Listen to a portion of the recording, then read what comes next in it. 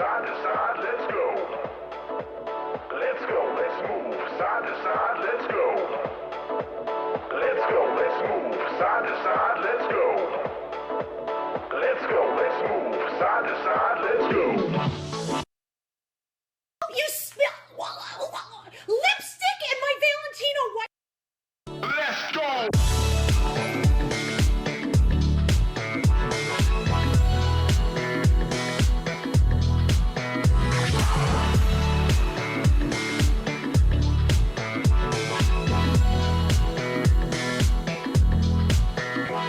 Let's go, let's move, side to side, let's go. Let's go, let's move, side to side, let's go. Let's go, let's move, side to side, let's go. Let's go, let's move, side to side, let's go. Come on, everybody, bring it in.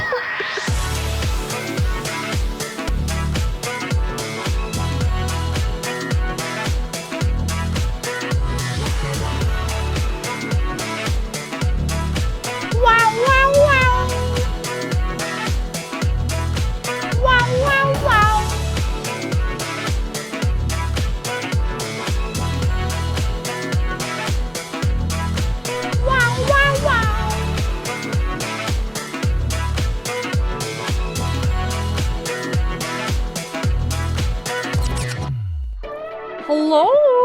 The perfect time to check the Twitch channel. You're dead right. Come in, come in, come in. Because on this day today, it's not just any day. Goodness great. We haven't done anything yet! Oh, we haven't done a thing yet. Oh my goodness gracious tonight.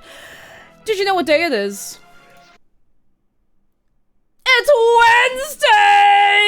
Woo, woo, woo, woo, woo, woo, woo. Oi, oi, oi, oi, oi, oi. Let me say hello to you, one and all. Creative out of bounds, thank you so much for 7 months. Photon ephemera. I don't know if I'm saying that word right, but I hope I am. Thank you so much for 8 months. Pearfalls, thank you for 20 and 9 months. Counterintuitive Wolf, thank you for gifting 5 subs. Ashy and Roses, thank you for the bits. Let me see ye. Let me say hello to you. Faradell and Maga Walker and Thunderblade and Dregs of many names and Xavier64 and Malolark and who else have we got? Snow Yoshi and Togus Bean and Enshu and Craig and Horace Adoris and Awesome and Randomness HP and Velox Scripter and Solly Scandinavian and Hospilar and Desire Denied and Farendell, did I say hello to you? I don't remember. Make a wish.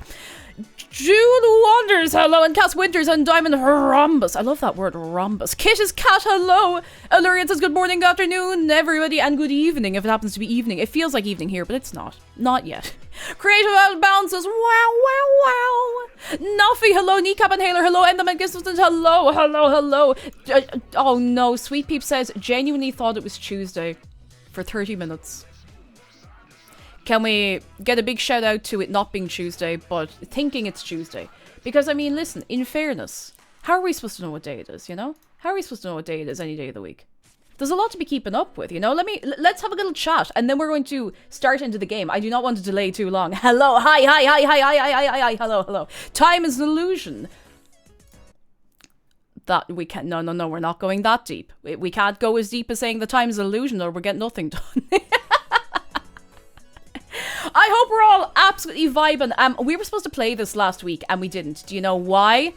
Because I lost track of time and I was doing 100 million other things that took 100 million more time than I expected it would. But all of that is done now, so hooray. Hooray. Master Rocket, hello. Hub King says sometimes the soup has chunks. Wait, what soup? Oh, time is a soup. Time is a soup. I forgot I missed the time is a soup bit. I was like, what? I mean, soup does that. hello! I heard this game may have opossums, in which case I am very excited. Big if true. I have no idea. I've had nothing spoiled for me about this game. Not a thing. But Kate, thank you for the bits. I thank you very, very much. Thank you very, very much. You are not on a path in the woods. There is not a cabin at the end of that path. It's Scarlet Hollow, baby ye. I keep reading references to the opening of Slay the Princess. Now, I played Slay the Princess. We've streamed it twice. I mean, you've been here, and if you haven't, you might be. I might play it a third time. And every time I read you're on a path in the woods, and there's a cabin at the end of the path, my brain turns it into the Shia LaBeouf song. Every single time. If I read it, if I am given the freedom to, read it in inside my brain voice... JC Broken Light, thank you for 58 months, and Bingus, thank you so much for the bits. I'm so excited for this. There's no one around and your phone is dead. I have wanted to play Scarlet Hollow for so long. Can you believe? Sorry to be stopping and starting the music for dramatic effect. Can you believe it's over 2 years since we played Slay the Princess? Maybe you can believe that, but we played it like very, very soon after it launched, because I saw it as a random recommendation on Steam. I was like, this looks great, and then my internet died completely, and then we played it like the next week. But I'd heard of Scarlet Hollow, which is the other game that they've done, and I hadn't gotten around to it until today. I thought it was 3 years. Jeff, hello. It was because it wasn't long after we moved house. It wasn't long after we moved in here, because I remember the place was very bare at the time. Very bare. I played Slay the Princess finally this weekend. It's so good. I still want to play it again. I might stream it again, because I think it's fun to play on stream, because like it's spooky and cool, and I mean you know, I got a really good grade in my Leaving Cert English, and you wouldn't think it. I'm like, it's cool and spooky and cool and it's cool. And Cherry said aside, thank you so much for the bits. Oh my goodness. But I'm so excited to play Scarlet Hollow. Zargan, you remember? Yeah. Is there anyone here who doesn't know the story of when I tried to play Slay the Princess for the first time? We were chatting, we were going, yep, before stream, you know, with the stream was live, but before we started playing the game. And my internet just went, like, it was gone. I had to go for a walk to a supermarket that had, like, free Wi-Fi to top up my phone. So that I'd have 4G to get in contact, because McDara was off doing something. I was like, we have no internet. It's because you have a shitty thesaurus. Not only is it terrible, it's terrible.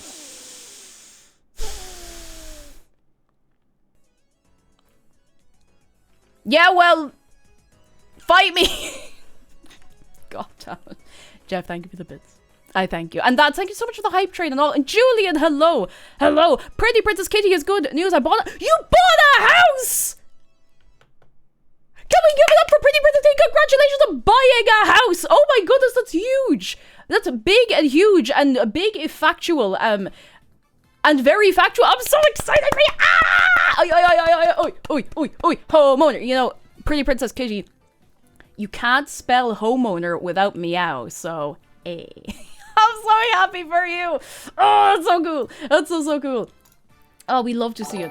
We love to see it. And Cherry says it's hi. Thank you so much for gifting a sub to Vermilion Chaos. Thank you so much. You're very kind. Yeah, very, very kind. I do not want to dilly any more dallies. Who out here dillying they dallies? Hit that like button. I need a little sip of my... I did make a cup of tea. Climbing Hades says, I freaking love your accent. Thank you. It's the only one I have. Thank you so much. Except for that one time when I did a Valley Girl accent for all of the Bob-Ombs in Paper Mario. But that's a whole different ballgame. Okay. I have had nothing spoiled for me about this at all. I know absolutely nothing about this game other than it exists. It is by the people who made Slay the Princess. That's all I know. I swear to God, I know nothing else. I literally have not. I don't know a thing. I haven't looked up a thing, so please do not spoil anything for me. Please don't backseat anything. Please don't be, you know. If you do want to talk about stuff in the game, but you don't want to spoil it, if you go over to the Discord, we have a live stream and spoilers channel where I will just not check. And you can talk about spoilers and all that kind of stuff, and I just won't look until we're done the game. So, ding. Wait, do we have a birthday? Cherry scented cyanide. Hang on, you can't come back. Cherry scented cyanide. It. Before we go into the game, it's your birthday. Give it up for a birthday. Oh, where's the fish? Where's the fish? There he is! La da da da da da da da da da da. Ow! Da da da da da. It's your birthday today! La da da da da da. Bow! Da da da da. Bow! La da da da dee dee dee dee dee dee dee. It's your birthday! Da da da da da dee. Hey! Da da da da da dee. Happy birthday! Hey! Cheers outside! I have such a lovely day. You have such a good and big day. I'm obscured by fish. With that, Lieutenant Surge, thank you for 23 months. Just back from London after seeing King Gizzard and the Lizard Wizard of the Royal Albert Hall. Say that 10 times fast. That's so cool. I hope you had a lovely time. Such a lovely time. But Lieutenant Surge and everyone else here, are we ready? I'm going to have one more sip of my tea. Are we ready to play Scarlet Hollow. Ooh, I hope I think we're in the right category. I'm in the right frame of mind. I might have to move myself around on the screen a bit because I don't know where is going to be like the safe zone in this, if you know what I mean. I'm also going to mute alerts. Just in case someone comes in and, you know. Okay, all right, we're starting. We're beginning. We must begin at the beginning. It's launching. It's launch. Just give it a minute. Launching. Just give it a minute. Just hold on a minute. First time setup. I definitely did not download the game like right before stream, like literally right before stream. I did not do that. Oh, I think I haven't. Oh, we're good. We're good. Hang on. I'm going to put myself somewhere. This is a horror game. It's not intended for all audiences. Please visit blacktabbygames.com if you need a list of specific content warnings. This is a horror game. I need to put myself... Is here okay? I don't know. If I need to move around, I'll move around, okay? You won't be able to save everybody. Oh, I looked away. I was trying to, I could restart the game just to see that again. I completely missed that because I was trying to get myself on the screen. That's what I get. What did that... Oh no, I actually missed what that said. I don't want to look up anything with the game. Maybe I should just relaunch it.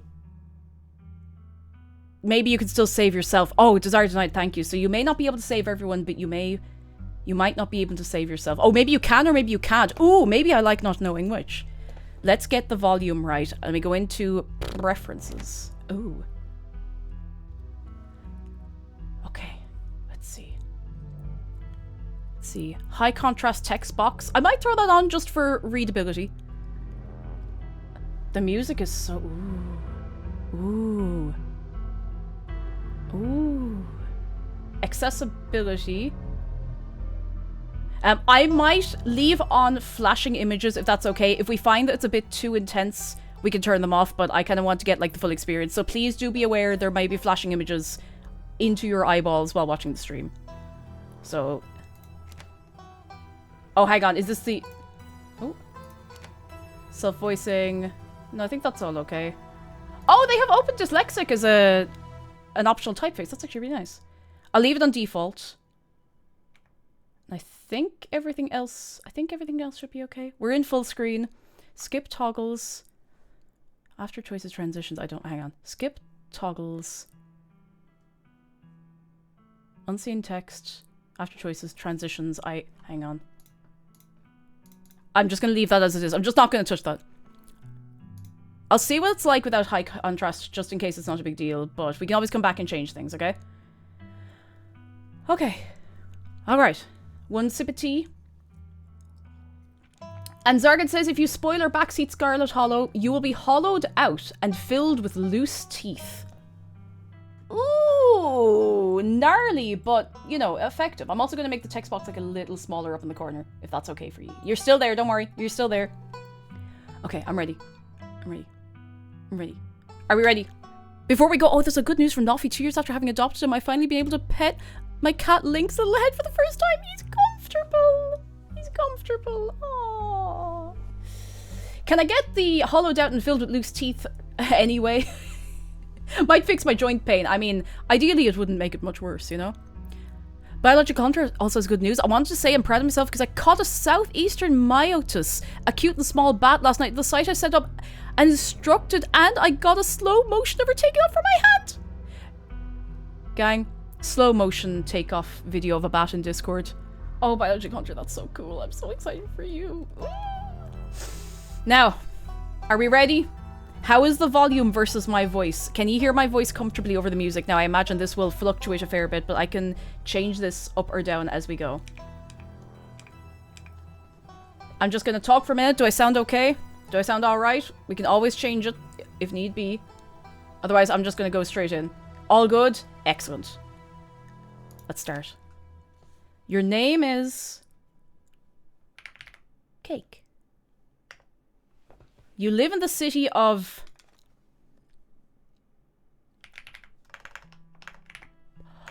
I can throw a real... I'm going to throw a real deep cut at you. Ballydave.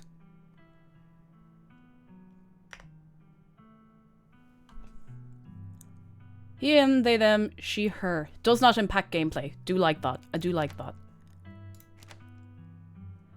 Oh, select 2 traits. Powerful build, Powerful build. Tough as nails, the pinnacle of fitness. An imposing presence that commands the room. A mean right hook. Oh yeah. Mystical, strange and unusual. You see the threads of reality in ways others cannot. Talk to animals. You can talk to animals. Animals talk to you. A gift and a curse. I feel like I want this one. A gift and a curse. Oh. Street smart. Good at lying and hard to lie to. Fast talker. You can read people and read the room. No door can hold you. Keen eye. Observant with a knack for picking up small details. Empathetic. Book smart. Well-read and rational. Possess a wealth of esoteric knowledge and know when to use it. A talented researcher. Hot! Extremely good looking and natural flirt. People just like you. Probably because you're a good person. I can't tell if that's sarcastic or not. I definitely want to talk to animals. I really hope that this does not end up horribly bad, but... Ooh. I think talk to animals and book smart could be good. Like, the ability to talk to animals and be rational could be good. I'm gonna go for that. Talk to animals and book smart. I'm sure I won't regret this. Oh, I am in the way. Hang on. Let me just... I wonder if I can go over here instead. Down in the corner. I might be a little less in the way. You jolt awake as the bus hits a particularly nasty bump. Oh. You feel like you'd only just managed to start drifting off, and now here you are, awake again, and still exhausted. Oh. No rest. No rest. Purple bookworm and seal the steel and CFQ. Hello. For a moment, you're hazy on the details of where exactly here is, confusing this bus with the many others that came before it. But as your mind continues to reassert its existence in the waking world... Oh, sorry, I just got hit in the head with waking world. The past few days come back into focus. The long-lost cousin, the bad news, the 26 hours of bus rides with countless late-night stops in CD depots that would have felt unsafe even in the middle of the day. You wouldn't normally find yourself travelling like this, but your cousin bought the tickets. The funeral of Pearl Ann Scarlet, your cousin's mother and your aunt, seemed like something you shouldn't ignore, even considering your own late mother's rocky relationship with this side of the family. Ooh. Fortunately, the end of your long journey's in sight. You're almost in Scarlet Hollow. So anyway, as I was saying... Oh no, he's still here. He's been sitting next to you for the past... Oh no! He's been sitting next to you for the past 5 hours, talking at you without pause. You're not sure he even stopped when you start to doze off. At first you thought he was being friendly, but that was several hours of one-sided conversation ago. Oh, I was up in Maryland looking for work, but mostly messing around because I was a dumb teen. Me and my buddies were doing our usual prank stuff, you know, pushing joggers into the harbour, that sort of thing. He looks so, like, wistful. He's like, oh, good times, you guys, good times. Good times. Wait, what? Wait, what? Are you serious? What's wrong with you? Hell yeah, so chaos, my dude! Oh, Jesus, he does remind me a bit of Todd from BoJack. That's exactly the voice that I wanted to press out of my mouth and that wasn't coming along because I can't do the accent. It's a Todd! I love Todd episodes! Ugh. Are you serious? What's wrong with you? Hey, yeah, I was such a shithead back then. I'm still a bit of a shithead, but hey. Po buddies nerfect. Oh, he's a real quirky one, isn't he? So this girl comes up to us swinging her purse, yelling about how she was going to call the cops or whatever. It was hilarious. She actually hit my friend, and he said it hurt a lot. So I guess she really was mad and not just playing. But she kept swinging, and soon enough she lost her balance and fell into the harbour all on her own. We didn't even have to push her. We had a good laugh and fished her out, and her phone got soaked so she couldn't call the cops on us. We wound out hanging out all day. She kind of became a girl... I'm sorry?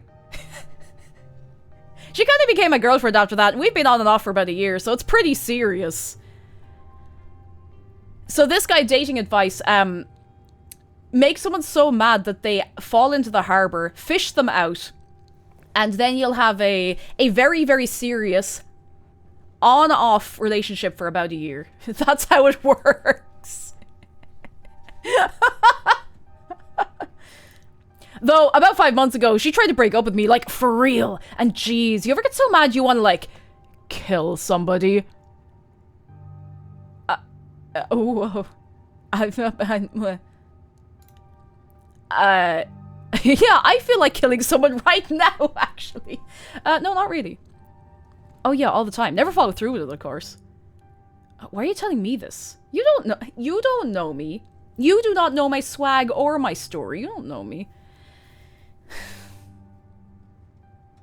No, not really. You're young. You'll get it when somebody tries to break your heart someday. It changes a person. Makes them think things they never thought they could. I honestly could have killed that woman! Ha! Anyway, she's get.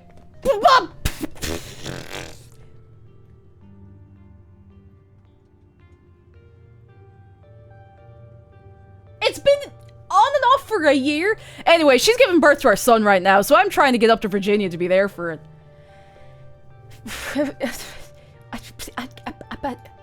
But I don't know if I'm, like, into that stuff, so I might wind up on a bus to New York or something instead. I've always wanted to go there. Have you thought about seeing a therapist?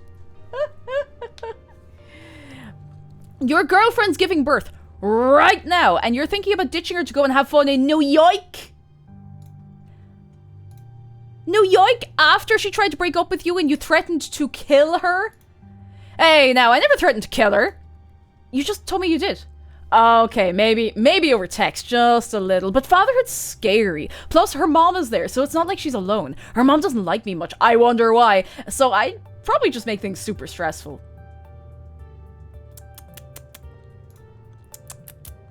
She'll understand. She's chill. Anyways, where'd you say you were headed? I didn't.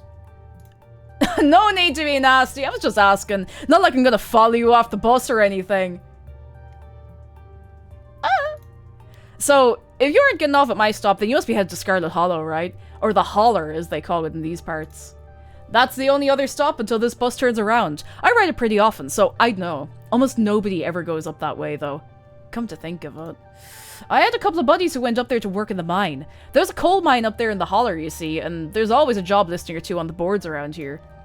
I've never wanted to do that kind of thing myself. I like my lungs the way they are, thanks, but my buddies got desperate enough to try it. I haven't heard from them in a while, now that I think about it. I should see if they're on Facebook. See how they're doing up there.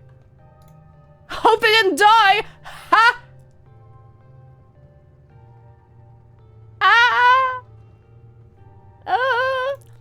He looks back at his phone, for once focused on something other than you. Oh, this is me. It was lovely meeting you. Hope you don't get too bored without me around to talk to. Here, I have something for you. It better not be like a gun. The stranger rifles through his pack before presenting you with a dripping bag of peanuts. Dripping bag of peanuts. Not just a bag of... I think the gun might have been preferable. Dripping. And that's how we found out we had a peanut allergy. They're boiled peanuts. I got them at the gas station a few buses back. I noticed you haven't eaten much, so I figured you could use them more than me. Plus, they dripped all over my bag, so I don't want to carry them anymore. Tip. Sometimes picking a dialogue option establishes new facts about who you are. Screw you and screw your peanuts! I might just say, nice. I love boiled peanuts. Hands up if you love boiled peanuts. Boiled peanuts? Is that a thing? I may not agree with his pushing the mother of his child in the harbour policy, but I do like his free dripping bag of peanuts policy. Say that 10 times fast. Is that a thing?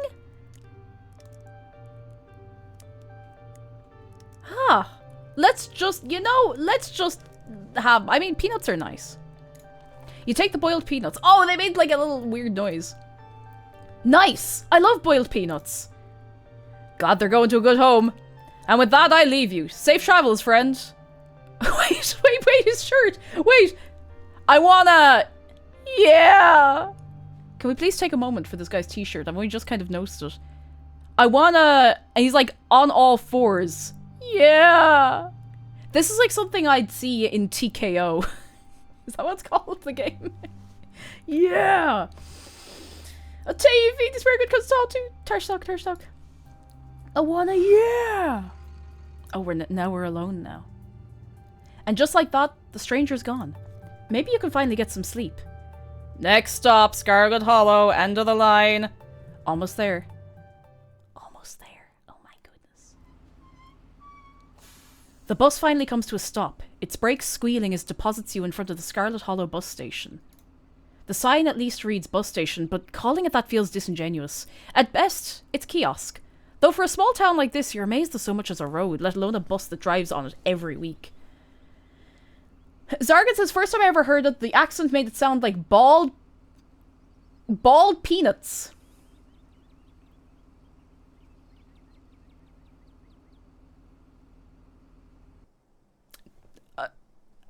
Well, there you go.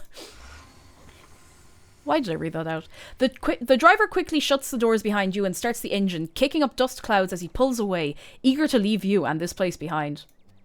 Oh god. Hey. Cake. You instantly recognize the worn young woman from the few public photos on her Facebook page. She's your cousin Tabitha, and she looks annoyed to be here.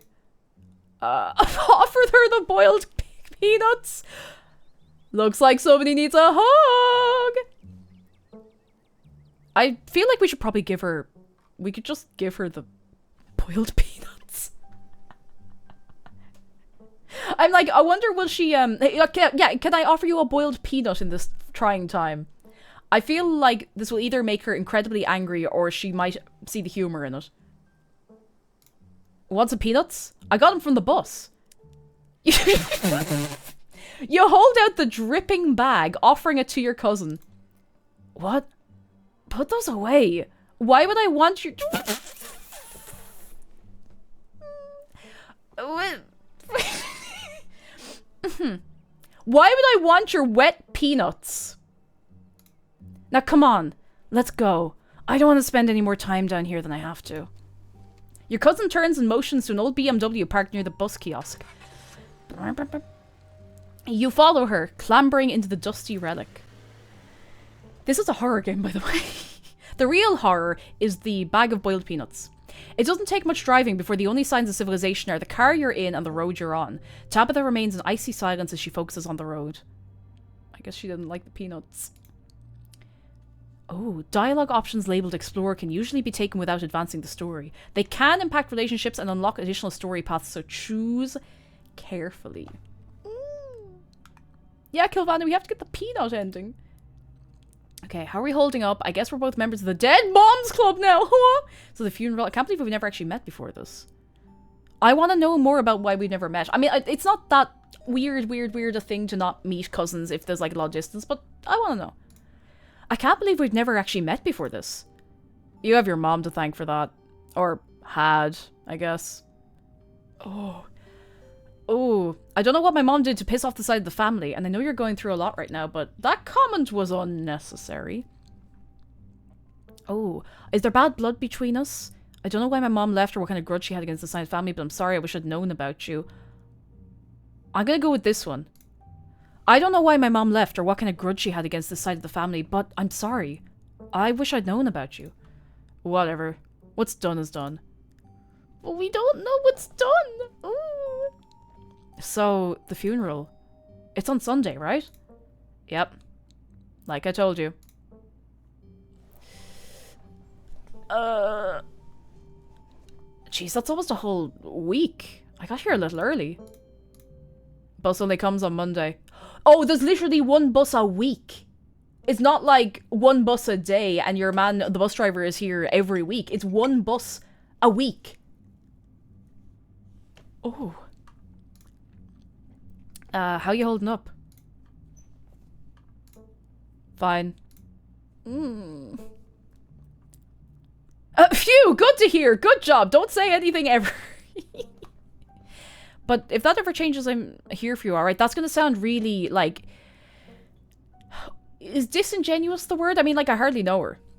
It isn't healthy to keep things bottled up. That feels overfamiliar as well. I know you're feeling I lost my mom too. I feel like that's gonna bring up something. Ooh. Gay Spork, hello, how are you doing? I'm gonna go for the I know you're feeling I lost my mom too. I know. Oh. Oh no, my options are, I guess we're in the Dead Moms Club or remain silent. I'm gonna go for it. I guess we're both members of the Dead Moms Club now, huh? Oh my god. Oh my god, her face! I think she's gonna kill me. Your cousin turns to you with an icy glare. Maybe this would have worked to ease the tension if she were someone else. But she isn't. You're really not gonna drop it, are you? She turns back to the road, her expression cold and unforgiving. Let's just say nothing. You decide to sit in silence with your cousin as the car eases up the steep mountain road. Ooh. Oh, now that can't be safe. Look at the state of that. You wouldn't get away building that now. That's floating. You want to go down there and put a stick to hold that bit. And here it is, the Scarlet Estate. Though it's seen better days, its crumbling elegance is not lost on you. Someone used to cramped apartments in grey cities. Ooh. Your mother told you about this place many times before she passed, always with an anger burning beneath her words. The faded majesty you once imagined doesn't quite compare with what's in front of you, a jarring blend of opulence and ruin. As you stare at it perched on the crumbling cliffside, you can't help but feel like it's something that should have been left to rot a long, long time ago. Zargan, why would you make an announcement that says nutbag pay wet?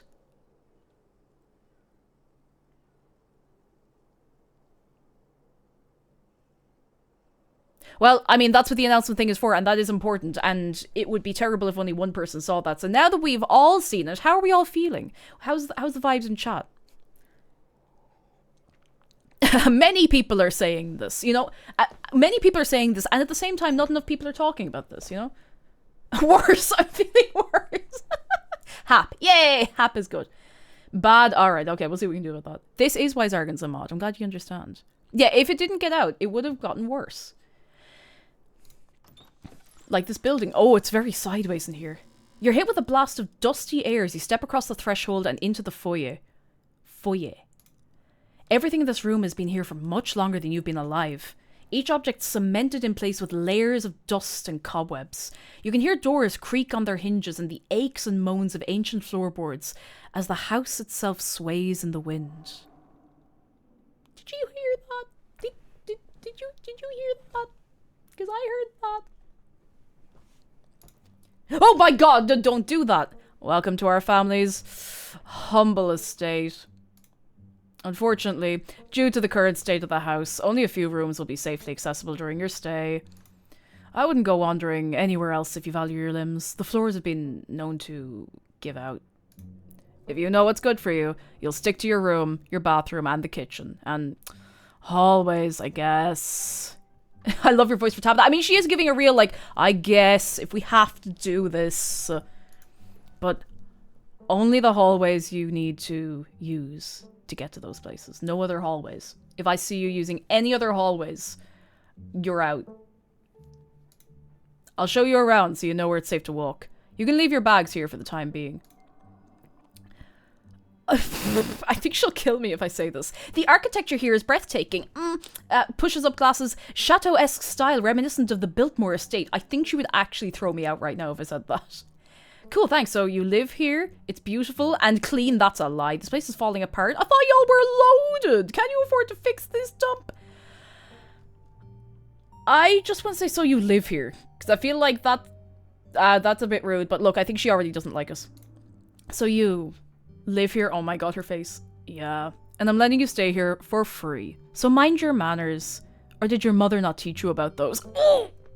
Oh, you cut me to the quick. Let's just get the tour over with. Follow me. Oh. You put your bags down and follow Tabitha through a long, dusty hallway. She delicately steps over holes and tears in the floor, and you do your best to trace her steps. It looks like Booksmart is just insufferable nerd. Like, actually. Kitchen.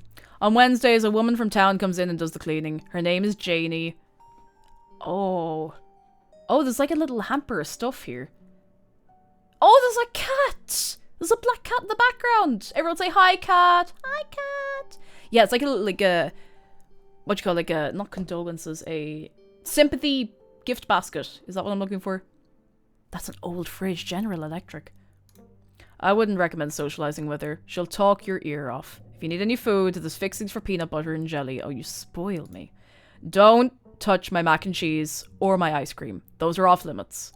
Oh, you can also access the garden through here, but it's pretty wild. So I wouldn't if I were you. Some explore options prevent you from taking others. Oh, choose carefully so we'll box ourselves in some ways. Someone cleans this place? Someone actually cleans this place? This is so nice! Is there someone in town to buy food? I might ask that. I might want to eat something other than peanut butter and jelly or jam this week. Is there somewhere in town we can get groceries? Well, aren't you fancy? Yeah, there's a general store. There's also a diner. I usually order my food in bulk online, though, so I wouldn't be going with you. Oh, that's a cute cat, though. Wee wee woogey woogey woo. Woogey woogey woogey woo. Sympathy gift basket was the woman who helped out in church when I was there last, I think. Hello, I'm Sympathy gift basket. Unsure of what to bring to your loved one's funeral? Try a sympathy gift basket. From yours truly, Sympathy gift basket. Woogey woogey woo. General store. But I'm your guest. I didn't budget for groceries this week. Sweet, thanks. I might go the, hey, you're kind of being mean. I'm your guest. When I have someone over the house, I like to have food, even if it's only like snacks, you know? Lemon and Crime says, oh my goodness. Skibbity gift basket.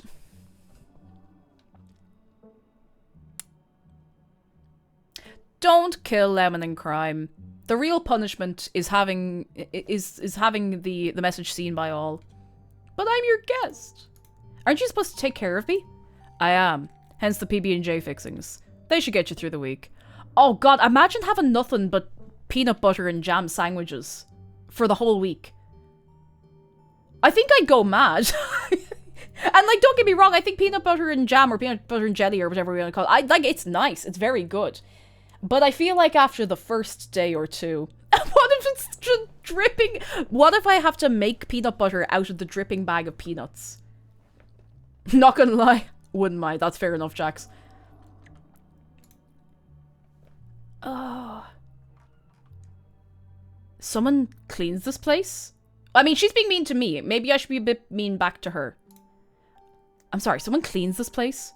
Why do you ask? Not up to your sparkling city standards. Out here in the country, we know how to put up with a little dirt and grime.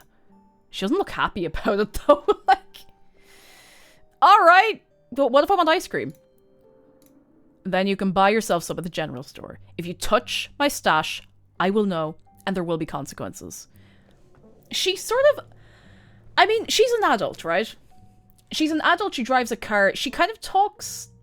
Like, I mean, I would expect someone to talk to me like this if I knew them very well, you know? If it was like a, haha, this is my thing that I really, really, really like, please, you can have any other snacks in the house, just please don't touch this one. Like... But the way she says this to, like, a relative, yes, but someone who's a stranger, it's like, are you well-adjusted? I don't think she's well-adjusted. So I kind of feel bad giving her, like, the mean responses. Awesome, I love peanut butter and jelly. How'd you know it was one of my favorites? That smile can't be...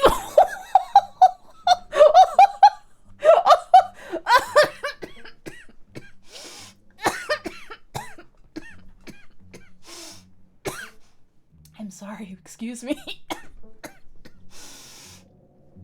So, I'm good, I'm fine. I'm fine. That smile can't be real. Oh my god, grinning like a rage comic. Oh jeez, that's a very hard thing to, like, communicate. I didn't, but good for you. Alright, what's next? Let's forget all about this. What's next on the tour? Bathroom. Follow me. Great, it's been hours since I've gone. As the two of you leave the kitchen, you pass by a tuxedo cat sitting on the countertop. Oh, a good cat. Yeah, I think she's already sick of us before we even got off that bus. I think she's like, oh, God, I have to deal with this young one. Talk to animals. Don't try to pet Frou Frou. If she wants to be pet, she'll let you know. Ne me parle pas! Oh! Oh! Ne me parle pas! Okay, I will not. I will not parle with you. I will not talk to you. Frou Frou. Oh, she doesn't want to talk. Oh, look at the elegance. Elegance. You're there second for 30 months and 30,000 months. You're I hope you're having a fine Wednesday. What? Oh, Frou Frou is kind of doing the Chad face. I keep forgetting I don't have tracking to do a Chad face. But you know I can do one. Like... Okay. Vous parlez français? Your French is terrible. Disgusting. How dare you defile my language with your clumsy American tongue? Ooh. Look at the face!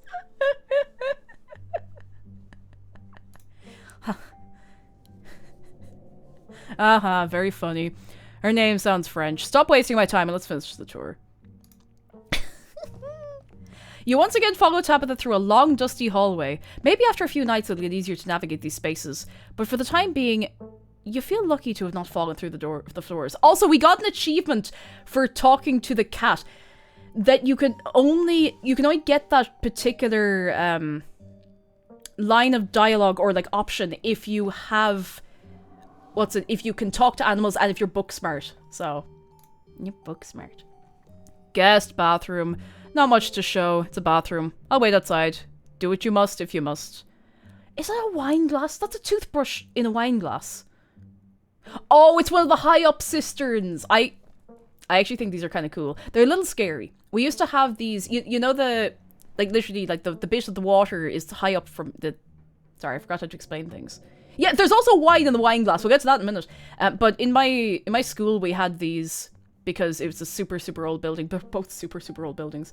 And there was always the kind of thing of like, it was a wooden handle on a chain. It was like, I wonder if someday I'm going to pull the chain to flush the toilet and the whole thing is going to fall down and kill me. And it never did. A twisted sister! Oh, God. Goodness gracious. There's also a lot of toilet paper. I suppose if she buys stuff online, she's probably buying in bulk. It's a wretched, wretched bathroom. Piles of junk sit untouched in the corners of the room, and mystery stains paint the floor. Oh, this place, cracked seat. I mean, like, nope. What was that noise? Oh, the sound of flies. Ooh. Like, no judgment. Sometimes the place gets out of control, but the fact that, like, there's a cleaner that comes in. You know? I think if you can afford it, that maybe if you can't keep on top of this, it might be time to consider a cleaner for some of the rest of the house as well. You know?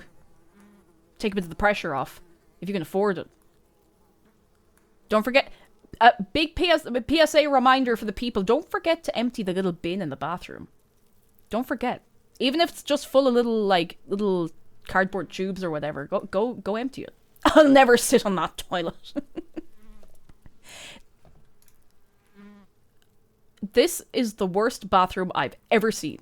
Who exactly uses this bathroom? Oh, so many boxes of hair dye. Now listen, I'm guilty of leaving a box from my hair dye in the bathroom for like 2 days because I've forgotten, like after using it. But I wouldn't have like 4 of them. There's not really anywhere to put that many. Guests. Oh, this is the guest bathroom then. Who's using all the hair dye? Are you sure this toilet works?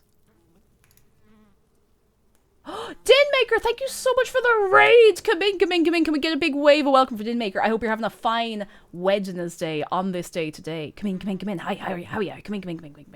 Making a din. I hope you had a good time at Darkest Dungeon. I'm not played it myself, but we are playing Scarlet Hollow. We're very early on because we're yapping and having a laugh, and this is already so good. So good. Oh, we're having such a good one. I'm going to keep going because I keep getting distracted. But for anyone coming in, if you've not been here before, hi, I'm Cake Jumper. Would you like a peanut? Some of the mods, I think, have a bag of peanuts. I left them down somewhere, so I hope somebody picked them up. It's not the moderator's job to pick up the bag of peanuts that I've left down on the ground. But, you know, I mean, if you happen to have the time. Are you sure this toilet works?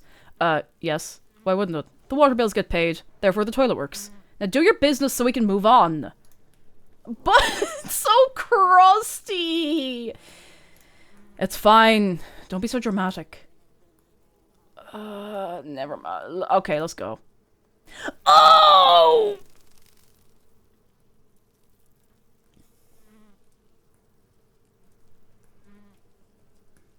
Good God!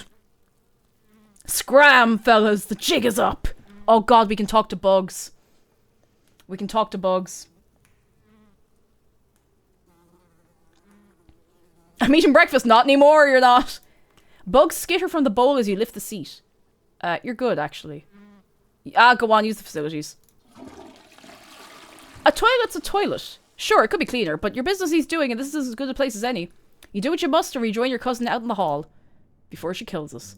Next up, guest bedroom. Last stop on the tour. Follow me. You and Tabitha briefly return to the foyer before climbing the stairs and reaching the guest room. Oh, nice room. The room smells old. Dust, mildew, wood rot. It has it all. Oh, it's got it all. A week of sleeping in this place might give you permanent lung damage. Did I ever tell you about the time that we went back to do the final clear out of the old house? The house we lived in before this one, which some of you have not seen streams live in, but whatever. And when we went back in for that final clear out, that's when we started to be able to smell the mold. And wonder, ooh, how did we survive in this for so long? Oh, anyway. I don't think we got permanent lung damage somehow. This is where you'll be staying. The linens are fresh. I had Janie wash them last week. I had to endure half an hour rant about her kid to get her to do it, so you'd better be grateful. Yeah, I mean... Wait, so Janie is doing other stuff as well, so...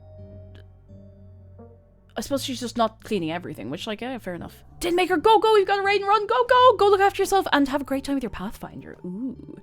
The mold adds flavors to the air. See, that's the worst thing. It actually kind of does. It kind of does. Ugh. The closet's full of old family stuff, so you can't hang your clothes up. But you can use the dresser. It should be empty. What a dump! I hate it. It seems a little, dusty. This is great! Way nicer than what I'm used to. I can't say I'm surprised. Each and every piece of furniture in this room is a genuine antique, handed down through the family for generations. This is not an... Oh! This is not an IKEA bedroom, or whatever such nonsense you're used to in the city.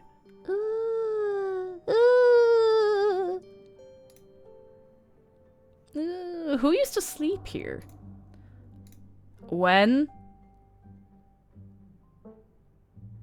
This house is... Oh, wow. Okay, sorry. I got confused about what I asked. I asked the question. I hadn't actually read it properly when I asked it. When? This house is almost 150 years old. Many, many people have slept here. And now, you'll sleep here. Carrying on the fine tradition of bedrooms being slept in. I guess I'll start to get settled. Follow me. I'll take you back to the foyer so you can collect your belongings. I'm not like other bedrooms. I'm worse. This concludes our tour. I'm afraid I must return to my duties, so you'll have to entertain yourself for the rest of the day. Don't expect to see much of me. Ooh. Some dialogue options will open additional conversation paths, some right away and others down the line. There wouldn't happen to be a library in the estate. Where are you going? What am I supposed to do while you're gone? Are you sure you can't take the day off? Did I do something wrong? You asked me to come here, but you're acting pissed off that I actually came. What's going on with you? I actually kind of want to ask this and be, like, very direct about it. I kind of do. You asked me to come here, but you're acting all pissed off that I actually came. What's going on with you? Look, I'm sorry I've been testy with you since you got in here, but you aren't exactly one to talk. Clearly you and I have very different opinions on hospitality. Yeah, clearly! Maybe we can start fresh tonight. Okay, just stay out of my hair until then, okay? I have work to do. Okay, I mean, like, if there's a chance for us to, you know, reconcile. That'd be nice. That'd be nice. We should explore maybe if there's a library. There wouldn't happen to be a library in the estate, would there? I'm not sure what else I should do with my time. There is, but as I said earlier, most of this building's off limits. And the library is in the West Wing, which is extra off limits. You're better off heading into town. I'm pretty sure there's a library there. Where are you going? Wait, where are you going? To work. Somebody has to pay the bills around here. What kind of work do you do? She's gonna kill us for being so inquisitive, but... I run the coal mine. Ah. Ah. Mmm. Ah. Ooh. Ooh. Ah. Okay. Alright. Okay. Okay. No wonder she's miserable. I'd be miserable if I ran a coal mine as well. Tabitha yearns for the mines. She's loaded, but she's not, like, happy about it. I mean, like, I know she's gone through something, but I mean... Yeah, it's why she doesn't care about the air quality of the house. She knows worse. I run the coal mine, same as every Scarlet who came before me. Except for you and your mom. It requires a lot of time and concentration, so I'd appreciate it if you didn't keep me for long. I didn't know we owned a coal mine. We don't own the coal mine. I own the coal mine. Your side of the family forfeited any claim to it years ago. Can I come watch? Oh no! Oh, those are... Wait, I need to read these out. So we have, can I come watch? That sounds pretty impressive and exciting. Good for you. Sounds pretty boring. Don't you ever think about things you could be doing with your life that might give you a better sense of purpose than running a coal mine? That's kind of sad. Ew! Gross! Running a coal mine has got to be one of the most ethically and physically vile jobs on the planet. Hashtag girl boss. Or remain silent.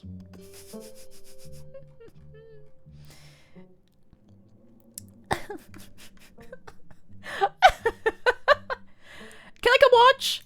What? No, the mine's dangerous. I can't babysit you and do my job. I think I might just remain silent. Whatever your thoughts may be on top of this work situation, you decide it's best to keep them to yourself. Is there anything else you'd like to bother me with before I leave? Or are we good? Can you take me into town before you leave? Or do I want to have a look around this house? Into town. Do you think you can take me down? No. It's just down the hill. You can walk there yourself. Okay. I won't keep you, but we should hang out when you get back. We'll see. There's a lot that needs to get done this week. Okay, well that's promising. Your cousin leaves through the front door, and now it's just you. You and this sprawling, decrepit estate. How old is the player character? I'm not sure. I think the implication is like 20s, but I actually really do not know. A peanut butter and jam sounds great now. Settle into a room, go straight to the forbidden wings of the estate. I feel like this is a great way to die instantly. It doesn't look very safe. Let's go get a sandwich. You haven't had anything to eat all day. The only things louder than your stomach right now are the creaks and moans of this ancient place. A PB&J sounds exactly like what you need to take on the rest of the day. You head to the kitchen. Hands up, who wants a PB&J? You're back in the kitchen, ready to craft a beautiful peanut butter and jelly sandwich. It's a daunting task given the state of the place, but the aggressive growls of your stomach outweigh your fear of food poisoning. Yay. To get started, you'll probably need to find some peanut butter, some jelly, bread, a plate, and some knife. A knife. One. I suppose we will search the cabinets. The cabinet must be where Tabitha keeps the dishware and, oddly enough, the utensils. That is a bit strange. Let's get a plate and a butter knife. You grab a plate and a butter knife. All you need now is some actual food. Oh, it's a shot glass. It reads... I survived Deb's 50th. Your aunt's name was Perlan, so this wasn't from her 50th. From the few stories I'd heard from your mom, Perlan wasn't the type to have kitschy friends who gave out themed shot glasses at their birthday parties. Oh. Let's have a look at the mug. There's something on it. It reads, I was blown away at Blowing Rock. Is that North Carolina? Yeah, North Carolina. Blowing Rock. So your aunt and cousin actually travelled sometimes, even if it was only a few hours from the estate. Maybe you can route your return trip through Blowing Rock. It might be nice to see the local sites before heading home. Blowing Rock was my nickname in college. We don't need a bowl, but that is a fancy... There's something on that bowl. It's like a little note on it. Oh! You reach for the bowl, but as you put it down, a blend of vinegar and dead moth splashes onto you. Ah! Immediately staining your shirt. On the back of the bowl is a note that reads, "Moth trap, do not touch." Oops. Ha! Idiot. Your shirt is now unpleasantly wet. You'll probably change it to something clean before you leave the house. Well, that's us told. This cat is judging us so much. I want to talk to Frou-Frou again. Frou-Frou hisses as you draw near, remains firmly in place. You might want to talk to me, but I don't want to talk to you. Go away! Offer her your boiled peanuts! I don't know if peanuts are safe for cats. Do you know what's in the sealed off part of the estate? Nosy, aren't you? But of course I am not surprised. You seem to enjoy poking your head where it doesn't belong. Okay, do you like living here? I despise small talk. Can you tell me about Tabitha? Why can't you tell me about my cousin? This is the first time I've met her. Spare me your life story. Tabitha at least knows not to bother me. Okay. If you won't take the hint, I suppose I'll have to take things into my own hands. Is Frou-Frou gonna, like, scratch me? Oh! Frou-Frou lunges at your hand and bites you hard. You back away. Well, that's us told. Let's see if we can find something in the fridge. As you approach the fridge, your eyes catch a note taped to the door reading, "JD, stay out," in all caps. Below it, in separate handwriting, are the words, "Okie dokie." You open the fridge. You already feel a deep urge to wash your hands, even though you've yet to touch anything other than the handle. Old takeaway mayonnaise. Let's check the mayonnaise. I bet we're going to end up, like, dropping the mayonnaise. We're going to wreck the place. You know you probably shouldn't, but a part of you has to know how old the mayonnaise is. You pick up the jar. Its label flaking in your hand. It expired 10 years ago! This jar of mayonnaise is old enough to graduate the 5th grade. Ooh. Best to put it back and forget you ever saw it. Do we really want to examine the old takeaway? Oh! Why'd you do that? What were you expecting? This takeout contains disgusting beyond words. A liquefied mess wholly congealed in its styrofoam shell. You can't even tell what it used to be. This substance doesn't just smell bad. It smells ancient. For God, eat it! Why is there an option to eat it?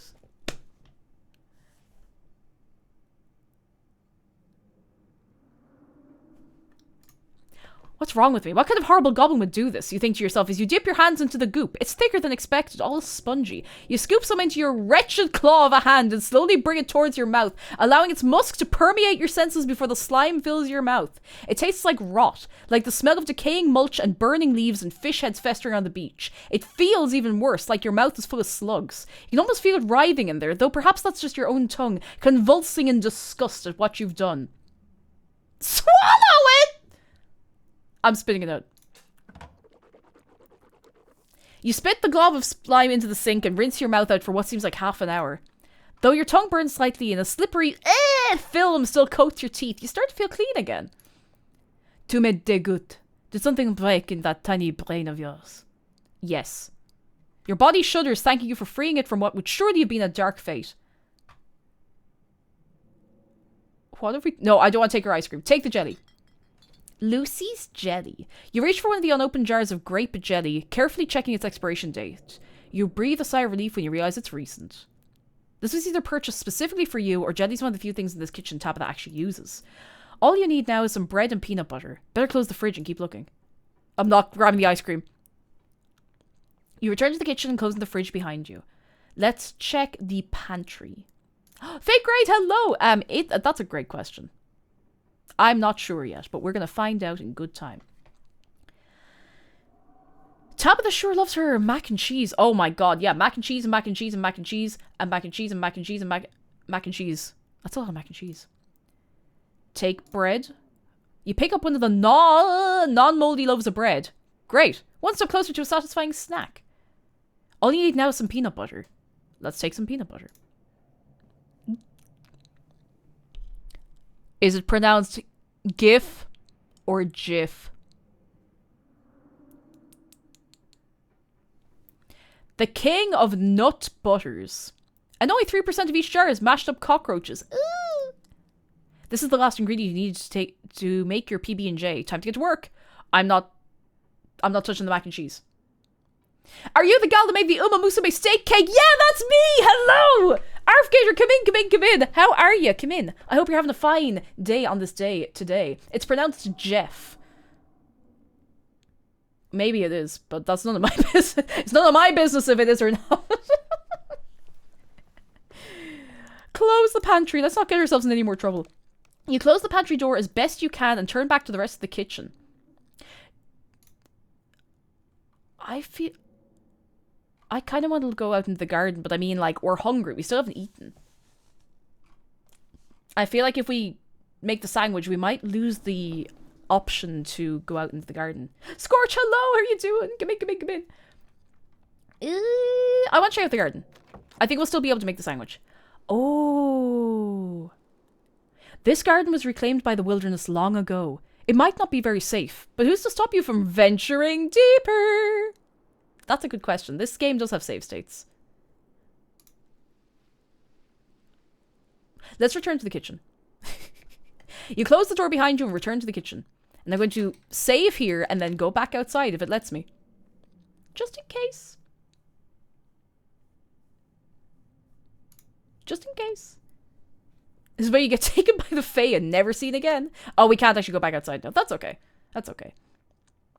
Game off saves every choice. Oh, that's good, actually. Let's make the sandwich. Kuro says, hey, a cake in chat. I come into Jif Nut Butter. Yes, you do. Despite the state of this horrendous kitchen, you've successfully combined your 3 ingredients to make a peanut butter and jelly sandwich. Congratulations.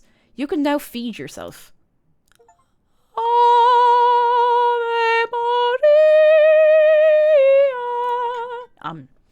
All that hassle, it took you less than a minute to eat. That's quite fast. I mean, I suppose we were hungry. I find peanut butter quite hard to eat that fast. It kind of, I don't know, sticks to the teeth and so. Anyway, the rest of the day lies in front of you. Oh, we can't go outside. We're done. We're done here. Congratulations, you've eaten and have a full day ahead of you. What do you want next? Or what do you want to do next? Oh, I wish I'd gone outside. Let's go to town. Let's go to town on this sandwich. There's not much left for you to do here other than head out and explore the town. You do just that. Before leaving the house, you rinse off and change into a clean shirt. You're not about to meet new people coated in vinegar, ooh, and dead moths. Big shout out to moths. If you'd known you'd wind up having to walk all the way back to town, you probably would have just asked Tabitha to leave you at the bus stop, especially with how unhappy she seemed to see you. If only you could wipe the slate between the two of you clean and bury some of the tension, though maybe her mother's funeral isn't the best time for something like that. Then again, maybe it's the perfect time. Let's continue down the path. It's really pretty out here. Continue down the path. It is actually, very picturesque. Oh. Finally, you made it back to town. The holler, as that guy in the bus called it, has probably seen better days. Still has the feeling of an idyllic country town, but its sidewalks are cracked and many of the storefronts are boarded up, their windows dusty with age. A chill breeze sweeps down the lane, and you shudder, suddenly feeling as if you're peering into a grave. Oh, a dog! Gretchen, come back! Quit bothering strangers! Is Gretchen wearing a Mothman t-shirt? Oh wait, no, sorry, Gretchen is the dog. The dog is talking to us. No, that's not Gretchen, I don't know who this is yet. Why, I do declare, who is this stranger, and why does she smell of peanut butter? That's Gretchen, I believe. Am I right in saying that this is Gretchen? Sorry about that. Gretchen can be very slippery when she wants to be. She loves to get loose and cause havoc. A pug. She's so cute. I love pugs. She's so cute. I'm charmed. It's always a pleasure to meet someone with good taste. Hey. Thanks. She is cute. Sure, most of her teeth have fallen out and she's got a couple of weird growths, but for a 17-year-old pug, oh. She's 17. That's amazing. That's incredible.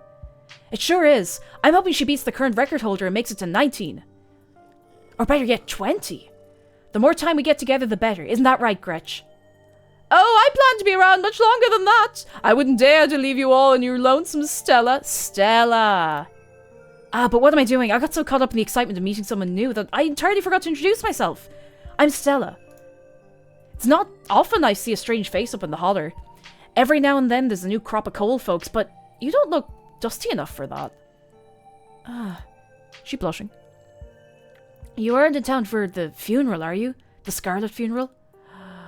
Yeah. Yeah, that's me.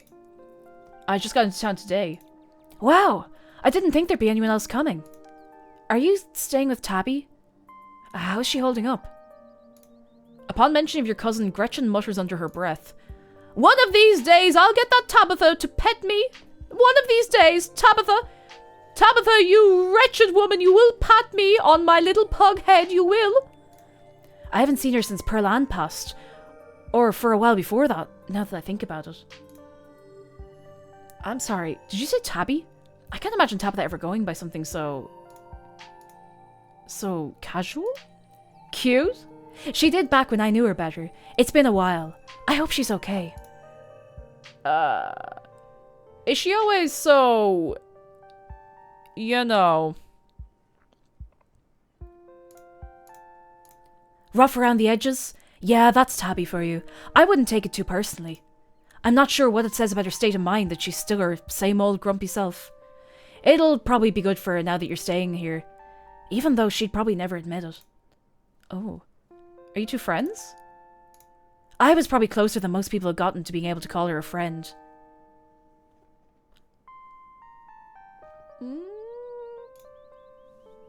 The school here is really small, so everyone had to at least get along with everyone else. She was a grade ahead of me, but everyone knew her, especially since she's a Scarlet. We wound up bonding a bit when we were both in the school's production of A Midsummer Night's Dream. I was Puck, and she was Mustard Seed. I have never seen A Midsummer Night's Dream. I don't know what it's about, so that doesn't mean anything to me, but... as you might have expected, she was more than a little prickly, but I managed to soften her up a bit in the end. But then she graduated, and that was that. I haven't seen... that... wait. Oh, wait, no, that's Gretchen talking. I haven't seen that girl or her horrible little cat since I was middle-aged. Middle-aged! Oh, before it slips my mind, if you're staying up in that spooky old mansion, you must have met the Frou-Frou. How does that monster fare? Sounds like you and Frou-Frou have a history. What? What? Are you messing with me? You can't actually talk to my dog, right? It's a joke. I cannot talk to animals.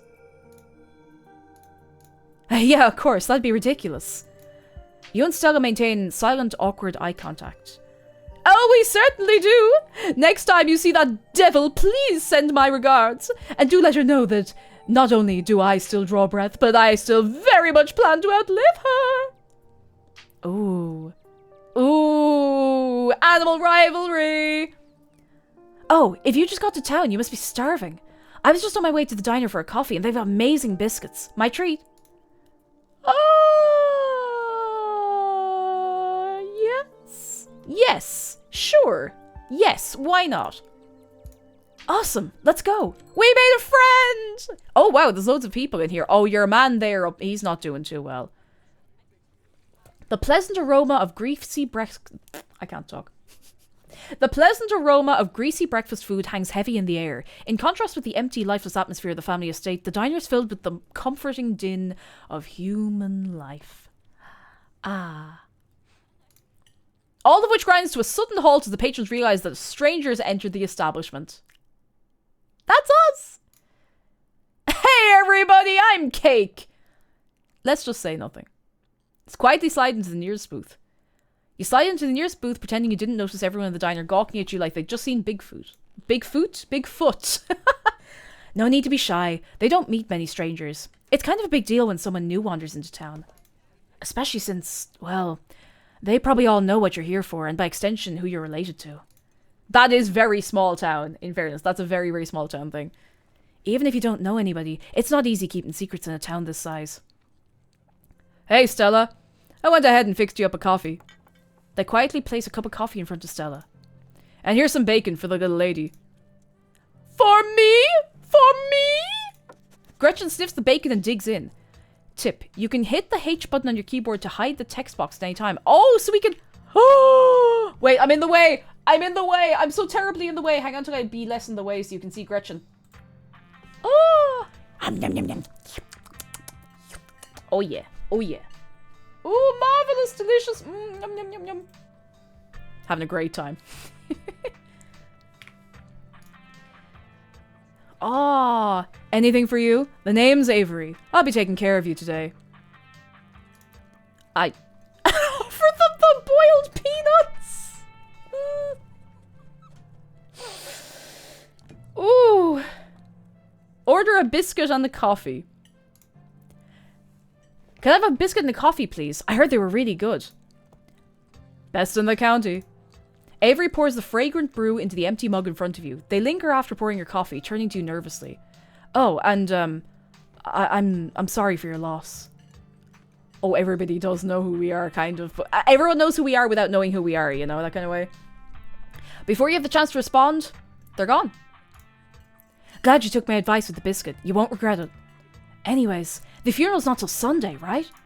That gives you quite a bit of time to slum around town. I'm trying to think if there are any cool events going on this week.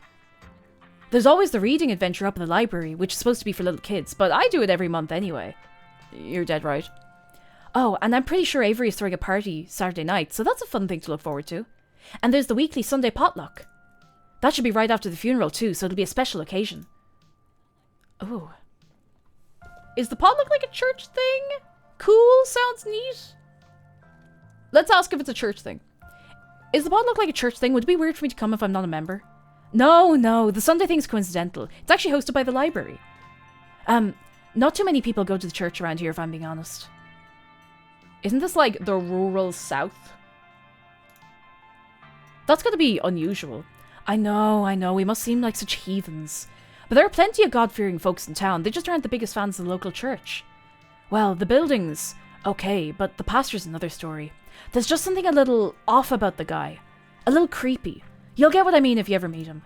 And unfortunately, you probably will. Anyway, those are all the big events I can think of. As for the day-to-day, any idea you want to kill time for the rest of the week?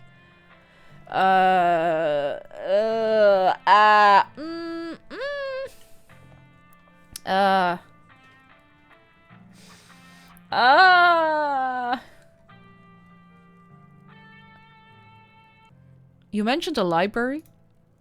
I'll probably spend most of my week there. How's their selection? I mean, that's a lie. We probably won't, but maybe we will. Who knows? Oh, it's great. I spend a lot of time there myself. In fact, I was working in the library most of the morning. I ran into you just as I was leaving. Oscar does a great job stocking the place. Once he gets to know you, he'll compile these big lists of books he thinks you'd like, and he's always right. He might as well label the sections by town person. For me, it's a bunch of books on cryptids and weird supernatural stuff. He manages to track down some really rare sources. Before Stella can finish, Avery returns, biscuit in tow. Is there nothing else coming from me? Gosh, if I'd known that plate of bacon would be my main and only course, I would have waited before digging in. Oh no, wait. You need to see Gretchen's face. Let me... No! Oh no! Oh, my heart. My heart. Oh. Here's your biscuit. Winnie says it's on the house. She sends her condolences. Thanks, it looks great. What do I look like? A charity case? Let's be nice. Thanks, Avery, it looks great. You pick out the biscuit. It's delicate and fluffy. It nearly crumbles at your touch. Buttery warmth emanates from the surface. You take a bite. It melts in your mouth as if nothing but butter suspended in a thin matrix of dough. Ah, that sounds good. Truly, this is a perfect biscuit. Whoa. This is a really good biscuit. Wow. I'm so glad you like it. Avery lingers at the table for a moment. So, has Stella mentioned she's famous? Famous! Oh, Avery, I'm not famous. You're the only person I know who's been on the news. If that's not famous, then I don't know what is. Stella sighs. I'm... She's a YouTuber. I'm a YouTuber. Wait, what? You and everybody else! What kind of videos do you do? She hunts... No way! She hunts cryptids. That's the moth... That explains the Mothman shirt! You should really check out her channel, Cake. It's amazing. I think the best video to start with would be that river one. You know, the controversial one. Ooh. Oh, yeah. The Catawba River Runner? The Catawba River Runner. I didn't expect much out of the footage at the time, but it really wound up doing numbers. So the River Runner's a cryptid that's only known for a single sighting. 2 Boy Scouts thought they saw something big and weird in the Catawba River, and that's all I had to go on. But then I wound up catching this on camera. Oh! Haunted ice cream! Wait, look at these! Hang on. Haunted ice cream parlor, Scared in the Woods 3, and Lo-Fi Beats to Chill Study, and there's a raccoon lying on the bed. Very good. Very good. Very good. 10 out of 10. Stella pulls out her phone and shows you a clip of something in a river. Book smart. The size and shape of the creature's body tells you it's likely a predator and definitely not a wolf. You seem to recall that mountain lions used to live up here. Who's to say if there aren't a few left? Some folks says it was a beaver, but if that was the case, it'd be at least twice the size of any beaver I'd seen. I also had people saying it was a dog or even a capybara that must have escaped from a local wildlife sanctuary. It was a mountain lion! I could smell its stink from miles away. I'm still not sure what it was, and I'm the one who saw the thing with my own 2 eyes. You just go, it's a mountain lion. Maybe it's a mountain lion. It's definitely got that predator shape and size. There used to be a population in North Carolina. Oh, she's not going to be happy with this. No way. It's absolutely not a mountain lion. There are no mountain lions left this far east. I did a whole video on Appalachian mountain lion myth and found Jack squat. And there's no reason one would be swimming in the river like this. They're not fans of water. And the body's too long. No way. Personally, I'm a fan of the capybara theory. There's always people keeping those things as exotic pets. It's true. Kind of a sewer gator type situation. Yeah, exactly. Some exotic pet owner set it free, and now it'll forever roam the Catawba, confusing Boy Scouts and YouTube commenters for years to come. A brief quiet settles in across the table. Gosh, all this talk about work reminds me how behind I am. Thanks for the biscuits, Avery, but I think it's time for me to blow this popsicle stand. I know what that means! It's time for a good long walk. Stella slides a 10 towards Avery and squeezes out of the booth, Gretchen in tow. And see you around, Cake. Tell Tabby I'm around if she ever needs me.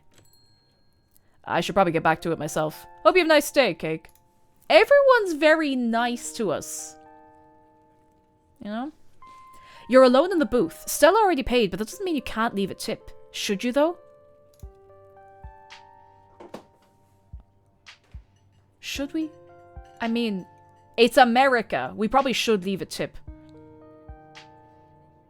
Because in America, a tip is expected.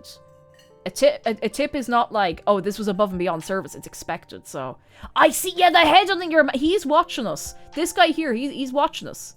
Let's leave a tip. You reach into your pockets and pull out a single crumpled dollar bill and a quarter. You leave the money on the table and follow Stella out of the diner. Hanging out with Stella managed to pass some time, but there's still plenty of daylight left. Maybe it's worth spending more time exploring the town. Let's go to I want to see the general store. What does everyone want in the shop?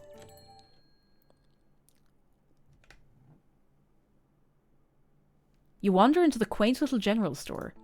The country ambience clashes terribly with the goth woman behind the counter who has been eyeing you with something between curiosity and dawning horror. I don't know. Somehow, goth woman running the general store does not feel terribly out of place. Oh my god. She was clearly trying to say it quietly, but of course you heard her. You're the only 2 people here. Oh, she doesn't look happy. Fare thee well, fair maiden. Let's talk to her. Oh, she's cool. She's cool. Aki, hello! Aki, thank you for 60 months avoiding spoilers, but I hope you enjoy the game. I will! It's very good so far. It's very, very good so far. I feel we're not very far in, but it's good. It's good. I hope you're well. I hope you're very, very, very well. Oh. Do we got a cheeky little shout out?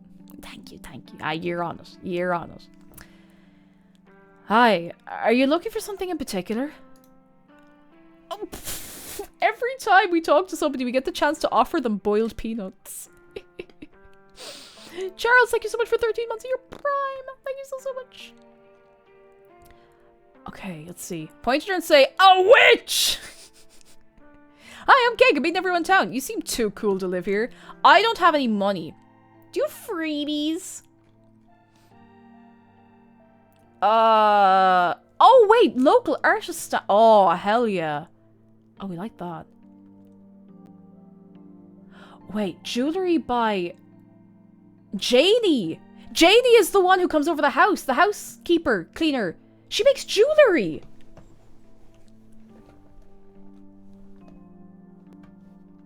Huh. I'm just gonna introduce myself. Why not?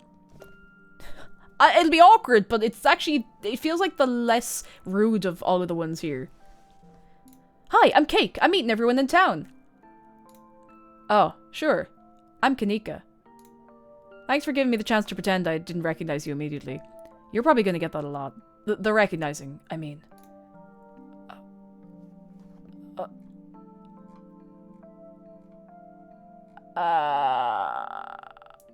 Oh wow, there's a lot of different choices here. So, don't like this town. I don't like that everyone knows me. Why does everyone have to know who I am? Everyone has already informed opinions of me. What do you think of Tabitha? How do you get away with fashion like that in a rural southern town? You full send it. What is this town? Beautiful ladyland, right? Right? What's there to do in town? They'll have time to kill. What do you think of Scarlet Hollow? You feel like the first normal person I've talked to. Oh, that's not quite true.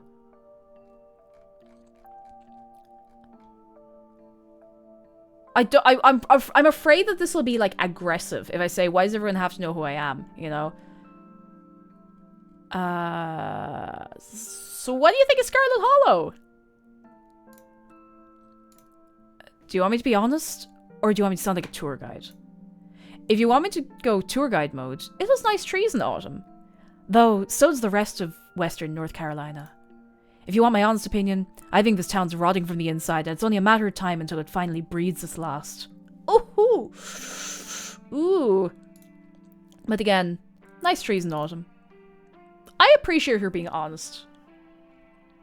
Doesn't sound like you're very fond of this place. No, I'm not. I've spent enough time here for one lifetime. But getting out's always easier said than done. Oh. I'm gonna sound like such an arsehole, but I love her clothes. I wanna, like, ask her, you know, I wanna know, do people leave her alone? How do you get away with fashion like that in a rural southern town? What? Like they're gonna try me for witchcraft? Sure, I get weird looks sometimes, and there are definitely some ladies in town who've made it their job to save my soul. But there are way too many hippies in these hills for most people to be concerned about what I'm wearing. Hell yeah! And my mom's queen hippie, so I'm probably the least witchy person I know. Everyone my mom talks to might as well be wearing a pointy hat and carrying a broom. Oh. Ooh. Ooh. Ooh. Ooh. What do you think of Tabitha? Do you know her? I mean, you're probably around the same age-ish. That depends. Are you guys friends?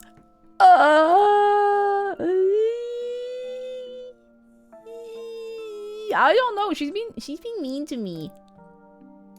Yeah, that sounds like Tabitha. Amazing that not even family's off limits for her. You might even get worse than the rest of us, judging by the kinds of things she and Perlan always used to say about you. We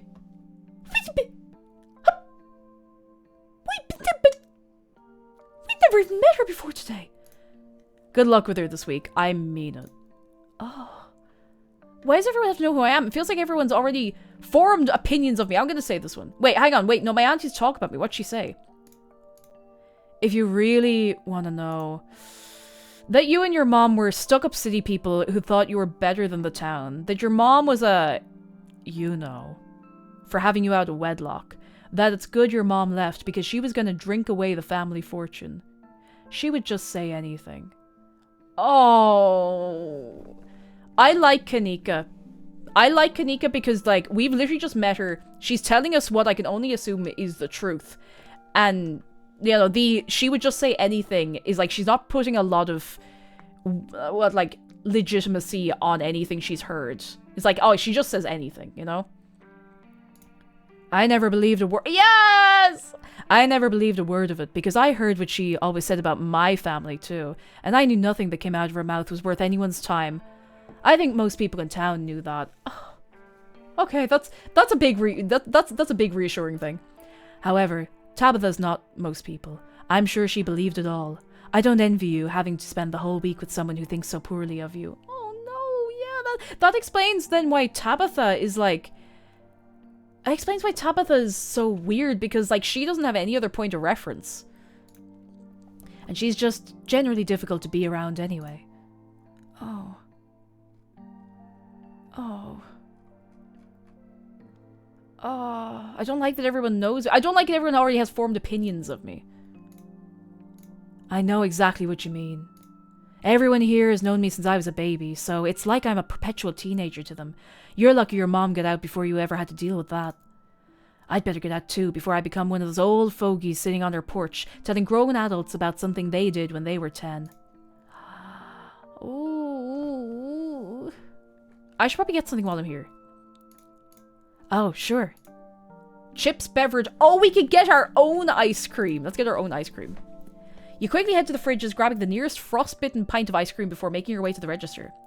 We're unfortunately out of Hillbrook Creamery, in case brand loyalty runs in the family. I was hoping I could butter her up with a new pint. Is this the wrong one? Who wants ice cream? I want ice cream! Excuse me. I'm afraid so. We don't carry that weird stuff she eats anymore. Not since she stopped coming around to buy it. Oh, so it's... Yeah, she's...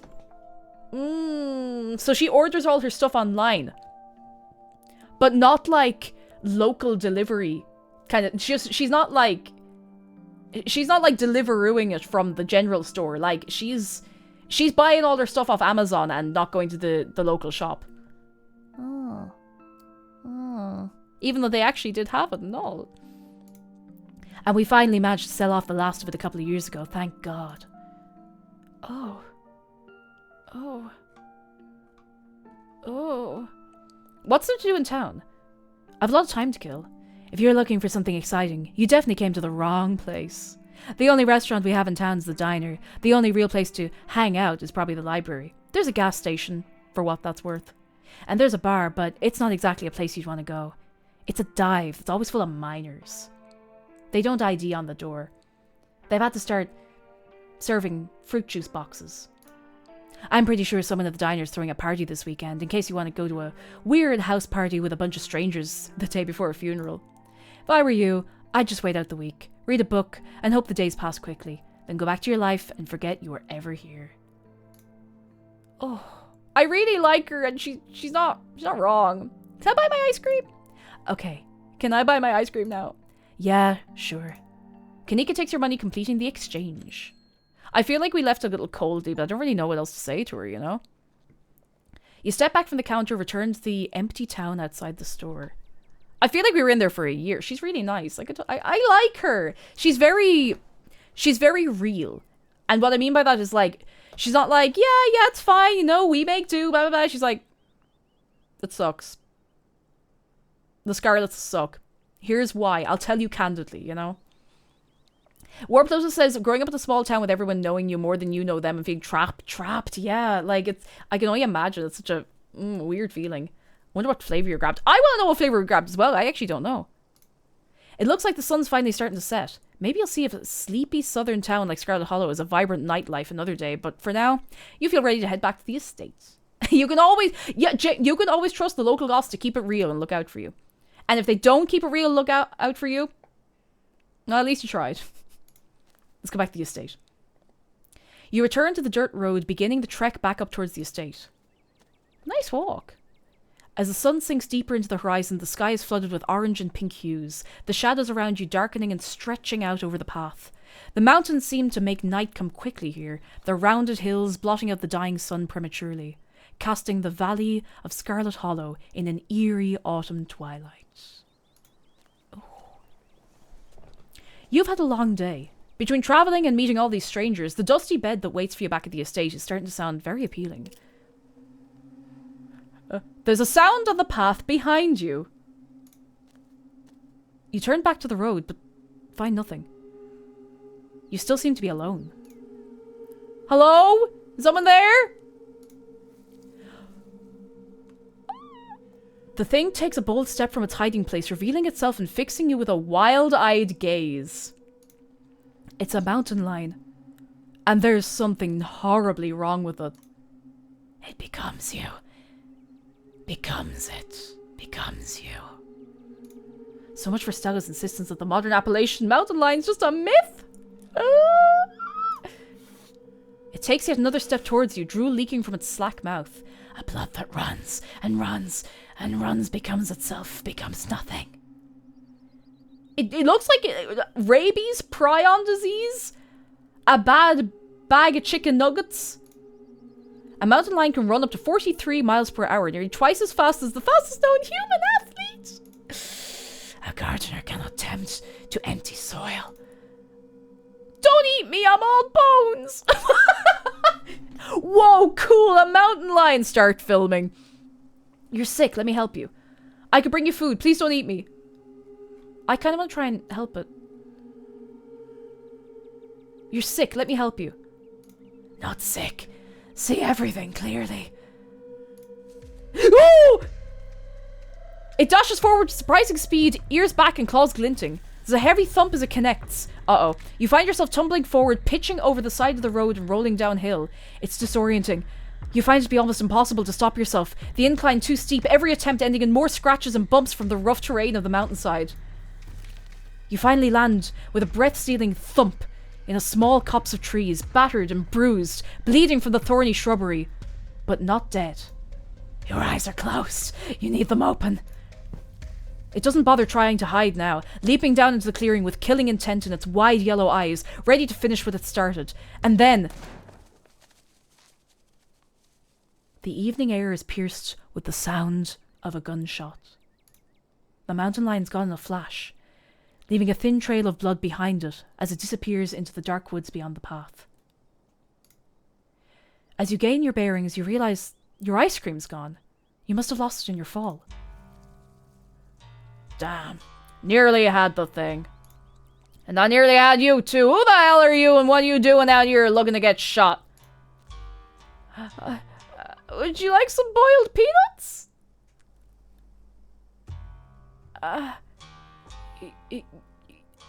You start crying. You hold out the You hold out the slippery bag in front of the old man as thanks for saving your life. It's grown quite fragrant as you last put it in your rucksack, like the scent of old beer, but you're pretty sure that's what it's supposed to smell like. Boiled peanuts from your backpack? No, I'm all set. Thank you, thank you. He looks you up and down with his good eye. Ain't you that Scarlet kid everyone's been saying wasn't going to show? I apologize for my brusqueness, and I'm sorry for you and Miss Tabitha's loss. You can call me Duke. No need to thank me for saving your life. Duke seems to think for a moment, glancing up at the darkening sky. You'd better not keep walking around your own out here, not with that thing on the prowl. I'd hate to think anything might happen to you without me around to save your skin. I'm so sorry about the accent. I really don't know what accent or voice to do for him. Tell you what, tag along with me while I finish what we started, and I'll be sure to get you home safe. I'd wager Miss Tabitha would appreciate somebody looking out for you. There's something wrong with that mountain lion. It's probably got the cancer. Had all them lumps. Doesn't mean it's any less dangerous. If I had to guess, I'd say it's more deadly than ever now that it sees death coming for it. As you well know. When's the last time you heard of a mountain lion attacking anybody, especially on this side of the continent? You're one of a lucky few, so don't ruin it by going off and dying alone in the woods after God did you a favor. Duke did me a favor. Woo. We could say, yes, let's go after that thing before it hurts someone else. We could say, appreciate you looking out for me too. What do you think Tabitha will give you as a reward? I don't want to go with you. I don't know you. Leave me alone. I'm scared. I want to go home. Or, I want revenge. Let's go get that son of a bitch. I appreciate you looking out for me too. Thanks. Oh, don't mention it. I wouldn't be able to sleep at night knowing I'd let someone go off on their own in the dark with something like that prowling around after him. Stick with me and we'll make sure it doesn't get the chance to take a chunk out of anybody. I don't like the thought of a man-eater. Make him work hard. Make him spend hard. Bam-ba-dam-bam-bam-ba-dam around my town. You and Duke make your way into the dark woods, following the trail of blood the mountain lion left behind. Before long, the sun has completely set. This seems like a terrible idea, and the two of you find yourselves in near total darkness. Though Duke has a flashlight, he uses it sparingly, letting you both adjust to the starlight instead. Every sound feels deafening as the two of you pick your way through the underbrush. Every snapping twig could be the deadly paws of that thing that hunted you. Every rustling leaf the herald of a vicious attack. Though you know deep down it's probably nothing but squirrels and shrews. Until you hear the unmistakable sound of something large, shifting among the fallen leaves. Gotcha! The old man quietly steps forward, gun held at the ready. No! What the hell? Duke, you scared me. What are you doing out here so late? Stella, I'd ask you the same, but I'm sure I know what has you slinking around after dark. Do you know how close I just came to putting a hole in you? Ooh. But you did, sorry.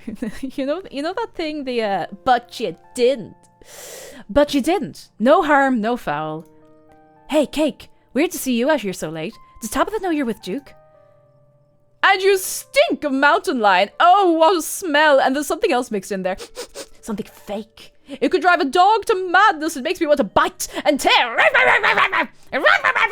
It's the ice cream, isn't it? We're covered in ice cream, aren't we? Artificial ice cream. No. Artificial ice cream flavoring. I think artificial ice cream is just like Sudocrem, but ice cream!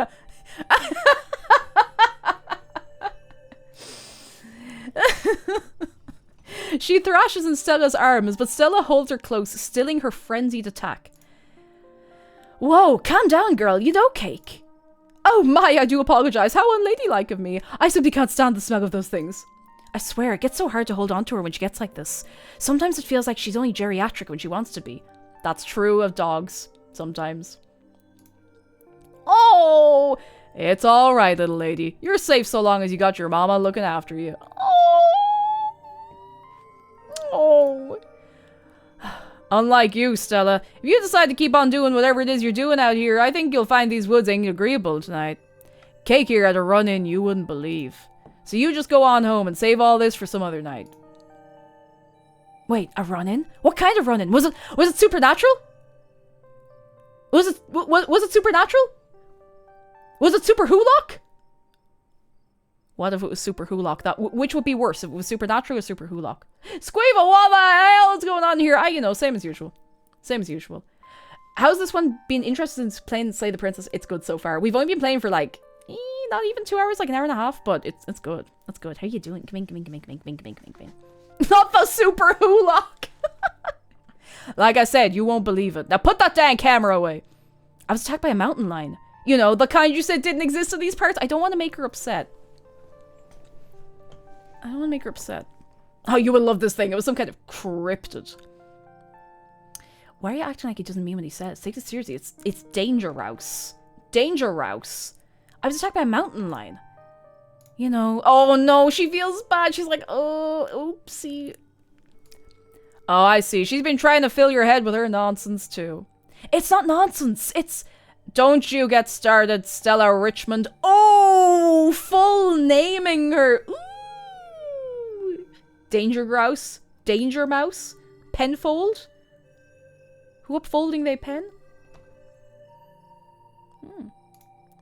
We was both there. We saw the damn thing. It was a mountain lion, plain and simple. No ifs, ands, or buts about it. It's just that I did the whole video on them and found absolutely no evidence that they exist out here. Eastern mountain lions are extinct. There hasn't been a sighting in decades. There hasn't been a sighting in decades until now. Your friend here damn nearly got eaten by one. So if you don't want your last video to be found 20 years from now next to a pile of your bones in the den of some long dead creature, you best get out of these woods. I like this facial expression like that. You best get out of these woods. I tell you, I know he has like a good eye and a bad eye. He's like, I like him though. I know it's frustrating, but believe me, she's never going to believe you about the mountain lion. Oh, Gretchen knows. Everyone say good dog. Good dog, Gretchen. Gretchen knows. Gretchen can smell the mountain lion. That would be so cool. No, it would not. Your mama and daddy are spinning their graves here and talk like that. Oh no, more dead parents. If they ain't around to stop you, then I'll take on that responsibility. Go on, get, go on, get. The old man shoos her away. Fine, I'll go. Wait, take me with you. Does that mean I should go with her, Duke? Maybe. Hell no!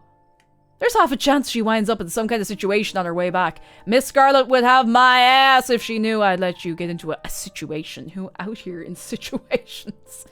Me? I would never. I'm definitely going to be responsible and head right home. You are, yeah. Look at the head in her. Yeah, I'm sure, Cake. You stick with me and you'll be alright, and we'll get you back to that cousin of yours in one piece. Don't you go getting into any situations either, Duke. And I'll see you around, Cake. Everyone's here getting into situations. Oh, I suppose it's time to go. So long, darlings. And good luck with that wretched pest. I feel like, her going on her own is maybe not the best play, but sure, look, here we are. With that, she's off. It's just you and Duke in the dark woods once again. Yeah, Fireflower makes a very good point. We can all go home together, you know? We can all link elbows and do a little, like, follow the yellow brick road. I follow the yellow brick road. You know, we're off to see the hollow, the Scarlet Hollow, and not get killed. Like, instead it's just like, you go on your own. Bye. Damn. We haven't stopped too long. Now the old hip is starting to voice its complaints. There's an overlook just up this way. Let's do the spell. I brought a few victuals along. What's a victual? Victual? If you're peckish. You find your way along the narrow path and emerge on a rocky outcropping overlooking the dark forest. Oh, look at the sky. Oh, food supplies. Ah, I did not know. Thank you. Like rations. The sky above is smeared with stars, more than you have ever seen before. Duke interrupts the serenity of the scene with his old man grunts, folding his creaky joints as he settles on a nearby log. He sits down with the... No. He starts rustling through a small pack you hadn't noticed he was carrying, pulling out some beef jerky and a couple of beers, all the essentials. At least it's a nice night, even if the circumstances leave something to be desired. Help yourself to jerky. As for the beer, I was planning on having both cans myself. But I suppose I can be convinced to spare one. I like Duke. Let's take a beer. Let's be sociable. You take one of Duke's cold ones. Cracking open a cold one with Duke on the rocky outcropping in the middle of the woods where I nearly got killed. Woo! It's more like a somewhat cool one after so many hours outside, but you crack it open nonetheless, offer him a gesture of cheers and take a sip. It's cheap beer, but it's refreshing. Its watery, earthy taste mingling well with the crisp mountain air, putting you somewhat more at ease. Sometimes I do wish I could enjoy a beer. You know? It's like... It seems like a nice, like, summer drink if it's nice and cold. I just can't. I can't. You know, you get all the beers with all the different flavors. You know, you get coffee brewed IPAs and all that kind of stuff, and I can't do it. I wish I could, but I can't. Maybe it's for the best. I don't know. Duke seems slightly more at ease now, too. Seeming happy not to be drinking alone. Oh. Oh. Seems like you and Stella go way back. What do you think of her? What do I think? I think she's a nice young lady, and she's been through a lot in her short time on this earth. He lets a conspicuous silence fall between the two of you. The thing about her parents rolling in the graves, are they both dead? Yes, they are. God rest their souls. Car accident a while back. Poor thing was there through it all. All three of them left town together, and she was the only one who came back. Oh no! Oh. Oh, Davia, we're having feelings. Arfgator says, I wish we got apple juice in cans. I feel like cider is like one step away from that. I feel... Oh, you could get like a can of Sidona. That might like scratch the itch, but... Oh. She's taken it well, all things considered. Besides a few quirks she picked up. I've heard she needs convincing when you need to get her in a car. Yeah, I can only imagine. God. Can't be pleasant for her to live like that, but to each their own.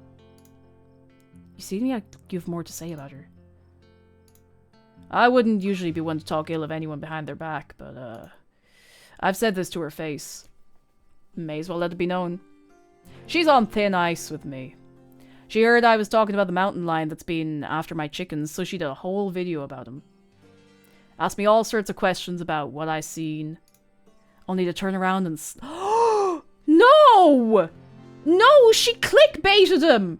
She made him into clickbait! For views on YouTube! Only to turn around and slander my name. She made me look like some crackpot in that video of hers. I may as well have been talking about Bigfoot. I read all them comments too, and they had plenty to say about that crazy old man and his made-up stories. No! Oh no! Oh.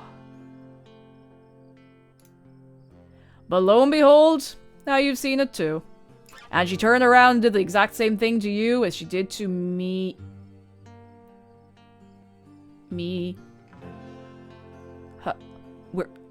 We're being watched.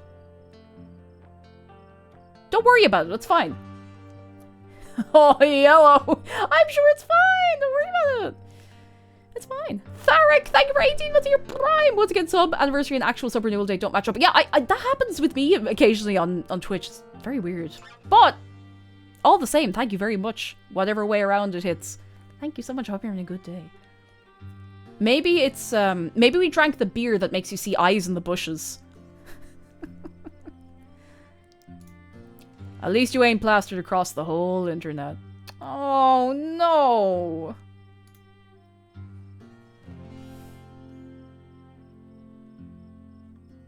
Oh.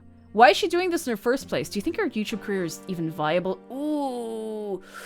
Ooh, that's a deep cut, but I'm hitting it. Do you think her YouTube career is even viable? Now, I wouldn't know anything about that. Bo is the one of us who keeps up with these things. I can't say I understand it myself, especially where the money's meant to come from. But her disrespect of me aside, I can't say I understand it, no. If you ask me, she'd be better off learning some trade. Real skills she can rely on into her old age, but that's just me. You know, for someone who doesn't understand what YouTube is, like, as such, and, like, the ins and the outs of it, and for someone who has been slandered on it by somebody... He's actually he's got a very real and balanced take, you know? I'm not like every YouTuber needs to quit and, like, learn a trade, I don't mean like that, but, like, he's very reasonable for someone who doesn't, like, understand it, you know? I like him. And who am I to say what she's meant to do with her life? She's always been a free spirit, just like her mama and daddy. And if there's one thing you never say to somebody like that, it's no. Because they'll turn around and do it anyway, just without telling you. Oh, I really like him. Oh, I like Duke. A crisp breeze passes over you. About what you said earlier, why did everyone think I wasn't going to come for the funeral? That'd be Miss Pearl Ann's doing. She was never very kind when talking about your side of the family. Bless her heart. And God rest her soul, of course. But she told everybody your side of the family had sworn off Scarlet Hollow. Sorry, I'm like gargling words by accident. She told everybody your side of the family had sworn off Scarlet Hollow and everyone who lived there. So nobody around these parts thought we'd be seeing much of you. Oh. Oh. Oh. So, Duke, tell me about yourself. You want to know about me? I can't say I know what there is to tell. I've got a beautiful wife, Irma, who I love to hell and back. Hell yeah! Can we get a yeehaw for loving your wife? And we got our boy Bo and our little farm. And our closest neighbor is that bastard Julius Tremaine. Well, that's neither here nor there.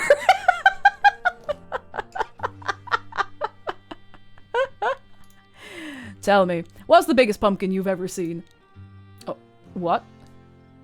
I've seen one about the size of a large pumpkin. Then you ain't seen nothing. Feast your eyes on this beautiful lady. Duke pulls out his wallet, flipping it open to a photograph of a very large pumpkin. Oh my god, he has pumpkins in with baby photos. Ah! Big Betty, my biggest yet. Bet you didn't know pumpkins could even get so big. I literally watched a time-lapse video of somebody growing a pumpkin, like, yesterday. Me and Bo are taking her down to the fair this week, aiming to take home the blue ribbon. Marshall, oh yeah, I love it. Oh, look, he's so proud. Ah! I thought he was going to pull a giant pumpkin out of his pocket. I mean, video game logic, you could do it. Oh, look. Whoa, Big Betty, bam-ba-lam. Whoa, Big Betty, bam-ba-lam. Big Betty was a pumpkin, bam-ba-lam. I can't think of anything to rhyme with pumpkin. Why did I put pumpkin at the end of the end of the line?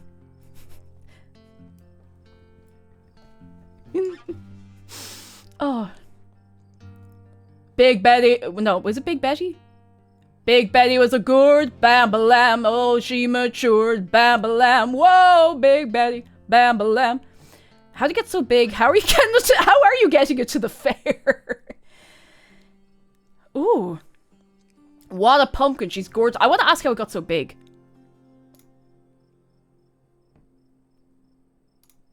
Patience and dedication and a whole lot of water. Oh, and chicken muck, which of course we got plenty of. Less lately, what with the mountain lion, but even if we don't manage to track it down tonight, it don't look like that thing is long for this world. Big Betty was a gourd, bam-ba-lam, she's all above board, bam-ba-lam, whoa, Big Betty. That's gonna be in my head for hours now, I'm so sorry. Whoa, Big Betty. One way or another, it'll soon cease to be on my list of problems. How are you getting it to the fair? We got ourselves a hay lifter, and of course Bo is a big help. That boy is built like a bull. We tend to put him on the other end of the lift as a counterweight. Oh, fair play to him. That ain't easy. That ain't to say it's easy. We've lost one or two over the years from mishandling. Not showstoppers like Betty, of course, but oh, it still stung. Even now that we got the hang of things, it's still gonna give me a heart attack to see her lifted up and not know whether something might go wrong. Has anyone seen the thing where people grow massive pumpkins and then make them into boats and race them? No, but if you have anything about it, please throw it in Discord. I would love to see that. I swear to God, literally only like last night I was sitting on the couch and you know when you're like, oh, I should go to bed, I'm not going to bed yet, I should go to bed, and you're arguing with yourself, and I was like looking through YouTube and I found a video, like a time lapse of somebody growing one of those enormous massive pumpkins. And then I saw a video of a load of like massive pumpkins and elephants like standing on them and eating them, like breaking them up by walking on them, and that was pretty cool too. And they got to eat pumpkin. Anyway. What compels you to spend time growing such a thing? Hell, I don't know. What compels anybody? That's a good point. Saw them big seeds in the catalogue, thought it might be something me and Bo could do together, teach him a bit about patience and whatnot. And now it's just part of our yearly routine. Oh, that's really sweet. That's really, really sweet. She's gorgeous. She really is. Maybe if you're lucky, you'll get a glimpse of her when she's on her way out of town. She really is something you need to see with your own eyes. Pictures don't do her justice. Oh... Oh, a gorgeous, yeah! Windsor Pumpkin Regatta in Nova Scotia. There you go. There you go. I can't blame Stella's disbelief. I don't want him to get angry if I say this. Mountain lions were supposed to be extinct in the Appalachians. Like, they were. That's what they all tell me, but you saw it, and I saw it, and soon enough, it'll be shot, and everyone else will see it too. Then they'll stop saying how I'm telling stories, or don't know what a damn mountain lion looks like. Oh. I was wondering, how did you find me? I've been on that thing's trail all day. I got myself a personal vendetta. Oh yeah, because he's getting his chickens eaten. It's been after my chickens. I've seen it around my property a few times now, and the next day I always have a bird or two missing. Those birds like family to me. Oh! Those birds like family to me. I raise them from eggs. They know me by sight. Like I'm their daddy. So it means something to me when some creature sets their sights on my hands. That thing shoots to the top of my list of enemies. He's in it for the chicks! And he loves his wife! Whee! Dude, man, how are you doing? And I suppose it sees some commonalities between you and my chickens. I didn't expect to find a near stranger out there on the wrong end of that thing. But I'm glad I did, for your sake. What do you think about Tabitha? You can be honest. You say that as if I would have a bad word to say about her. I think she knows the value of hard work, and I think she and your whole family have been the lifeblood of this town for longer than I've been alive, and they're the whole reason any new jobs come out this way that ain't just some tourist bullcrap. We have the Scarlets to thank for this place, that this place ain't just a glorified theme park like some other towns I could name. I don't want to be a local flavor character selling my produce at some cutesy farm stand to folks up from the city who think they want homegrown goods but get nervous if they see a brown spot. Oh, he's so real, though! He's so real. So I am grateful to Miss Tabitha, and will hear no slander to her good name. He is real for that. I think... Will we have a bit of jerky? We'll have some bit of jerky. Damn straight you will. You take a laborious bite of the jerky, straining your jaw as it fights back, but you manage to tear off a leathery piece. I don't think I've ever had beef jerky. You can get it here. It's a bit more of like a novelty, even though it's in origin, you know, a ration type food. Like, it's made to last, it's made to hold, it's made to have a shelf life, but I don't know if I've actually ever had any. I feel like I've seen it in the shop, but, you know, like, aside as, like, ooh, a curiosity, a strange thing, you know? It's not especially flavorful, but it's very satisfying. Like how you imagine old-timey war rations might taste. Oh. Should we be drinking in this situation? Those eyes are still there, by the way. Isn't it dangerous? Washing, hello! It's just a Bud Light. It ain't moonshine. Anyone who gets drunk off a Bud Light is drinking it wrong! I hope we're not drunk. If we end up drunk, he's gonna call us a lightweight.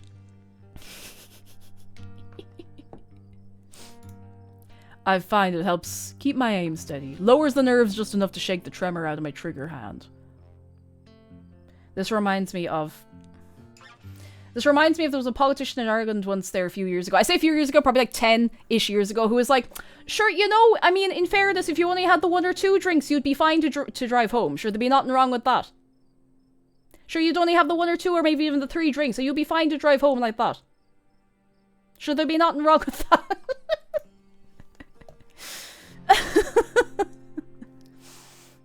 It's getting late. Shouldn't we get moving? My cousin must be really worried about me, my dad. Let's go with that angle. You open your mouth to speak, but before you... Oh. Uh-oh. But before you get the words out, your phone buzzes in your pocket. You're getting a phone call. It's your cousin. Oh, let's pick up. Cake, where did you go? Are you dead? Yes!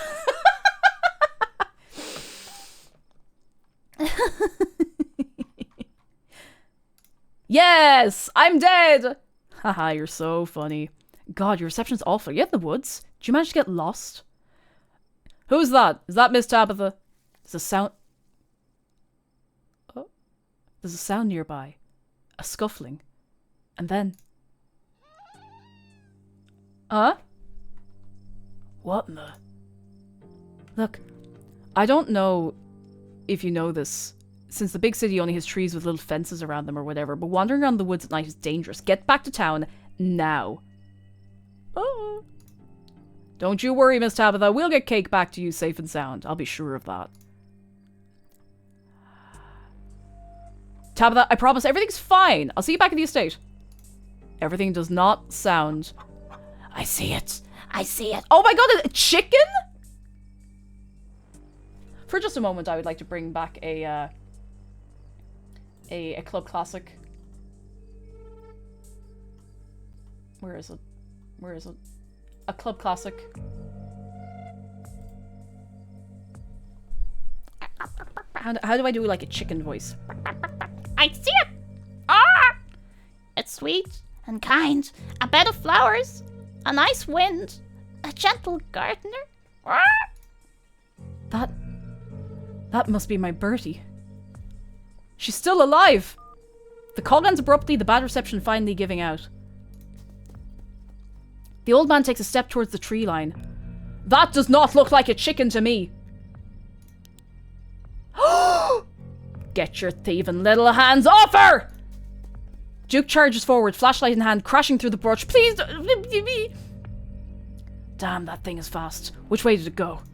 There's an odd sound nearby, though it isn't the sound of whatever you two were chasing. Duke stops mid-stride to listen, and you stop to listen as well. It's a human voice. Damn it, I know that voice. Oh no, she didn't go home! There appears to be some kind of growth. I've never seen anything like it. Jeez, I hope I don't get demonetized for this. Oh. Stella, I swear to God! Didn't I tell you to go on home? Uh-oh. Oh. Oh no. Oh, Duke is not going to be impressed. Ecstatic Panic, thank you for 38 months. That's a long time. That's how long it is. Where's the dog? Where's the dog? Trifante, thank you for 4 months. Your prime. How are you doing? Where's the dog? Oh, thank goodness she's right here. Sorry, all the colors were kind of swimming together. I couldn't see her. I got worried. The two of you emerge into the clearing, revealing what Stella had been filming so intently. It's Bertie, her little chicken body panting desperate breaths as she lies in a crumpled heap at Stella's feet. Bertie, oh no, what's happened to you, sweetheart? A new beginning. I'm going home. I'm going home. I'm going home. Duke, I just found her like this. I think there's something seriously wrong with her. Jesus, Stella went to the good school, didn't she? Stella, don't put this online. Stella, I don't think you should put this online. Cake is right. Nobody has to see her like this. Sorry, Duke, it's just, you know, my job. Stella, shut! This is not the time! It's cruel is what it is. Bertie don't deserve to be made onto some online sideshow. Oh. I wonder if we can talk to Bertie and get anything.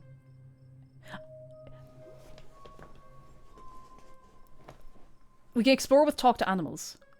The animals tonight have been saying some really weird things to me. The hell are— oh god, I forgot that he could hear us. The hell are you on about? What a horrid thing to witness! It's like they've all gone mad. If this happens to me, I wouldn't want to live like that. You were joking about being able to talk to Gretchen earlier. You're still joking, right? We should maybe talk more about that later. Oh, I was hoping we could try and talk to her. Examine the chicken. Oh no, oh no. You stoop down to look at the chicken. Examine the head. Its poor little chicken eyes look up at you glazed over, but still rolling around in their sockets with unfortunate life. Can't hide from me. I can see you. I can smell you. Sick. Sick creature. Examine the growth. Good God. At first you thought it might have been a tumor, but this is something else. The skin is stretched taut, the growth pulsing beneath. Ooh. She could still get better. Maybe she just needs that thing to pop. And she'll be right as rain in a couple of days. Happened to me once. There's not so much as a scar these days. I don't know. It kind of looks like there's something in there. It smells like it should be buried somewhere deep. My senses scream out that this is an abomination. Oh, Stella, please don't get too close. Can you hear the birth that dwells within me? Can you hear the way it roars and thunders? If you didn't know better, you'd say this could be some sort of parasitic growth, like a wasp laying eggs inside a caterpillar. Ugh. Examine the wing. The wing is barely still attached, but that seems to be the least of the chicken's concerns. The old becomes the new. I've never flown, but now I soar.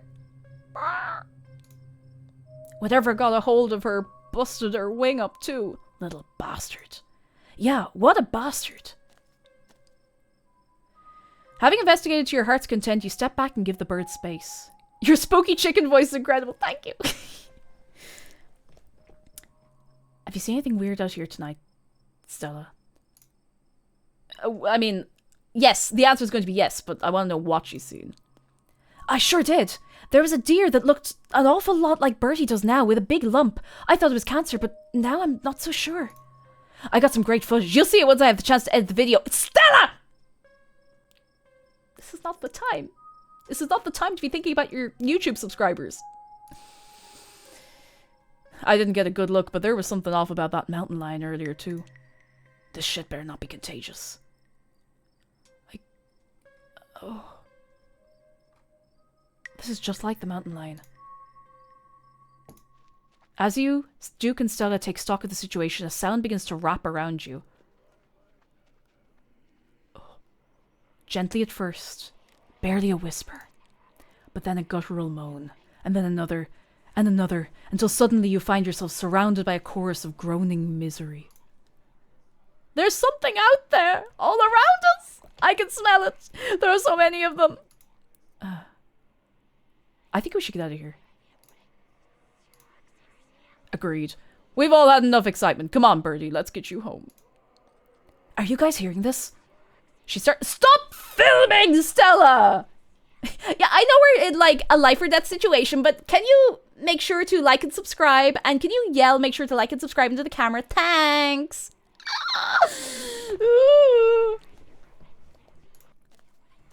As Duke scoops up the injured Bertie, the voices in the trees intensify. Stella, put the camera down! It's like you're all suddenly surrounded. The strange sounds coming closer, growing bolder. What the hell is that? What?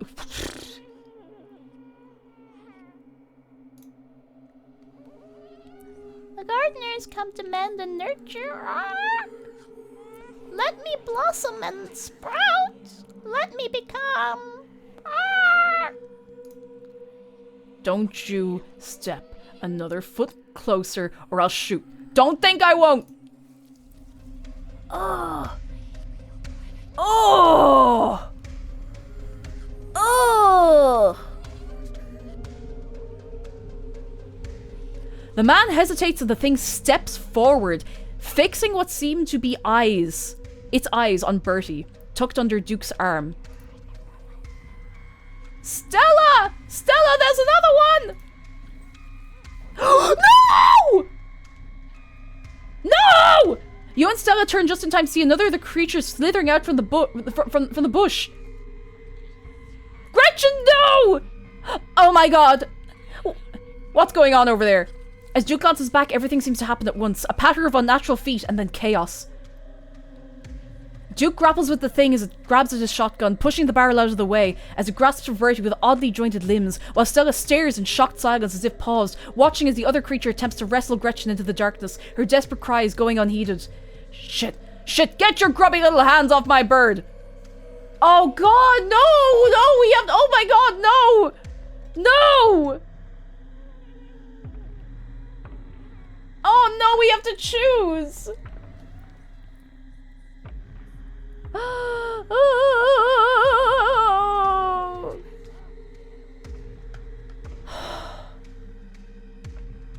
I mean, Gretchen must live, but I mean, Duke is going to be heartbroken, but I think Bertie is beyond saving.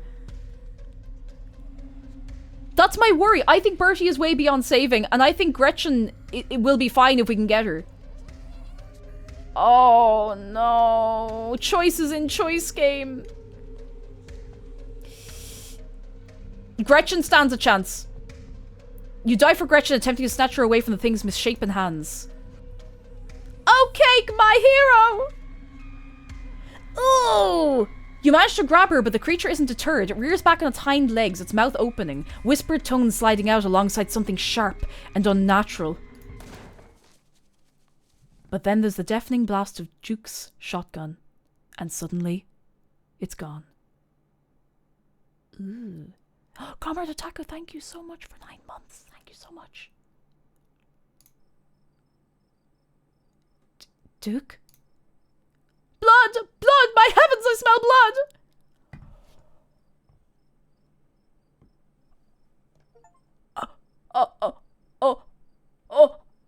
Oh my god! Oh my god, what do we do? Oh my god. What?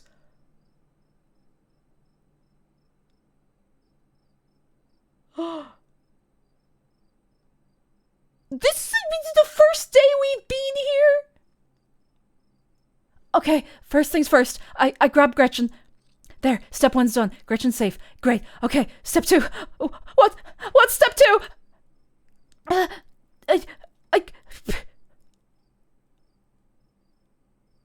Why did you oh god, I mean, getting angry at her isn't going to change anything, but why did she just stand there filming? Well, Stella, it looks like you got the footage you wanted. Happy now? I'm angry at her. I'm angry at her. She did nothing. She was just filming. Of course, I'm not happy. But it's okay. I can fix this. I know I can fix this. If I just have irrefutable evidence, then everyone will believe us about what happened and what's out here, and his death will mean something. It will. It will. Now come on, and don't fight me. We need to stick together, and you know it. Stella doesn't wait another moment. She holds Gretchen close and starts running. Alone in the dark woods, you have little choice but to follow her. Oh, Stella, you dumbass. There are more of them. A lot more of them. We didn't take the gun! Where is the gun? The gun is unaccounted for. We don't know where the gun is. And now we know these creatures know how to use a gun. They leer at you from the trees, no longer hiding as they bellow their warnings out into the night. Stella films as she runs, narrating to an invisible audience.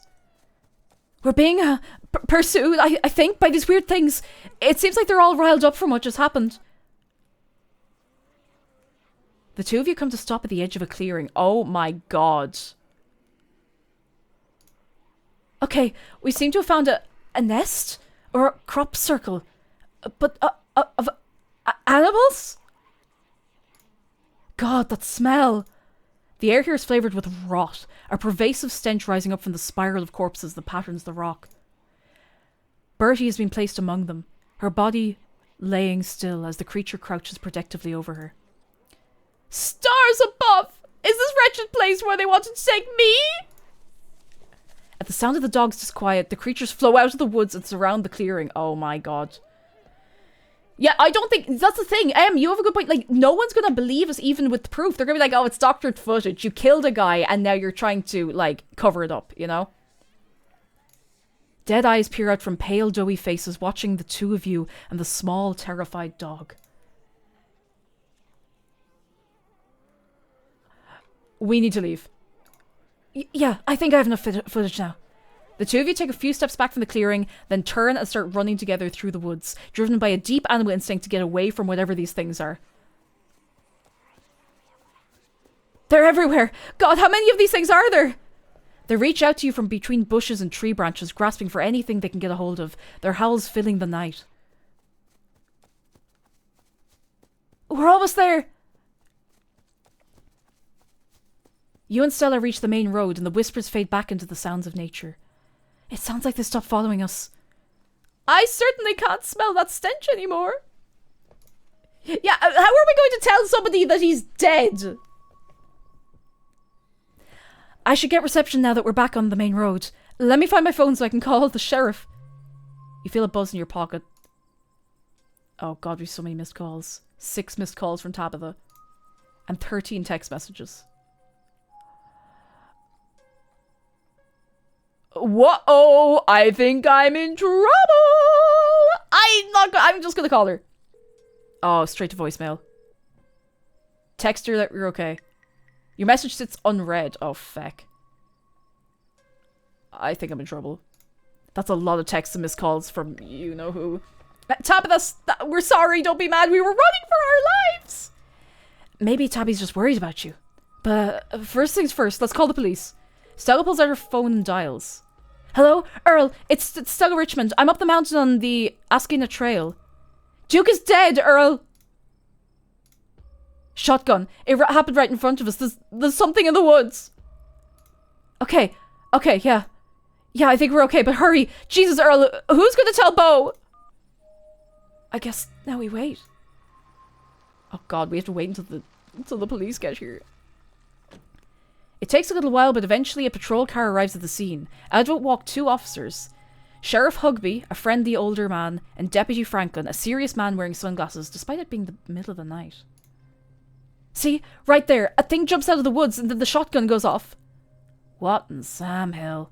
What is that? Some kind of Pillsbury doughboy? Could have been a naked maniac. As the video reveals the creature's nest, Franklin ever so slightly lowers his sunglasses. Or a whole bunch of naked maniacs. What the heck is that? Some kind of crop circle? They killed Duke! Uh-huh. Now we're gonna have to confiscate this camera, Miss Merchant, if you don't mind. This is evidence. But okay. Let me just turn it off to save the battery. Here you go, Deputy Franklin. We appreciate your compliance with the law. We'll get a team out in the morning to retrieve the body, but for now, Sheriff Hugby and I... Please, call me Earl. Earl and I will escort you and... Who are you exactly? Is that a single Bud Light I smell on your breath? You shouldn't be drinking in the woods. Uh-oh. That's Cake. She came into town today for the funeral. Cake? As in... Tabitha's cousin, yeah. Damn. Didn't think you'd actually show. Everyone keeps saying that! We'll escort you... Oh, it's him. It's him talking. We'll escort you both back to town. If there's a naked maniac on the loose, it's best you don't walk back on your own. It wasn't a... Oh, never mind. Oh, why aren't you going out there tonight? There's a dead body in the woods. Those things out there could attack someone else. Well, it ain't exactly like old Duke is going anywhere at this point. He'll still be out there in the morning. Earl, you're very relaxed about this, which tells me that perhaps this is not the first time something like this has happened. Is anyone else finding that a bit suspicious? We only have a skeleton crew at the moment. Monday nights are Deputy Derrickson's bowling nights. We'll be on alert for any more reports of naked maniacs, but retrieving Duke will just have to wait. They 100% know. That camera is going to see the heavy end of a hammer. I fully think they're going to destroy whatever, like, video evidence there is. Now, if you'll kindly step into the vehicle, we can return you safely to your home. Do we have to ride back with you? We can just walk. Those creatures left. We'll be fine. I'm afraid I'm going to have to insist for your own safety. Ah. Okay. Thank you. You can ride up front with me, little lady. That is, if your mama permits. But what about Stella? She hates being in those wheeled contraptions. Sure, Earl. You can hold Gretchen on the way back to town. I'm scared. The cops usher you and Stella into the back of their squad car. You are just the cutest little thing, Miss Gretchen. Yes, you are. Sheriff Hugby pats Gretchen on the head affectionately, but she remains wholly focused on Stella, a worried look stretched across her little pug face as Hugby scratches behind her ears. Oh no, look at her little face. No. Ooh. Oh. Ow. Stella stares out of the window, oddly quiet. Oh, my poor Stella! Neither one of us much likes these awful metal beasts. If only I was able to comfort her. Confound this old man who reeks of coffee for keeping us apart. Hey, Stella, you good? She doesn't respond. I don't think Stella's okay back here, fellas. Oh, I'm sure it's just a little car sickness. She'll be right as rain once we get back down the hill, though. She'd best try not to hurl in the meantime. We wouldn't want Franklin here to have to work late cleaning the squad car. We're only a few minutes away now. Y'all had better keep it together until then. This escalated very quickly. Goodness. Soon the rumble of gravel beneath the tires gives way to uneven pavement, and the car comes to a stop in front of a small cottage. You two stay out of trouble. We'll have this all sorted out in the morning. Just get a good night's sleep. And you, whatever your name was... I pee freely! Thanks for giving us a lift away from the scene of a man dying. Yeah, my name was I.P. Freely. Mulder! Oh, God.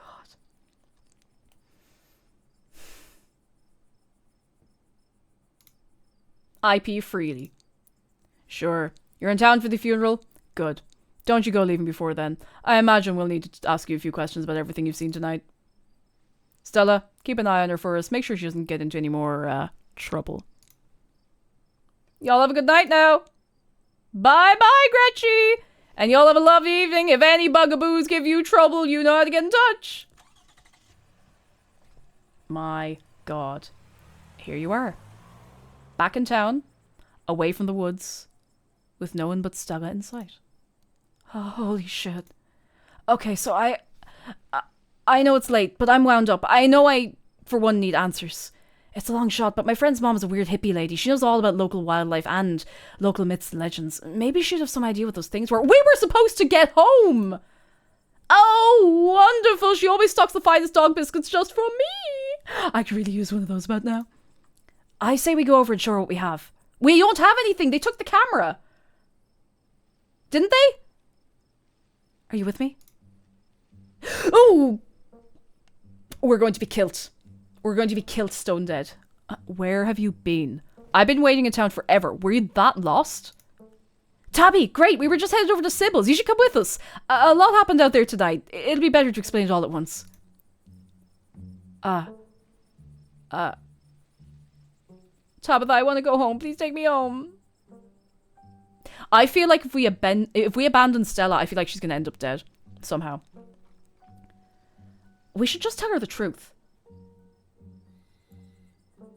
But, like, Duke saved my life and then he died right in front of me.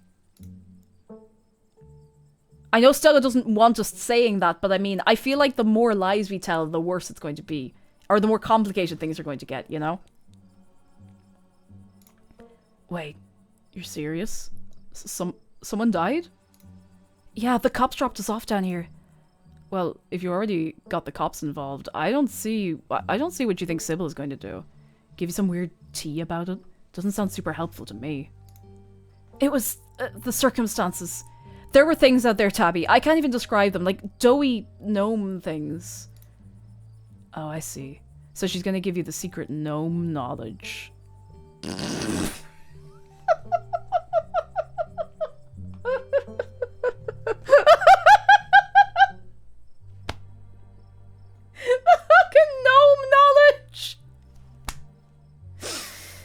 Okay, listen, I'm aware I've been here for like 2.5 hours. I need to just very quickly... I have no water. I need to refill my water. I need to stretch my legs for a minute. So, if it's cool, I'm going to leave you with... I'm going to leave you on a be right back to think about gnome knowledge for a minute. Does that sound okay?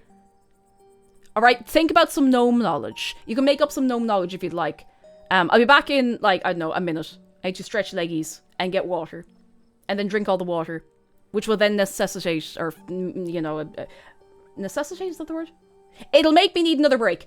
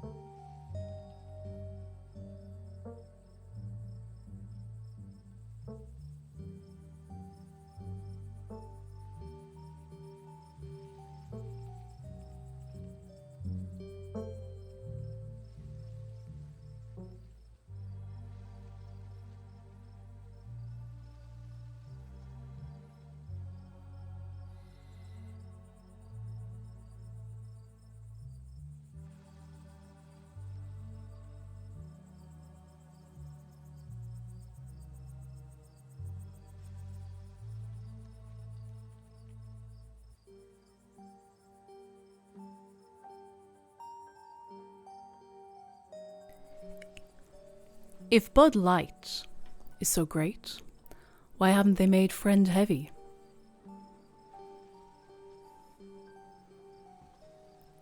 Cause he ain't heavy, he's my Bud Light.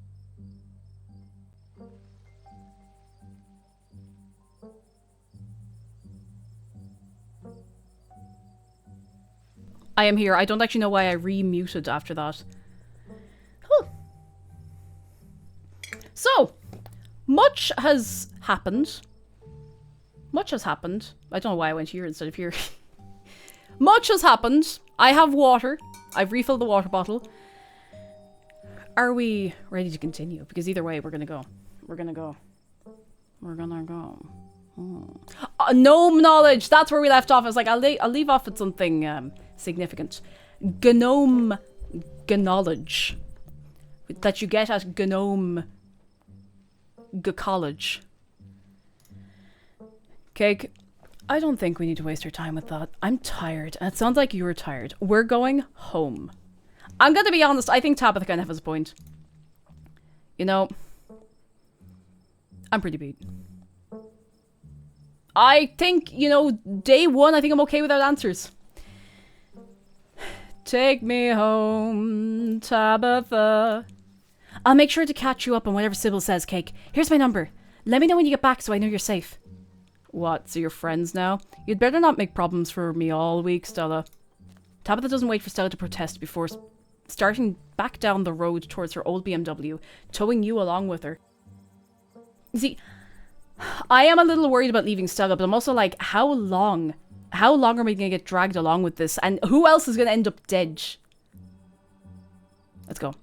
The night around you is blessedly silent, save for the comforting songs of crickets and your footsteps on the pavement. There are no eerie, owl-like calls of pale, leering creatures disturbing the night's peaceful ambience. The things in the woods are nowhere to be found. At least for now. You and Tabitha step into her car. There's something on the road! The eyes! There's something on the road! There's something on the road! There's something on the road! Hey, buddy! You and Tabitha step into her car. It feels like a lifetime since you've been in the seat, but the truth is it's been fewer than 12 hours. The smell inside is oddly comforting, like there's some bone-deep recognition that she smells like family. Oh my god, oh my god, oh my god, oh my god!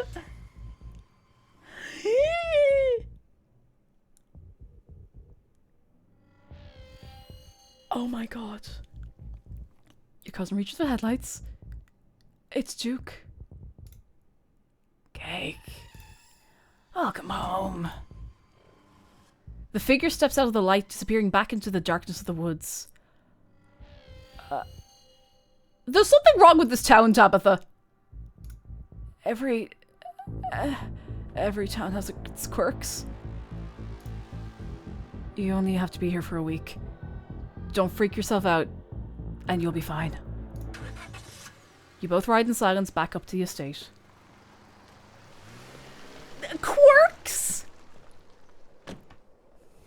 I don't think it was Duke, but it's somebody and they know who we are. And I think that's actually more terrifying somehow. The stars vaguely illuminate its hulking shape, perched on the cliffside. Despite the warm porch light, it feels even more abandoned than it did during the day, its windows dark and lifeless. Oh. Well, see you in the morning. It's just a quirky little hillside town. It's fine. It's fine. It's fine. Normal things. Normal things. Normal things.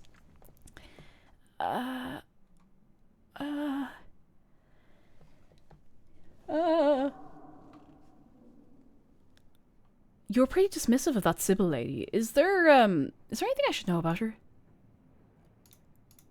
She's a hippie type, that's all. I wouldn't trust half of what comes out of her mouth. She was probably just going to tell Stella exactly what she wanted to hear, and then give you tea about it. Tabitha, would you like to be told what you want to hear and given a nice cup of tea about it? You know, in moderation, it might be good for you. You know, not every day. That's not very good for you at all. But, you know, every so often, like once every few weeks for someone to say, yes, yes, you are correct, and then hand you a nice cup of tea and tell you it's going to be okay. Yeah, the dog. Gretchen's the only one taking anything seriously. Well, Gretchen and Duke, rest in peace. Gretchen knows things. Waste of time. Why didn't you believe Stella? She wasn't lying. I know Stella. And I know the kind of things she says she sees. And I know how often she can convince other people they see it too. So, yeah, I'm skeptical of the... What was it? Gnomes? Gnomes? Gnomes? Tabitha doesn't look like she's been told what she wants to hear. A day in her life! No, she doesn't seem like she's having a great time at all, honestly. Wait, is that the same... This might not be relevant at all. That's the same dog in both these pictures, I'm so sure of it. Or maybe, like, I don't know, maybe it's the same family. Maybe that's something that isn't relevant at all. I'm just like, king kong, king kong, king kong. But hey, maybe your next video will come out and prove me wrong. There's a first time for everything. Can I make that face? Give me a second. Give me a second. Listen. Listen. I have rigged my face good. Not that good. I can't show my teeth.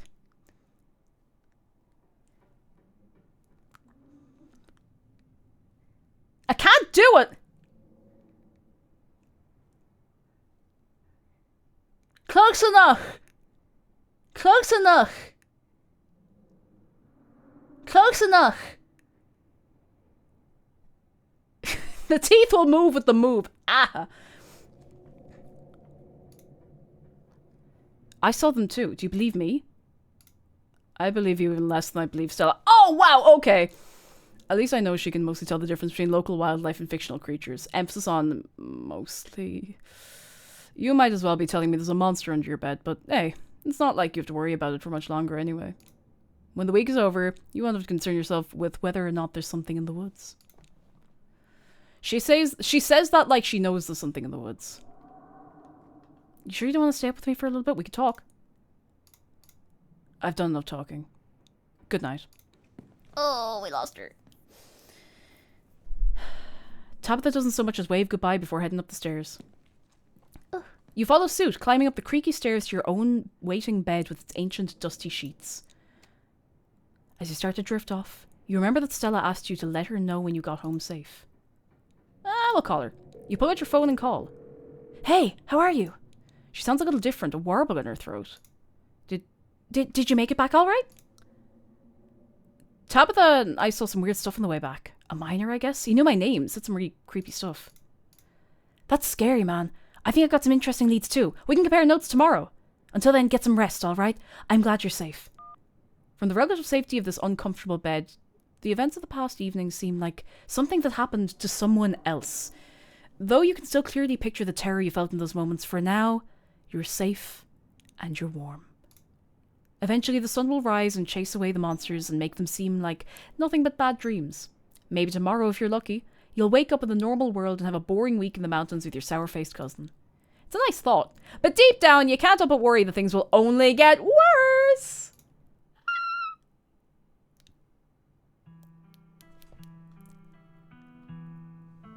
And Duke will still be dead. Oh, I miss Duke already.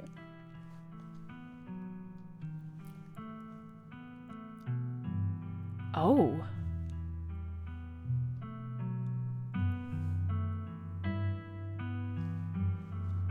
Let's pour one out for Duke. Pour one out. He deserved better.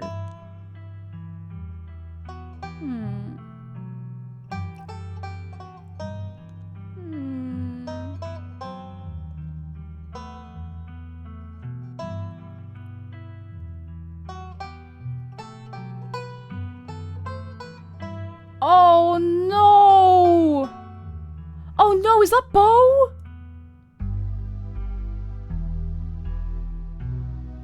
Oh no. Wait, what the hell?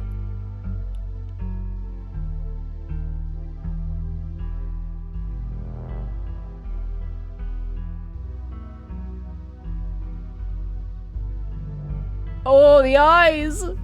The pumpkin! Oh. Who? Oh, you can't go carve the pumpkin, it's not even grown yet! No! No, they'll never get to bring the pumpkin to the fair!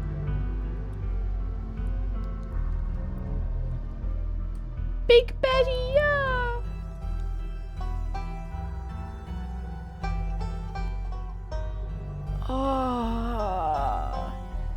Oh, that's true. Duke did say Bo was a beast of a man. Maybe that wasn't him. I don't know who that was.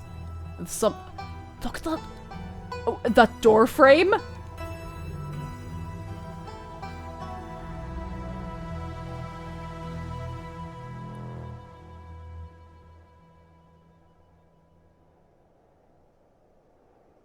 That was only the start of the game!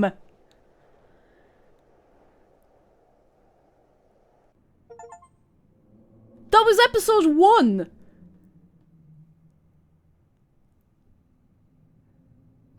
One of 7. Episode 2 awaits. Let's save our game now. I did save it, didn't I? Yes, I did. Continue. Would you like to see a recap of episode 1 before you start? No, we're good. No, we're good. We're good.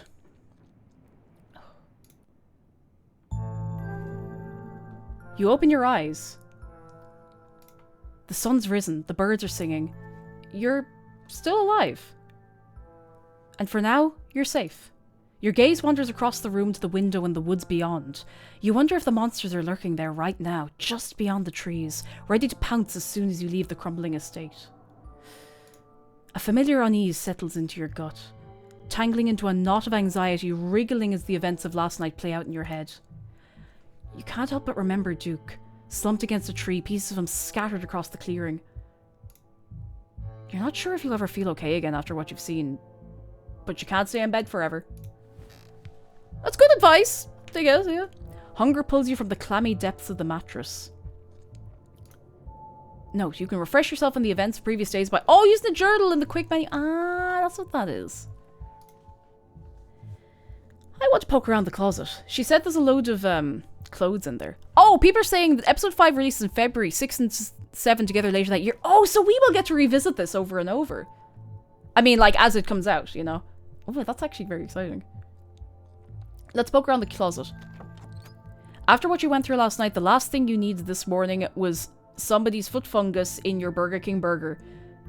Waking up to find that doll in your closet. I'm so sorry. There's something wrong with me. Pick up the doll. You pick up the doll to examine it more closely. Its foot reads property of Alexandra. There's no way you're taking this with you. You close the closet behind you. I feel like this doll is going to be relevant again somehow. Let's look at the window. You creep towards the window, careful not to be seen by whatever might be lurking in the garden. For a second, you thought you saw movement. It could have been an animal. It could have been something else. Whatever it was, it's gone now. There's something going on with that garden. Do you remember earlier on? I was like, let's go in the garden. I was like, no, I want my sandwich instead. Let's leave the window. Maybe you'll head out there and investigate after you finished waking up. Put the clothes in the dresser. You never wound up putting your clothes away yesterday. Might as well get that out of the way before you start the day. Hello? You drag your suitcase over to the dresser and open the bottom drawer. An opossum lurks within. It's quiet but angry. I didn't know I had a roommate. Oh. I don't know what sound an opossum makes anyway, so it's just as well it's quiet. Like, ah! I suppose if we can talk to animals. Ah! Ah! Ah! Oh no! Afraid! Afraid! Afraid! Afraid! Afraid! Friend, no hurt. Afraid! Oh no! What are you doing to me drawers? Warm. Dark. Oh, what's your name? I'm Cake. Dustin. Dustin! Oh. If anything happens to Dustin, we're enemies. I love you, Dustin. Oh, do you think he wants boiled peanuts? You hold out your still dripping bag of boiled peanuts. No! Afraid! Death comes for Dustin.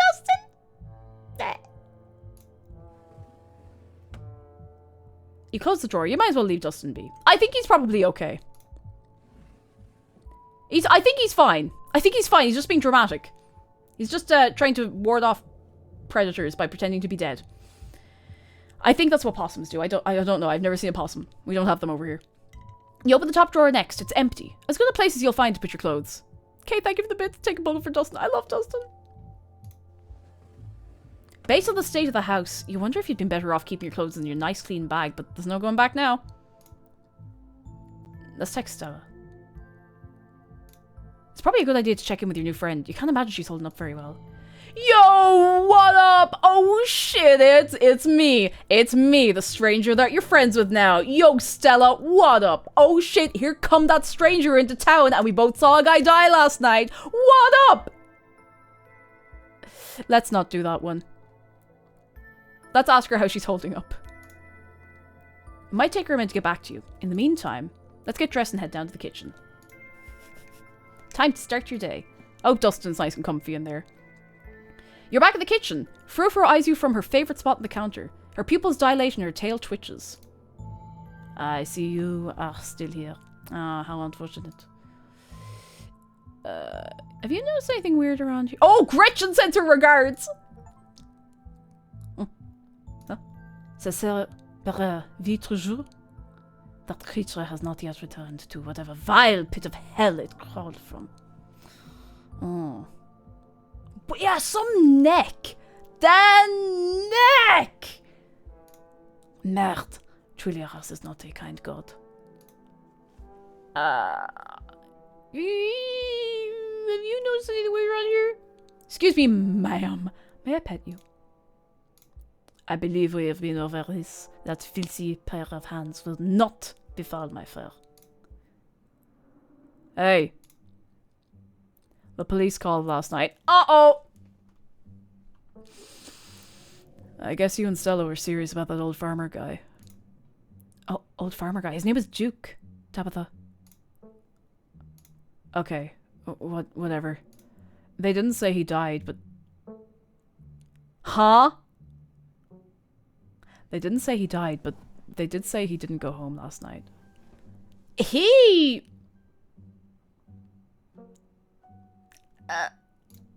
And they had quite a few questions about you, Geg. Before you ask, don't worry. I told them that you're an upstanding citizen. You seem unfazed by this. A man's dead, Tabitha. Some old farmer disappeared after going hunting in the middle of the woods at night, so what? Something like that was bound to happen eventually, and frankly, you're lucky it didn't happen to you. Just make sure nothing like this happens again for the rest of the week, alright? That's foreshadowing! Ah! We were chased through the woods by monsters and you're worried about cops? Yeah, I'm worried about cops. I'm busy, and I don't like talking to them. What's up with you and Stella? We just have a history, that's all. I don't need to explain myself to you. I'm sorry. Good. Ah, the face! The face! I think it was a messy breakup, perhaps. Perhaps. Something more complicated again. Ex-roommates. Do you think Stella tried to get together with Tabitha and was like, I love you so much, and then like started living in the house and then started just like using the house for content, and Tabitha was like, get your ass out of the house, stop using my house for content, and got super angry, and she was like, don't ever just go way out of me, go away, get out of here. That's the only thing I have going. I don't know enough about them yet. I've got to get to work. But listen, you'd better stay out of trouble today. I want you home by sunset. I don't want to hear complaints. Just do what I ask, and we won't have any more problems. Tabitha takes a few steps towards the door. Sunset. Sunset. Your cousin huffily exits the kitchen. Her footsteps fade down the hall, ending in the characteristic creak and then slam of the front door as it opens and closes behind her. We have a curfew. And if we... Oh my god, do you think she tried to turn the mansion into a streamer house? Okay, this is what happens, right? Stella shows up with the camera, you know? Stella shows up with the camera. Tabitha invites her in. She's like, yeah, I mean, like, look, it's not much. It's okay, you know, it's fine.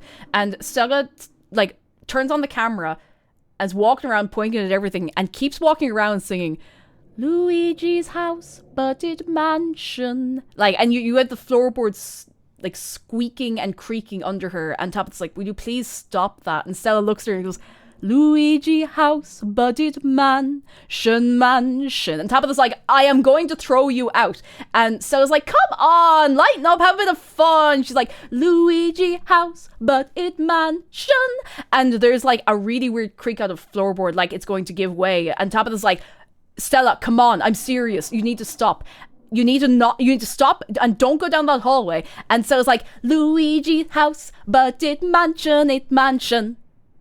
And she stops dead in the middle of the hallway and looks her dead in the eye and goes, house. Luigi house, but mansion. And as she says that, she falls through the floorboards, breaks her 2 legs, hobbles out the door, and then tries to sue Tabitha for inviting her into an unsafe house so that she can get extra money to buy a new camera, because she also broke her camera in the fall.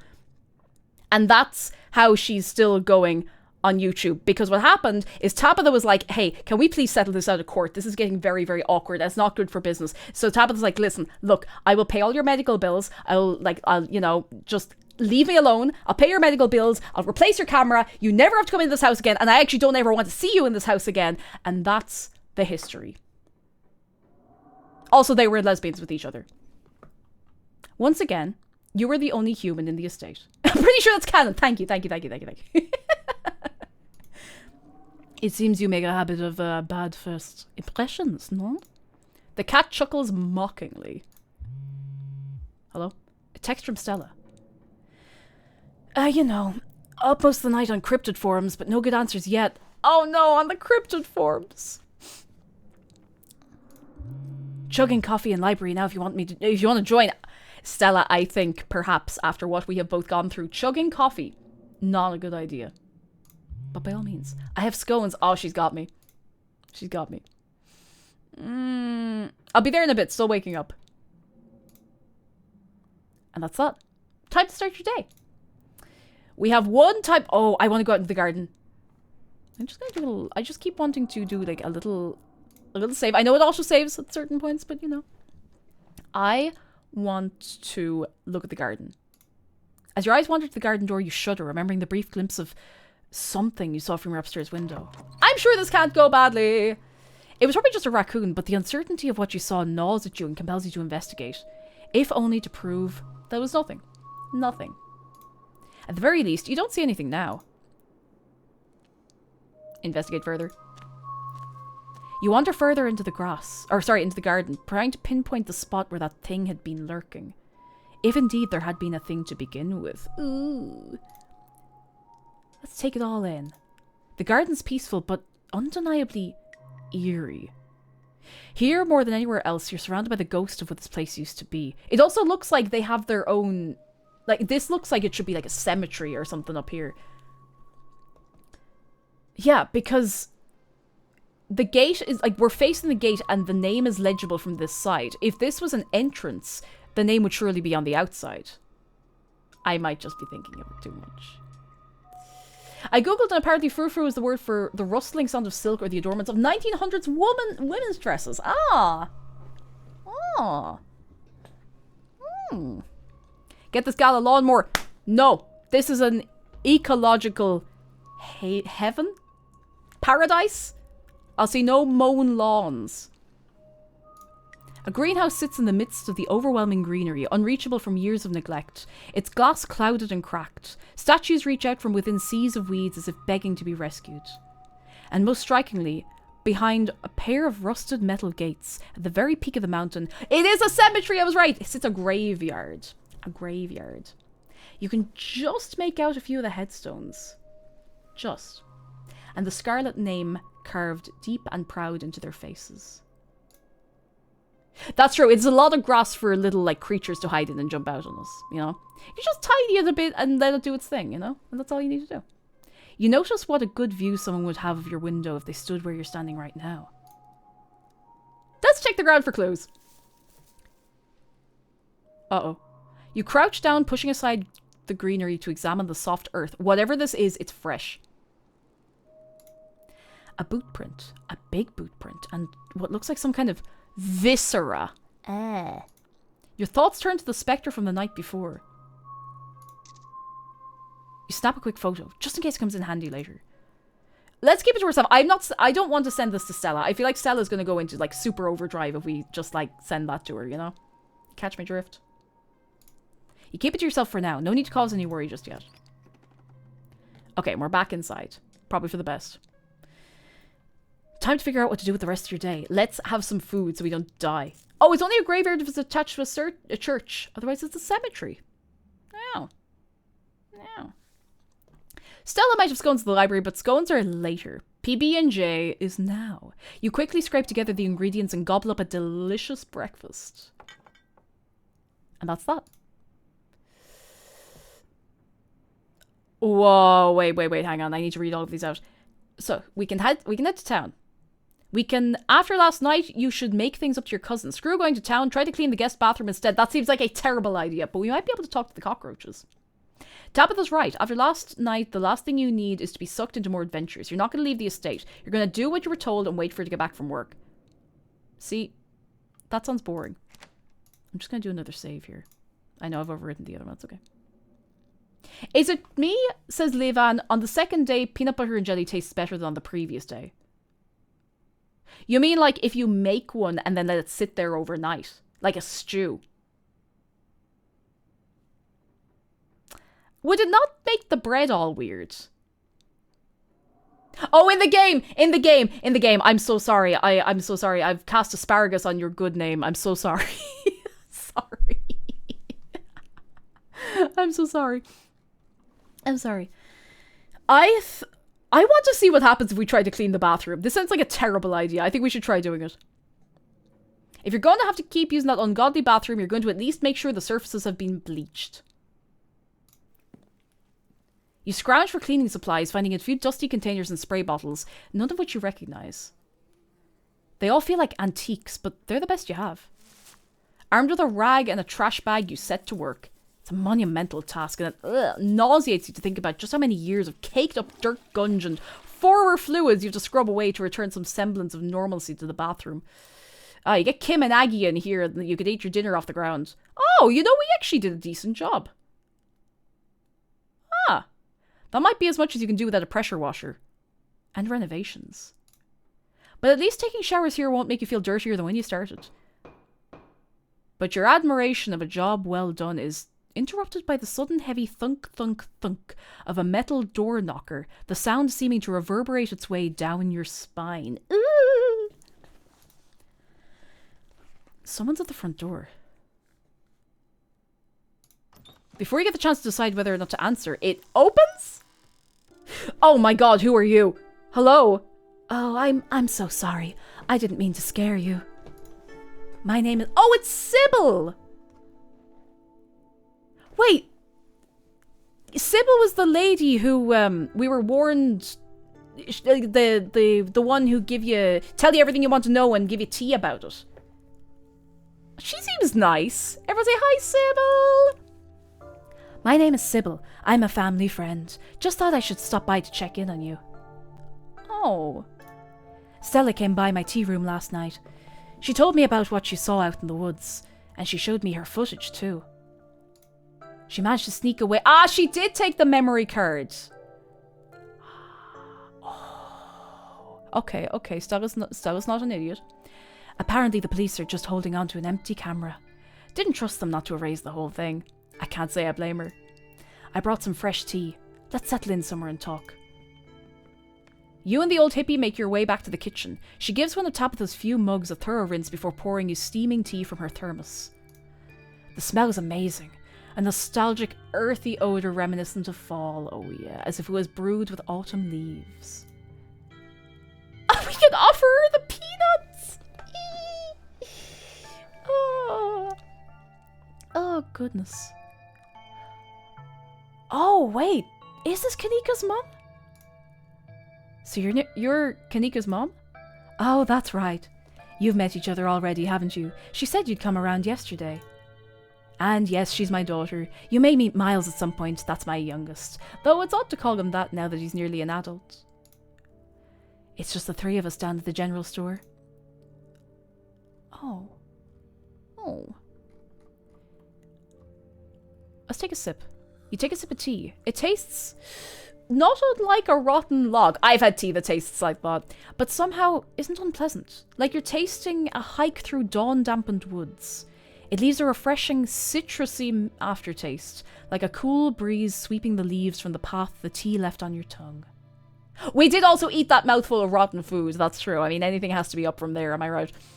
I hope you like it. This is my new chaga, is it? Chaga and lemon balm blend. I love experimenting with local ingredients. You said you were a family friend. That I am. I used to know Vivian, in fact, before she left town. Maybe if you find yourself with time to kill one of these days, I could tell you unsavory tales of her youth. I was a little less close with Perlan. Not for lack of trying. She was quite the character, bless her, and maybe she rests in peace. Peace? Oh my goodness, Konobi, thank you so much for the raid! Sorry, I was so lost in the sauce there. Hello, can we get a big wave of welcome? Hello, come in. How are you doing? How are you getting on with Dark Souls? How are the souls? Are they dark? Hello! Let me greet you properly. This is a game that is very, like, heavy with spoilers, so I'll come out to you for a minute. Hi, I'm Cake Jumper. I'm stream play video game. Hooray! I don't know what else to tell you. And for my account, if you're not already following Konobi, you should be. Especially since I know there's a lot of people who enjoyed the run through we did of Bloodborne. So if you like Souls games, you know, go on over. Go on over. We're playing Scarlet Hollow. I've never played it before. We're in chapter 2. So if you want to avoid spoilers, this is your ding ding ding ding ding ding ding. This is your warning. Ding ding ding ding ding ding ding. Because this is good. This is good, if I may say. This is very, very good. But how are you? I hope your stream is good. I hope you're having a great time. And for anyone new as well, please feel free to give Shark a hug. ! Hug Shark. It is free. It is easy. You do not have to, I don't know, have like a license or anything like that. You're all good. Ding, like a bell. Ding, ding, ding, ding, ding. Exactly like that. I'm switching back to the game because we are here. Oh, also, I'm going to take a little sip of water because I keep forgetting to drink water. Oh, and Aurelia, you came prepared. Does anyone have a bell? We don't have like a ding ding ding ding emote. Maybe we need one of those. If anyone has a bell to ring, this is your time. Oh, big sippy water. I'll give you a little warning as well for anyone who's staying around. Well, first of all, lovely to have you. Hope you're having a very, very good one. This game gets a bit heavy, a little bit graphic, but it's very good. We need to nominate a town crier. Ding ding ding ding. Hear ye, hear ye. Go away, Arada! Alright. This is Sybil. She's just given us tea. And I actually don't know if there's really a neat way to wrap up and tell you what has happened so far. A lot. I feel like we've only really just started the game, even though we've been here about 3 hours. So we're going to just hop... Let's jump into it. I was a little less close with Perlan. Not for lack of trying. She was quite the character, bless her, and may she rest in peace. Let's offer her the boiled peanuts. Nobody has accepted the peanuts yet. You hold out your bag of peanuts as a gift to Sybil. She's offered you tea after all, and it's only polite to offer something in return. Oh my. Thank you for the kind offer, dear, but I'm afraid I'll have to pass. Damn. Someone's gonna want these peanuts eventually, okay? Somebody's gonna want these peanuts. It's more of a, yeah, what hasn't happened at this point? Ooh. It is Blazer Wings, same dev as Slay the Princess, very same. The very, very one. Is there any news about Duke? His family's been notified. That's as much as I know. Poor Duke. He was a good man. I know what you two went through, and I know what you saw. Those things are real. Neither of you imagined them, and they're certainly no ordinary creatures. My grandmother called them ditchlings, and they're a terrible omen, a sign of great suffering and destruction to come. I've told Stella and my daughter what I know, though I'm afraid that's not much. Oh, they're a real thing, and they're known. They're known. How do you know all this? People tell stories, and I listen. Granted, it's not every day you meet somebody who's seen a ditchling and lived to tell the tales, so I suppose I should count myself lucky to know about them at all. Rain, Mammy, hello! Hello, come in. And you should count yourself lucky too. What kind of destruction are we talking about?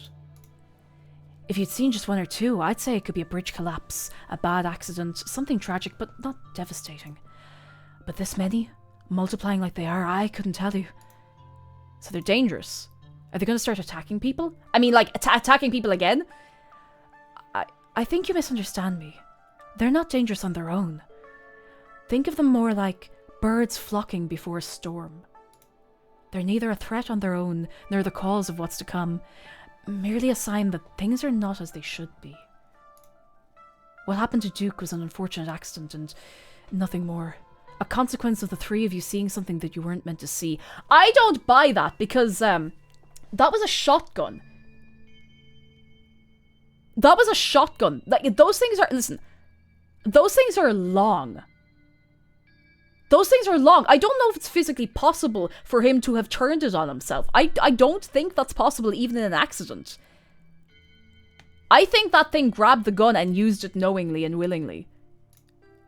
Like, maybe it's possible, but, like, difficult, surely. You'd need some lengthier arms. What can we do about stopping what's coming? Oh, wait, actually, there was a man on the way home last night. I don't know if this is something you'd know about, but when Tabitha and I were on our way home, there was this man on the road. It was dark, but he had a miner's jacket on. He knew my name, and there was something off about him. Oh, yes. That would be Wayne, probably. He's a bit of an adult local. You don't have to worry about him. He's harmless, just very sick. But do let me know if he bothers you again, dear. He's just a local. He's just a lad. So what can we do about stopping what's coming? I'm afraid I don't have any good answers to that, but I suppose the best we can do is stay close to our loved ones. Ooh. I'd say that would mean Tabitha should try to stay here with you. Spend some time with her only living relative while she can. Oh, I kind of glossed over the fact that we are her only living relative. But I get the feeling she cares a little too much about her work to let herself leave it for that long. Yeah, maybe Wayne would like some peanuts. You know? Maybe that'll do him the world of good. You know, a bit of protein. You could always go to her. Maybe that would bring her a little joy. Even if she might struggle to admit as much. I'm gonna sip the tea in silence. I'm sorry, dear. I worry that I've done nothing but scare you, but I couldn't rest, knowing I hadn't been able to pass on some kind of warning, even if I'm not quite sure what I'm warning you about just yet. There's a sound. It's Dustin. Please let it just be Dustin. Please let it just be Dustin. There's a sound somewhere above you. A creaking floorboard, betraying a shifting presence. There's something in the room above you. You heard that too, didn't you? You know, dear, I was planning to stop by the mines for a quick chat with your cousin. Maybe it would be a good idea if you came along. I don't like the thought of you being alone in this big house. Not with the town the way it is right now. There's another creak from above. Leaving suddenly seems like a very good idea. Do you think this place is haunted? If it is haunted, I wouldn't doubt you're about to find out as soon as you were alone here for too long. It sounds to me like whatever might be here is already restless to have you to itself. Oh my god.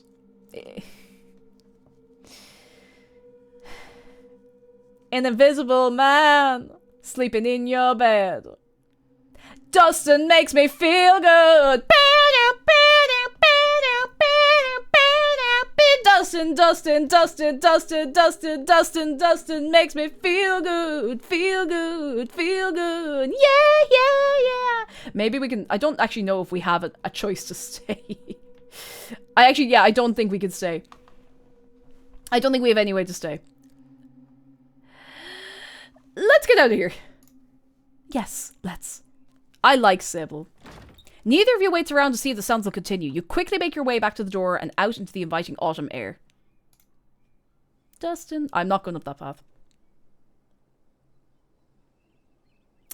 You're once again surprised by the freshness of the mountain breeze, your lungs having grown accustomed to the stale, dusty air of the estate, not realizing how much they were being suffocated.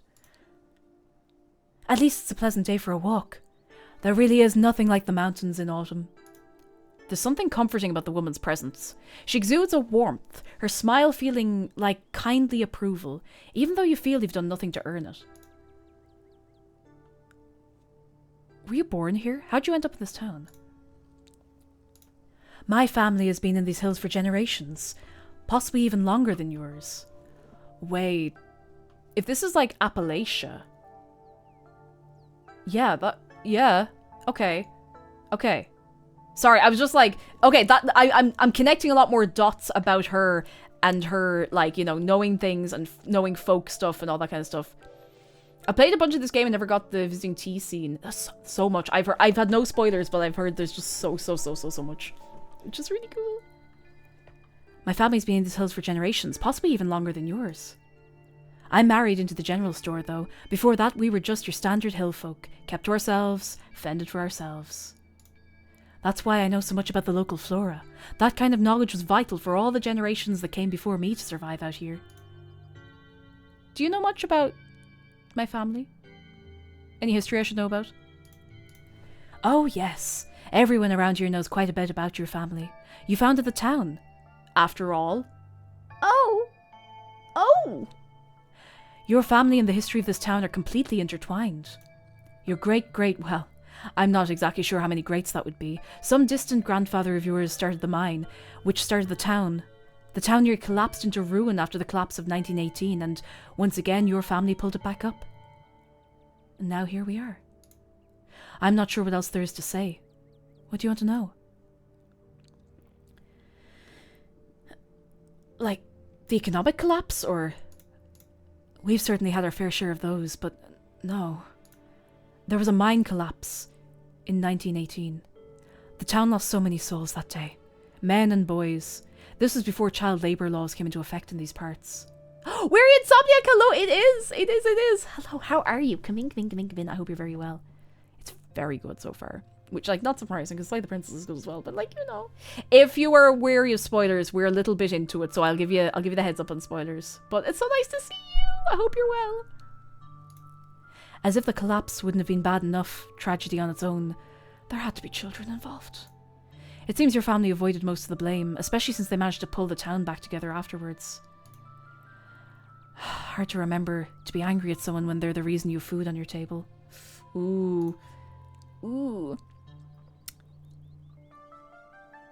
Is it really just me and Tabitha? Why are there so few of us left? That's a good point!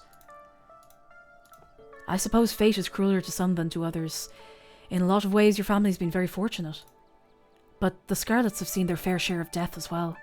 Maybe more than their fair share. That big house, we must have been loaded. Do you think we're still loaded? I'm not going to ask that. Let's change the subject. Is there a Mr. Sybil? There was, but... unfortunately, he passed about 1.5 years ago, give or take. Life up in the hills can be hard on people for all kinds of reasons, even if you ever step foot in the mines. Uh-oh. That does not... that does not feel good. I don't like... no. I don't know. Continue on in silence. Who's... The two of you are interrupted by a woman jogging towards you. Joan!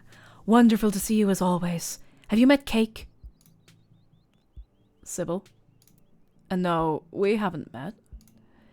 Joan here is our resident doctor, and Cake is Vivian's kid, of course, in town for the funeral. I put that together. Let's offer her the boiled peanuts! You hold out your pungent bag of peanuts, offering friendship to the stern woman. Put those disgusting things away. And because you don't seem particularly sharp, let me be clear about something. Don't even think about calling me Joan. It's Dr. Kelly to you. People my son's age don't get first name privileges. Ooh, Dr. Joan Kelly! Okay, alright, okay. How is Reese doing? Any better these days? Dr. Kelly lets out a small, frustrated sigh. He's surviving. Same as usual. You know that. Her son has a rare condition. Do you make a habit of sharing that kind of private information with anyone who wanders into town? Ooh. Tell him Kanika says hello. I get the feeling she and Stella might miss seeing him. Oh, you know, since you're here, Maybe we should set them up for a visit this week. Doesn't that sound nice? Kate could come too. Sybil, they're adults. We don't need to set them up on play dates. And you know how easy it is for him to tire himself out. It's not worth it. I need to get home and get him his meds. I can't stand around talking all day. Oh, she's stressed. Like, understandably so for everything I'm hearing. Vampire Angel, thank you for 21 months. I thank you so much. And Griffin the Bard, hello. And Griffin the Gremlin, and anyone not said hello to. Hi, hello. The woman starts her jog again, her pace faster than before, almost as if she's running away from the awkward interaction. As an adult, I'd love to have someone else organize my socializing, right? Oh, right? She's a bit of a brusque woman, isn't she? But her heart's in the right place. Anyway, we should be on our way too. It's not much further now. I like Sybil. She was right. It takes very little time to reach the Scarlet Hollow mines. A humble exterior greets you at the place that made your family its fortune. Your cousin just so happens to be at the gates, but it seems you aren't the only visitors she's dealing with at the moment. This is ridiculous. You can't fire me for having a damn cold. This has got to be some kind of, I don't know, rights violation? You aren't fired, Terence. You're laid off. Cutbacks had to be made, and obviously I'm going to prioritise those cutbacks on workers who have a habit of missing shifts. I had mono! I was puking my guts out! I couldn't crawl my sorry ass into that pit. You wouldn't have wanted to be there anyway. And you only give us 3 days a year to get sick. It's a shit system. Unionize! Miners' union! You don't have a note from a doctor. I can't just take you at your word.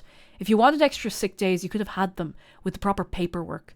Don't forget, by not showing up, you put extra pressure on your coworkers to pick up your slack. And that's not fair to them.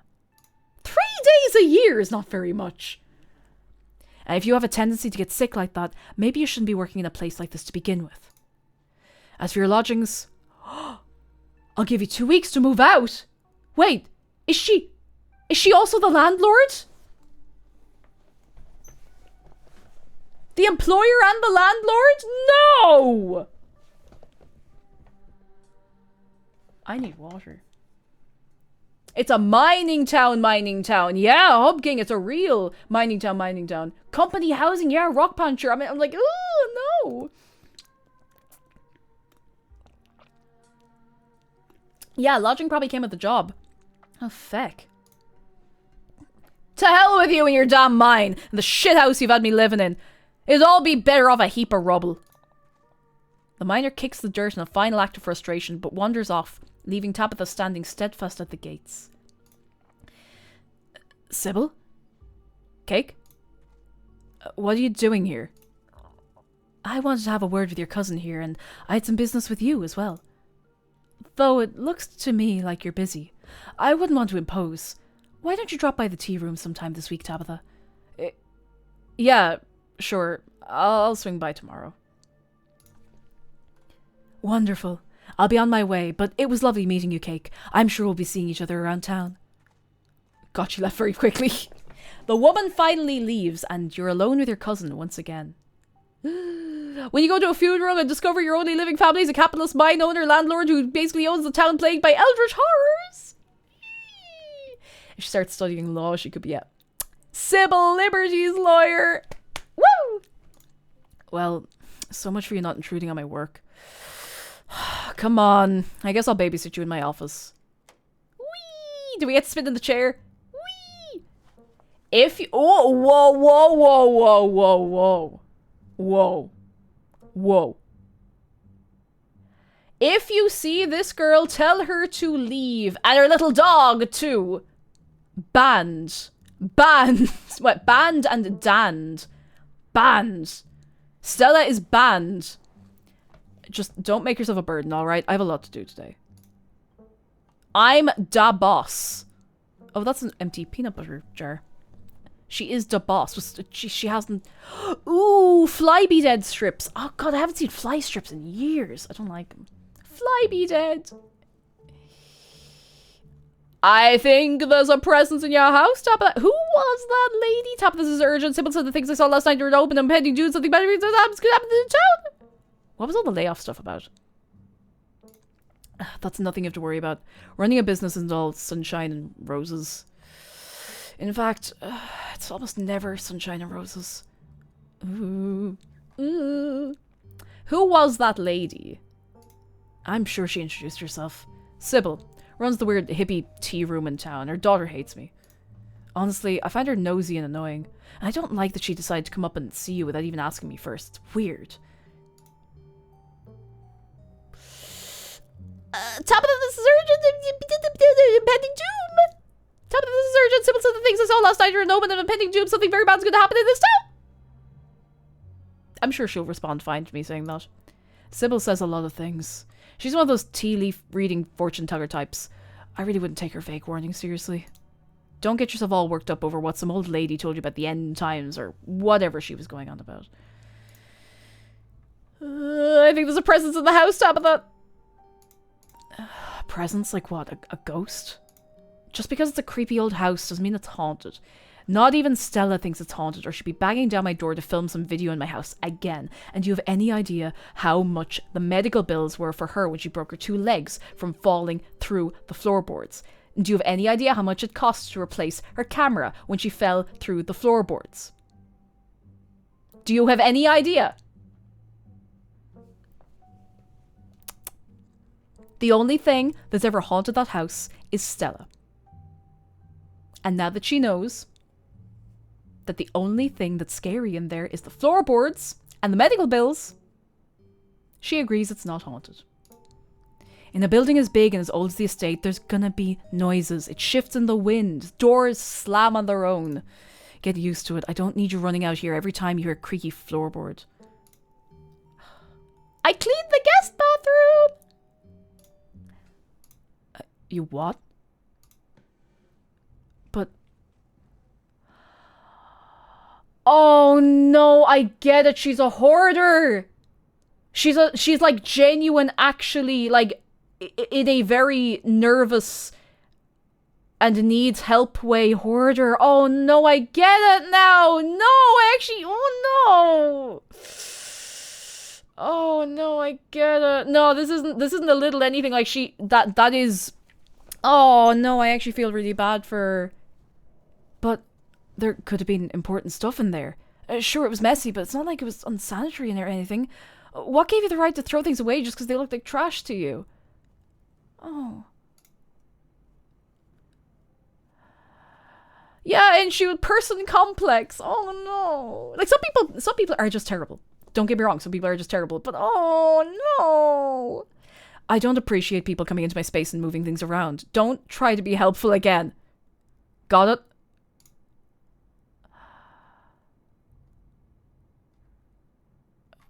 I'm sorry, I thought you'd be happy. Well, I'm not. So let that be a lesson. I don't want you to wind up throwing away precious family heirlooms because you thought they were trash. There's no one else. We're the only 2 left. And we don't even know each other. So of course she's holding on to everything in that house. Of course she can't let go of anything. There's nobody else left except her.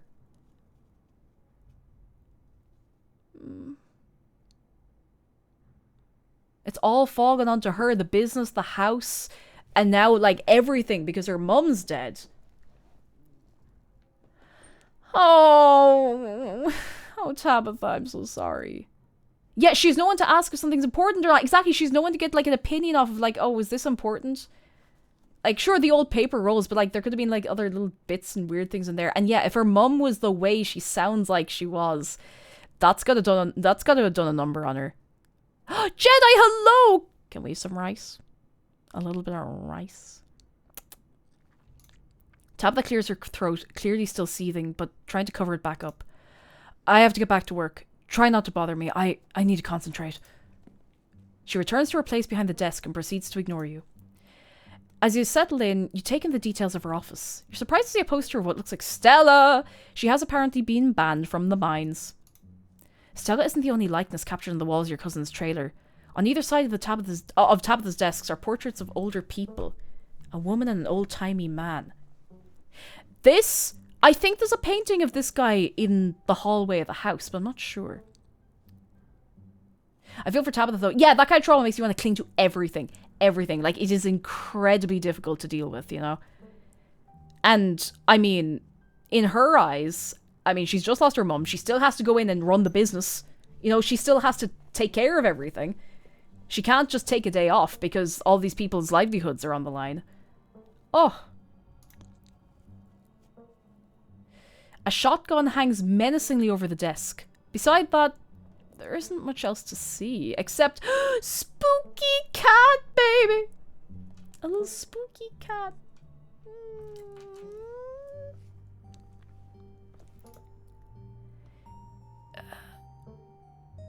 Do your workers only get 3 days off? Do they also get vacations, or... I don't need to discuss the intricacies of how I run my business with you. I'm the one making decisions, because I'm the one who knows what needs to be done for this place to stay running, and I don't need someone who's never run so much as a startup to try and tell me how I should be operating. I mean, we are overstepping a little bit, but I mean, like, in fairness, she did just let that guy go in front of us, and we did find out that they only get 3 days of sick leave! It's not like I can take any time off either. I'd kill for 3 days. Oh, she's worn to a thread. Oh, she's absolutely worn to a thread. Why is there a poster of Stella saying she's banned from your property? Stella likes to poke around in places she shouldn't. She kept sneaking up here to film videos or whatever her excuse was. As if that's not a lawsuit waiting to happen, so she's banned. Are we told in the game what kind of business Tabitha's running? She's running a coal mine. The coal mine of the town, which is a coal mining town. Who are those people on the wall? I'm sure you recognize Perlan at this point. Oh, I did not mean to press that button, I'm sorry. That must be Perlan, is it? And the other one's Enoch, our great-great-grandfather who saved the mine from ruin after the collapse. The idea was to have all the family members who owned the mines up on this wall, but I don't think Perlan was too excited to have great-grandma Eddie staring down at her all day, so we're missing one. Can't blame her. I remember that woman well enough to know why she wouldn't want the reminder. Uh-oh. Oh. You never call Perlan Mom. Enoch is an ominous name to have. Yeah, I mean, there's been a few Enochs. Big shout out to Argon crew. Where are all of the hinged people named Enoch, please?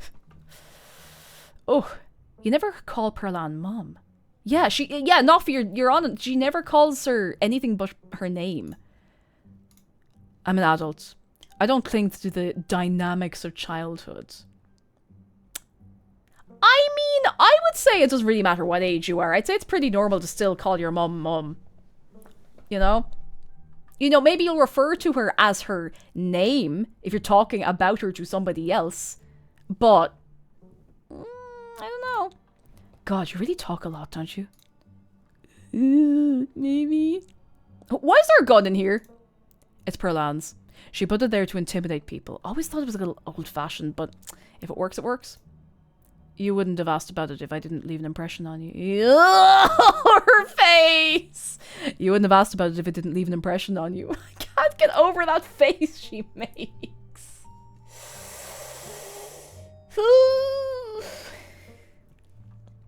It's one of my favorite facial expressions in the game ever. It is funnier from further away because you're missing some of the little fine details, but you know what's there.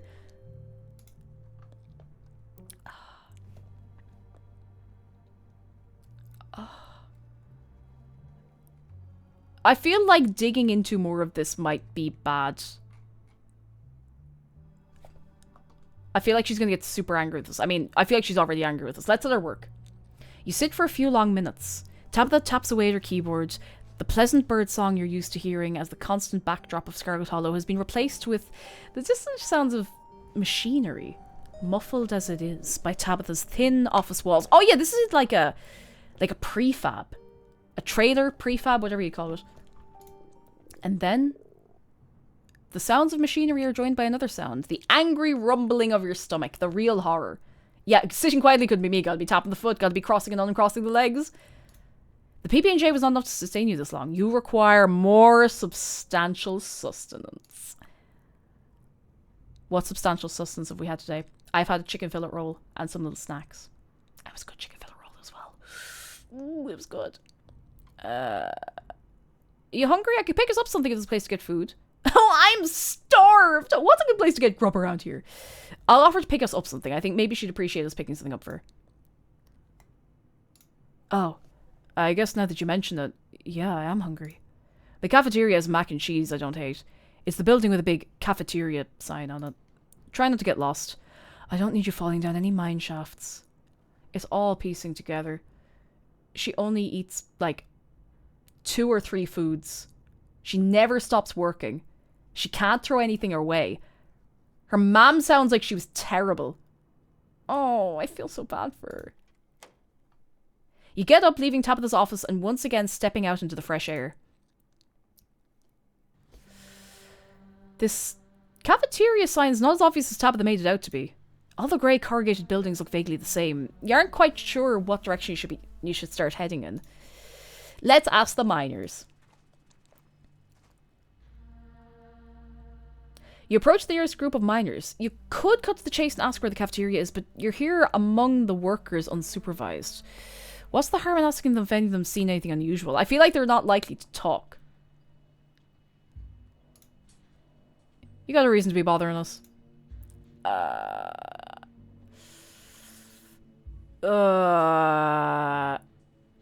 wait! The guy on the bus said that his friends were working here. Maybe we could ask about that. I met this guy on the bus. Wore a beanie and a shirt that said, I want to, yeah! He said he had some friends working in the mines up here. A lot of people wear beanies. He gave me some boiled peanut. He talked about how he used to push joggers into the Baltimore Harbor. God. Does that ring any bells? None. Not a clue. I'm getting real, like, yep. Mm-hmm. Yep. Vibes of this, you know what I mean? Yep. Mm-hmm. Yep. Mm-hmm. Yeah, I think I'd remember someone like that. So what do you think of Tabitha? The miners stare at you, distrust in their eyes. Harrison chews her sandwich slowly. She works hard. She's got a good enough boss. Oh, she's a good enough boss. End of story. Seen anything weird lately? They do not trust us at all. Yeah, now they think we're a cop. It's like, hello, fellow mining workers. What do you think of your boss, unfiltered? Tell me, a stranger. It's fine. You can trust me. The miners look you up and down. Weird how? Like... Weird animal sightings? Nope. You mean talking to that townie? The one the boss gave a lifetime ban to? Yeah, she's like a Bigfoot YouTuber or something. Her videos are actually pretty good. But, you know, now that I think about it, it's pretty weird. I haven't been seeing many animals at all lately. Used to be, I'd see all sorts of critters. Now it's mostly birds. Do you like your boss? Speak into my lapel, please. It's your first year up here, ain't it? Just not used to the seasons changing. All the animals are hibernating, that's all. I don't know. She's got a point. I've been up here 5 years now and it's never been like this before. Maybe it's that global warming then. I think they're calling it climate change now. Weird noises coming from the woods. Have you heard any weird noises coming from the woods? Not a peep. We're underground most of the day, though. You know, I heard something unusual the other night, though. It might have been an owl or something, but it didn't sound right. It was an owl. You're just not used to the local wildlife yet. Okay, I don't think we're getting much else here. I think we snookered ourselves by asking, do you like Tabitha? Speak directly into the pen in my pocket, please. The only thing about... I'm going to start that sentence again. Do you know anything about a guy called Wayne? Wayne Scales. Yeah, Backwoods of Appalachia. Anything I've heard about Backwoods of Appalachia is all a bit wild and weird. Yeah, we know him. He was such a cut-up. Missed that dude. What happened to him? The miners shift for a moment, uncomfortably glancing at one another. Isn't that the guy y'all said was, he's gone? That's all that matters.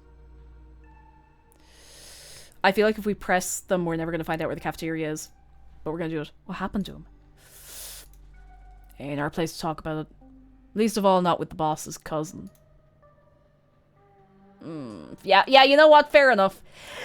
Let's find the cafeteria. I'm gonna do you a favor and not tell you where it is. Oh, come on, Zax. Go easy on her. I am going easy on her. The calf is slop. You're better off grabbing a bite at the diner. Only good establishment in town. I don't know. The mac and cheese is pretty decent. The mac and cheese is the only thing that's decent, and we all know why that is. Come on. Let's get out of here. Our shift's about to start anyways. So much for getting a straight answer. The cafeteria remains a hidden treasure, and you remain without a map. Let's, I don't know if we should keep bothering the miners. We'll find somebody else. Well, if it isn't the boss's cousin. Can we help you with something? How do you know I'm Tabitha's cousin? We saw you walking with her. Oh, yeah, right, okay, yeah, fair enough, okay, alright, They've got a good, yeah. Do y'all know this guy I met in the bus? He said he had some friends up here. Maybe. What's he look like? You tell the group of miners about your encounter on the bus yesterday. I think I'd probably remember someone like that. Yeah, he's no friend of mine, that's for sure. Never met him. Don't know him. Do any of you know a man called Wayne? Wayne? You mean Sam Wayne?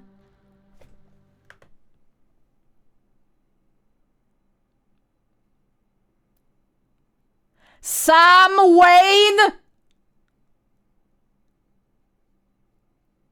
Sam Wayne?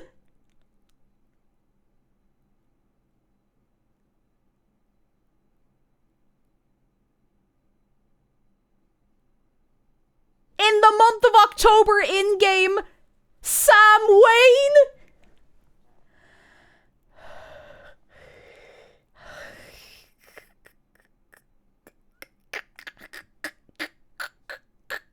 Maybe it's nothing to do with Sam Hain Samhain. Maybe it's nothing to do with it. Maybe it's a different kind of Sam Wayne. Sam Wayne? No, surely not. Surely not. Dear Black Tabby Games, by any chance, is this guy called Sam Wayne because of Sam Hain because of Samhain? And I may never get an answer. See, that's the thing. It doesn't sound like Samhain. It's Samhain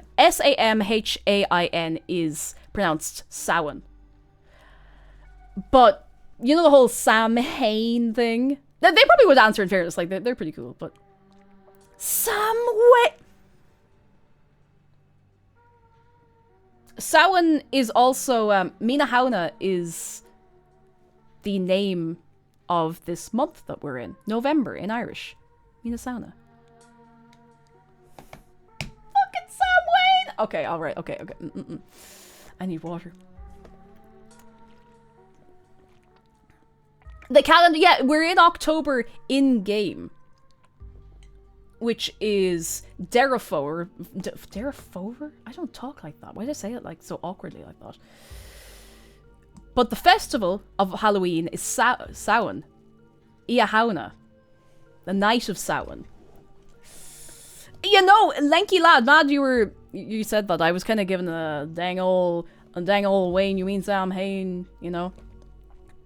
What are you asking about him for? Wait, have you seen him?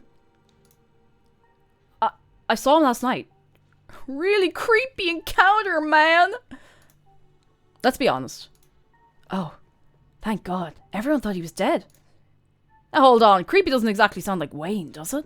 How do you know it was him? That's what Sybil's been calling him. Good woman. But I don't expect she'd know every mining fella in town by sight. I'm sorry, I dropped something on the floor. If you catch my drift. Smith, you're losing me. I'm just saying. It'd be awfully strange for Wayne to still be in town, wandering around, following some stranger and not checking in with any of his buddies. Sounds to me like somebody who got sick of work and is having a little fun playing hooky. The following, though. Okay, yeah, that does sound like a little unlike him. That's not her. That's not her. Sam Wayne. That's not our Sam Wayne. I thought his lady friend had him under lock and key. Just smells fishy to me. Until I see him face to face. I'm not convinced whoever is calling himself Sam Wayne ain't the very reason we haven't seen hide nor hair of the man. No. No, there's no way. He's not. He can't be. I'm not ruling it out. If you want my theory, that girlfriend of his, he wasn't the first to catch her eye. Any one of her jilted ex-lovers could have seen them sneaking around and gotten a little hot under the collar, if you catch my meaning. The minds are silent for a moment, glancing between each other nervously as they imagined the possibility. I told him not to get involved with her. I told him... Who was Wayne seeing? Whoa, now, if you don't know, there's no way I'm poking that wasp's nest. Forget we said anything. You don't believe it. Ooh!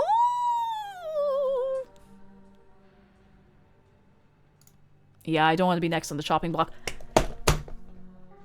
Oh my god, was it Tabitha? Obviously, don't say anything. If you know, don't tell me. If you know, don't tell me. Don't say anything. BBO game, hello. I'm gonna press him. Come on, don't dangle something like that. Look, I just don't want to cause trouble. Enough. He totally is! Sorry, I don't know what my voice just did there. But I'll make it do it again. It totally is! Look, I just don't want to cause any trouble. Enough people are losing their jobs as is. I've got mouths to feed. Losing their jobs. And in Sam Wayne's case, disappearing. We've already said too much. Come on, boys. As Smith and Rodriguez turn to leave, Isaac hesitates. I'll be just a minute, guys. Your funeral, man! I don't know why I keep giving them new and weird accents. I wanted to ask you something in private. I'm about to grab something from the cafe. Don't mind joining. How serendipitous! You still don't know where the cafeteria is, but this haggard young man has, of his own accord, offered to share his wisdom with you. Yeah, you know what? Yeah, we're going anyway. I was actually looking for the cafeteria. Great. Let's walk. You follow the hard-faced young man, an anxious energy in his step, as he escorts you to a building whose cafeteria sign was definitely much smaller than Tabitha made it out to be. Oh my god, yeah, if we're right, if that's the case, then yeah, of course Tabitha would have recognized your man. Ooh. Oh my god. You line up at the steaming piles of subpar food, undoubtedly made as cheaply as possible, judging by your cousin's business practices. Still, it smells good enough, and if you find your mouth watering in anticipation of the bland offerings. You said something earlier about seeing Wayne. The man's voice is quiet and nervous. Did Tabitha see him? Did she say anything to you about him? I can't talk. Hungry. I'm sorry. I'm just a mac and cheese. I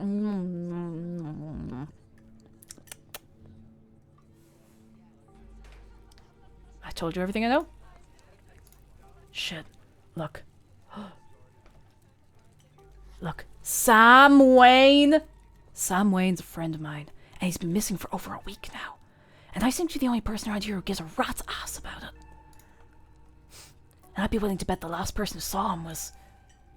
Oh! Are we talking about a certain young man who may or may not have caught the boss's eye? That Sam Wayne fella, wasn't it? Sam Wayne?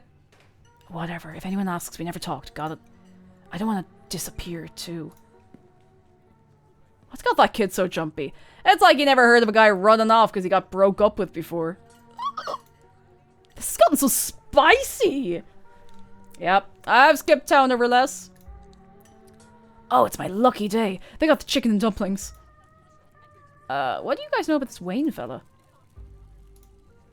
All I know is a certain someone got involved with somebody he shouldn't have. And nobody in camp's seen him since. The Sam Wayne! I figured he'd just run off to live in that big mansion with his belt. Yeah, okay, yeah, okay. I mean, we knew, but now we know, and now we super know. And we're Insomniac, we'll see you soon, and I know that. I figured he'd just run off to live in that big mansion with his belle. The thought of a strapping young man like him with that sour-faced broad always left such a bad taste in my mouth. As if you wouldn't fall on your knees if a woman of means showed the slight bit of interest in you. Or any woman at all. Oh! Whoa, whoa, whoa, whoa, whoa, whoa! Fair enough. Oh, feck, wait, no, hang on. Perlan or Tabitha, hang on. I hadn't actually considered at all that that was a possibility. I was so... wait.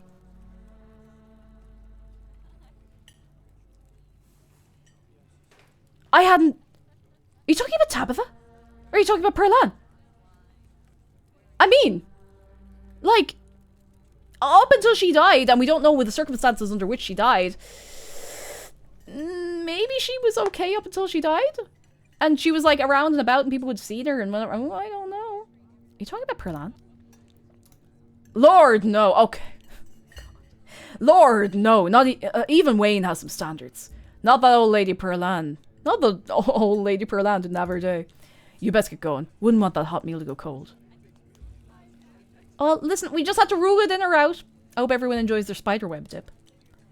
No reason to stay here any longer. Did we even get the food? You step back out into the weak sunlight, clutching the containers of various beige slop, and start making your way back towards her trailer. But you don't make it far. Uh-oh. Something stops you. A strange uneasiness, a feeling of being watched. The smell of sick flesh. But it's Sam Wayne! Hi, Wayne. How's things?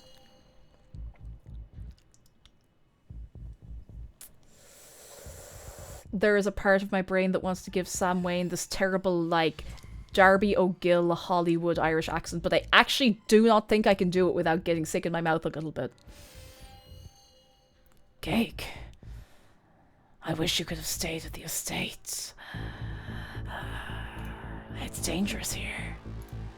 In the clear light of day, his jacket is visible in perfect detail. This really is the Sam Wayne Isaacs was telling you about. Or at the very least, someone or something in his clothes. Hey, a quick question, Wayne, Sam. Did your parents really like Halloween, and did they, oh my god, I love Ireland so much? Did they love Ireland so much? And, you know, did they really like Sam Hain that holiday? Yeah? I don't think we're gonna get any answers. Jesus Christ! Oh, hey! Some buddy of yours was looking for you, actually. Yeah, that would be worth saying. Like, something normal. Some buddy of yours was looking for you. The figure, Wayne, doesn't respond to this. Are you gonna keep doing this? Really? Wayne? Again? Again? Do you need help?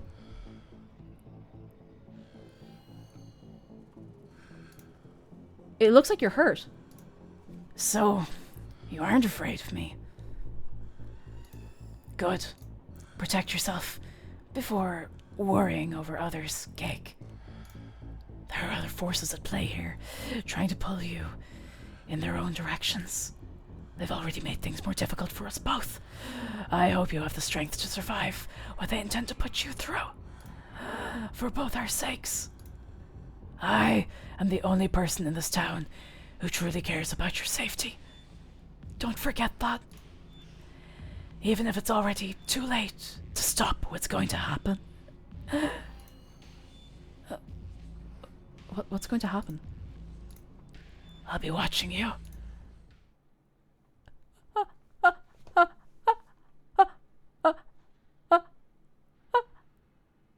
We're going to be Wayne! Not Sam Hain, Sam Wayne! We are running back to Tabitha's office, and we are not going to pretend like nothing happened. Though you're now alone, you find yourself running as if you're pursued, holding onto the cafeteria food for dear life, your heart beating fast. God! Sorry, my phone buzzed as I said heart beating fast and desperate, and it frightened me. Oh, that gave me a fright. That's okay. It's okay. It's all cool. It's all cool. It's all cool. It's all cool. It's something normal and good. I need to put on a bit of lip balm because I keep like biting my lips. Oh, that's what I dropped on the ground earlier. I dropped my thing of lip balm. Got it. I'm sure Tabitha cares for our safety. She's our family and therefore legally obligated to care about us. You'd think.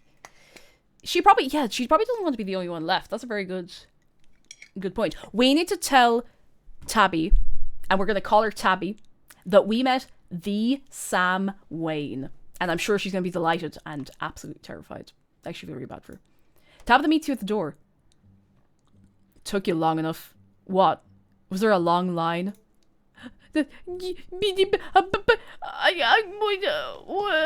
guy from last night, Wade, he followed me here. I just saw him. The guy in the miner's jacket? You saw a guy in a miner's jacket. At the mines, where the miners work. If you want my opinion, I'd say they're playing some elaborate prank on you, which I will put an end to. Oh no, this is going to get somebody fired. But in the meantime, don't let them get to you so easy. Your cousin's attention is suddenly drawn elsewhere. She stares past you, focusing on something in the distance. Is that Stella? Oh no, Stella's not supposed to be here!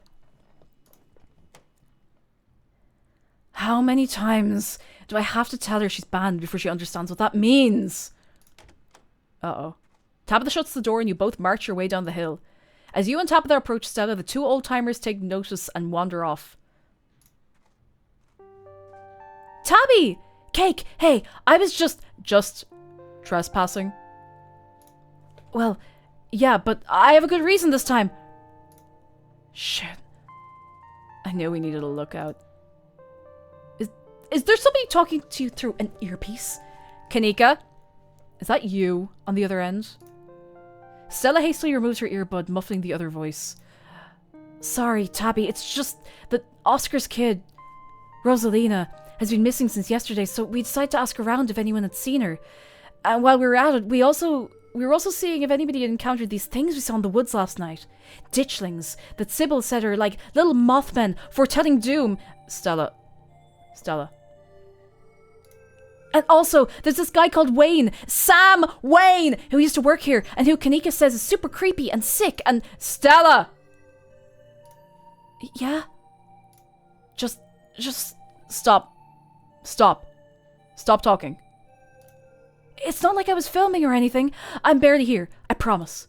You are standing right in front of me, extremely here. Why didn't you check the usual teen haunts for that kid? The Maxwell place or the gas station or whatever. Anywhere but here, where you were explicitly not allowed to be. I mean, it's the site of one of the worst catastrophes that ever befell the town. If there's another one coming, it makes sense, doesn't it? That's what our research pointed us towards, at least. Our research? Who's we? You and Kanika? Yeah, she would think something awful was going to happen up here. She hates me and everything I stand for and thinks the town would be some bustling utopia if I wasn't around to ruin it. When in reality, we both know it wouldn't exist without me. Who the hell is that? Is that the kid? Whatever you're looking for, you're barking up the wrong tree. So just go someplace else before... Tabitha once again trails off. Both she and Stella have noticed the girl with a dark braid and glasses sneaking along the ridge. It's Rosalina! Kanika, we found her! She's headed up the hill! Up the hill? Hang on, sorry. Shh! Up the hill? She's not headed for the old mine, is she? The one that collapsed? We'd better go after her before somebody gets killed up there. You've got to be kidding me. No, this is great. I'll just let her know Oscar's looking for her. Then we can get out of your hair. Bye, Tabby. See you around.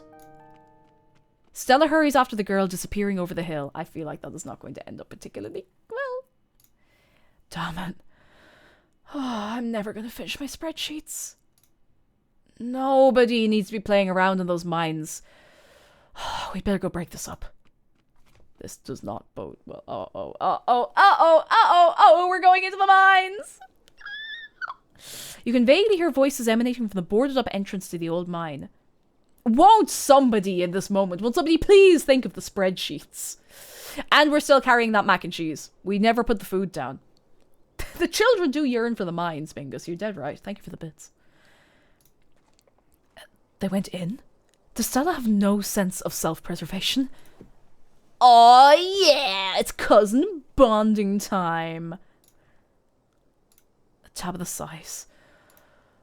Let's just get this over with, alright? I don't like the thought of you walking around an abandoned coal mine, but I'd rather not leave you out here unattended while it's getting dark. You should be safe enough with me there to guide the way. Yeah. Tabitha huffs her way up to the mine entrance and disappears into the darkness. We follow her and enter the mine. And I drink some water. Kaylo, I like her as well. I do like Tabitha. She's exhausting only because she's exhausted, you know? The inside of the mine is warmer than you'd expected. The air thick and wet, like that bag of peanuts. The ceiling hangs much lower than you are tall, forcing you and Tabitha to hunch over. Your legs bent in a painful squat as you begin to navigate its maze of corridors. Do you know why the entrance to this place was boarded up? Do you know anything? Do you know things? Because deep down you like being a curmudgeon. Because there was a collapse 100 years ago. They killed a bunch of people. 168 people. A man named Charles Shaw decided it was okay to use faulty wood for support struts, and the entire mine came down. Almost ruined my family. A lucky few died instantaneously, but for most of the souls who perished here, it was slow and agonizing. Trapped under rubble and left to slowly succumb to crush injuries, or burns, or dehydration. It took a week to clear out most of the rubble and recover the bodies. The few survivors who were dragged out were never the same. I can't say I blame them. What makes you sure it was his fault? Doesn't really matter whose fault it is. That's ancient history at this point. 100 years on, who cares about pointing fingers and passing blame? Everyone involved is long dead. What I care about are the 168 people who climbed down to their deaths that day, unaware of the hand they'd been dealt until they were literally buried by it. None of us know the price we have to pay until our debt is due. Tabitha's ruminations are interrupted by a thunderous knock echoing from deeper in the mine. It sounds like rocks shifting deeper in the mine. We should be careful.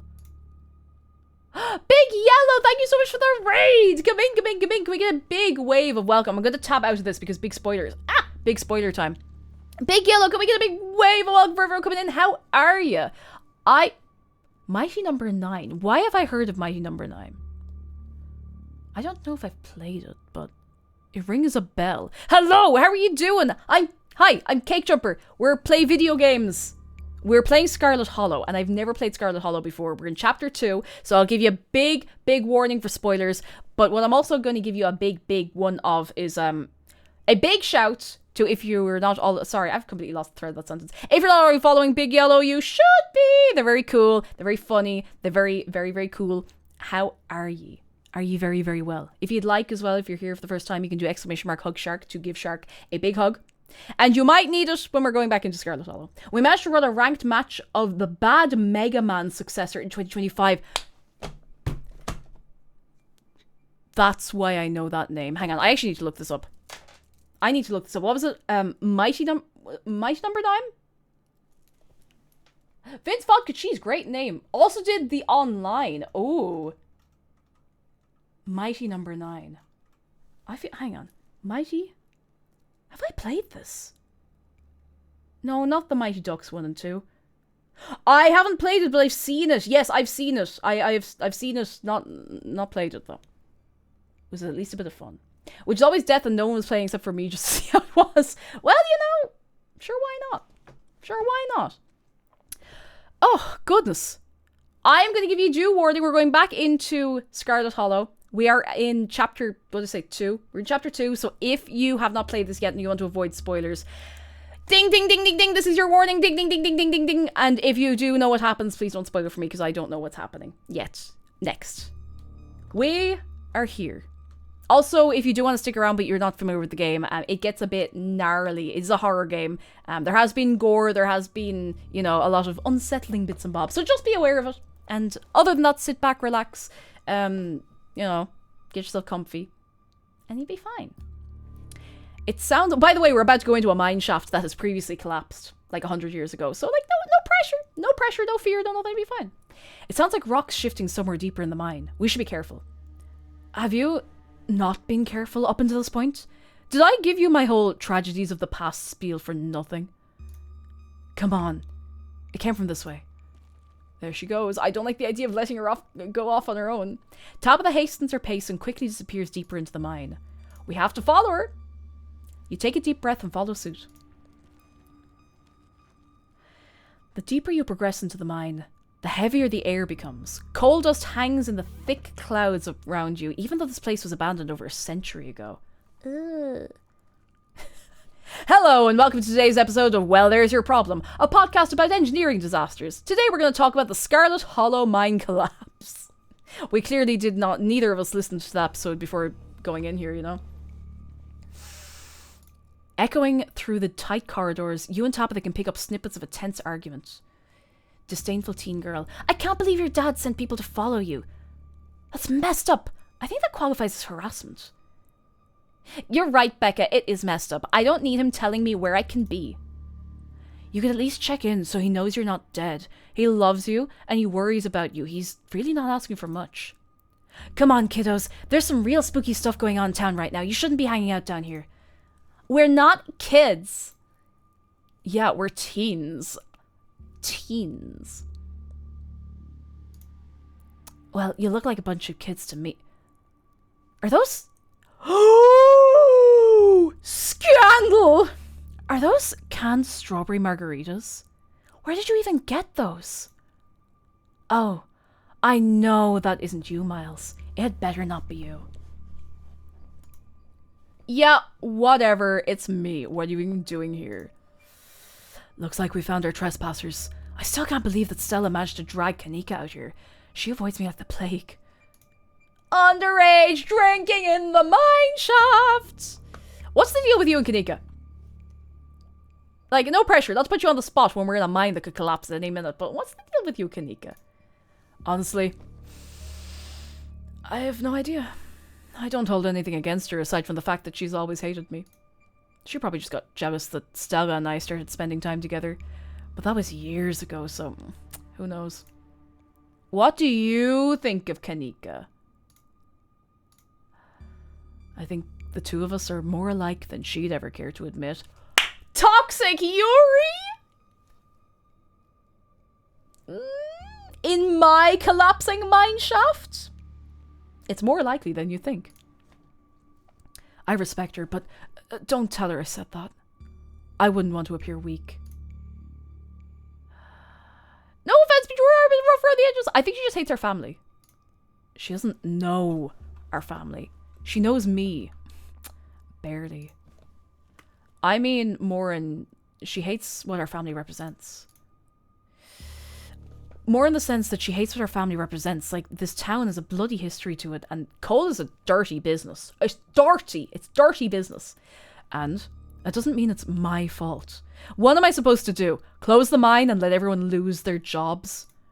I've given up on other people understanding me. It doesn't matter. Let's move on. They're close. I keep getting nervous when she walks ahead of me. I don't know why. Oh my god, it's the most hip and happening place for the teens! Is this guy...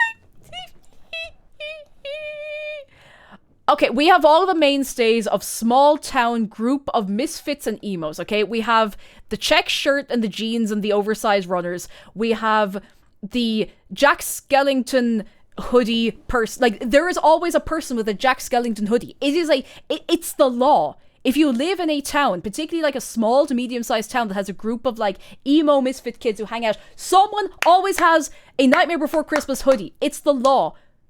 We have kids like disinterested on his phone, sitting off, you know, kid who like, you know, wants to be cool and be here. And we have the kid with Bugs Bunny smoking a weed.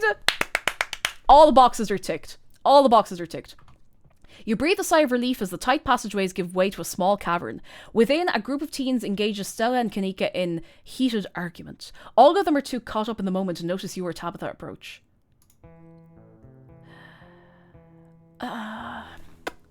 My dad is a foreman at the continuous mining facility, and he says they only abandoned this mine because there wasn't enough coal left. So it's actually really safe, and we can hang out here whenever we want.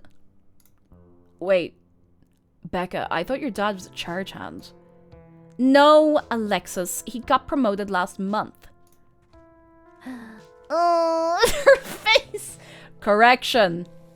Your father was a foreman at the continuous mining facility. We'll see if he even has a job in the morning. Uh-oh.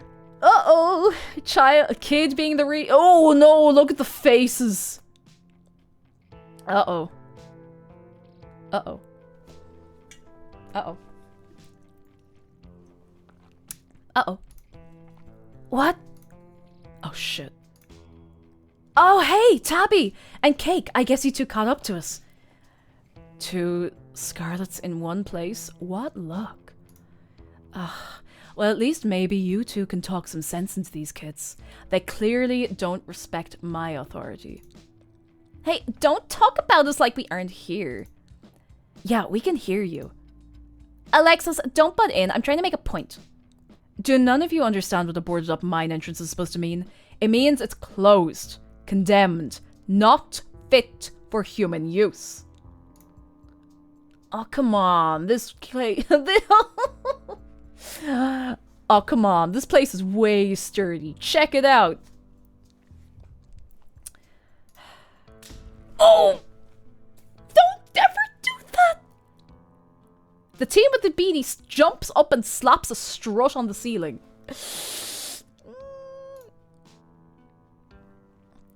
Oh, was that the knocking we were hearing earlier? Oh my god, Zane, cut it out, you're embarrassing us. I'm sorry for Zane's behavior. I don't think he realizes how extremely 8th grade it is to jump up and hit things. Raw butter, you have no idea how hard I was trying to not say that. Don't respect my authority. I'm trying so hard. I was trying so hard not to say it, and now it's in my brain. Now it's in my brain. No offense, Rosalina. None taken. The other graders are totally immature. Not like you, Rosalina. You're chill and smart, too. They're gonna get this poor kid in trouble! Enough! The damage is already done. Now leave. I am putting my mother in the ground this week. I do not have the patience to deal with children. I can't believe I actually agree with Tabitha about anything. This is the worst place I've ever been in my entire life, and I would like to see the sun again before I die. Oh, come on, you guys. Maybe it's not a big deal. We used to do dangerous things all the time, and I still do dangerous things now. We know, Stella! We know! Who are we to tell them where they can hang out? Stella, let me level with you. If all these kids die in here, it's going to be whose fault? It's going to be Tabitha's fault for not maybe boarding up the mine properly. It'll be maybe the fault of that one kid's dad who was like, yeah, it's totally safe down here, you guys. Yup. Stella, for the love of God, lock in. Get real. I don't know who you think you are in this situation, Stella, but I own this mine. It is entirely within my rights to tell them to leave, much like it is entirely within my rights to tell you to leave. Was your lifetime ban from my mines not a clear enough message for you? I don't know why I started making her voice like she was going to start going, no message for you! Whoa, whoa, whoa, whoa, whoa, whoa, whoa! Sorry. Hell yeah, Tabitha. Tear the sad 20-something to shreds. Ooh.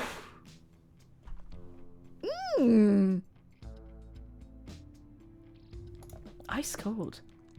Hey, I'm defending you. I'm not sad. Where'd you get that idea? My Stella can't possibly be sad with me around. How absolutely rude. These pups need to learn some manners. Oh, running a clickbaity YouTube channel where you run around in the woods chasing nothing is extremely sad. So she's sad. So what? Give it a few years and you'll be sad too. The passage of time is inescapable. Tabitha's right. Look, we just wanted to give Rosalina a good time. Her home life sucks right now. Yeah, tell them about where you have to sleep, Rosalina. We've been...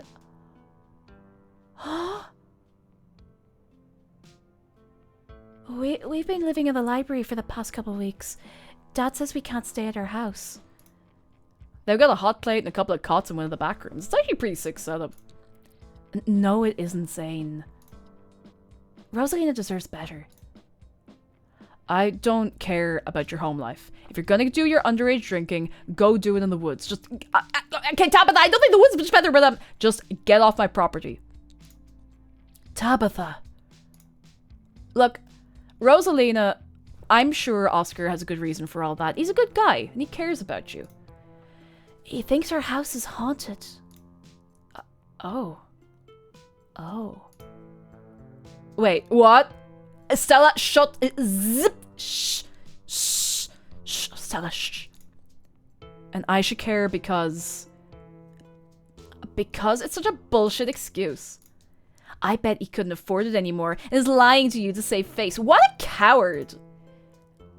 Becca, I don't think you can, like, say that about other people's families. Isn't that, like, bullying or something? Shut up, Zane! Back up. He says it's haunted? I can't believe he didn't mention it to me. I can investigate. Stella! Shh. Shh. Shh. There's no ghost, Stella. It'd be cool if there was, but Becca's right.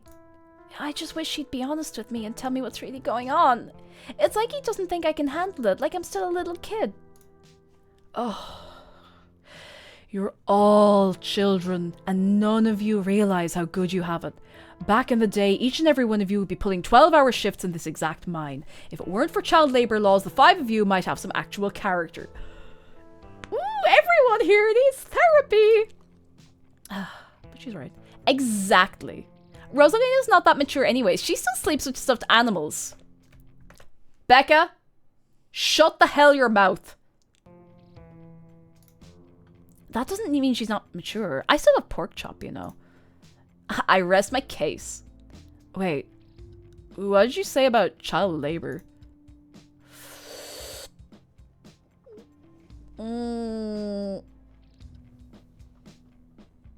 I'm sure Oscar's doing this to protect you. From what? If ghosts were even real, what would they even do? Yell boo! In your face? Yeah, that's real scary. It totally justifies living in a dusty old library.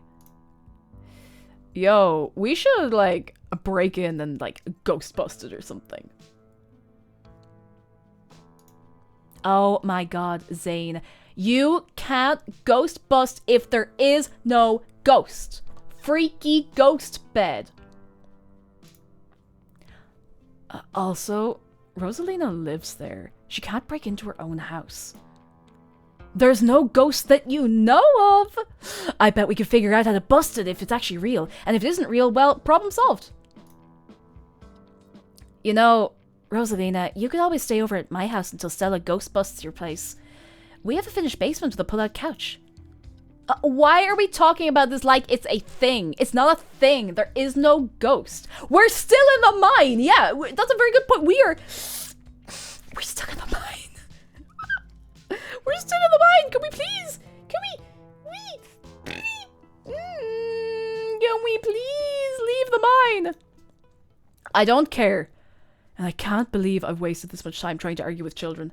I'm washing my hands of this and calling the cops. Feel free to leave before they show up. You hear that, Miles? We're leaving. I suggest the rest of you kids leave this empty mine before someone gets black lung or gets crushed by rocks or meets any one of the many terrible fates people tend to meet in abandoned mines.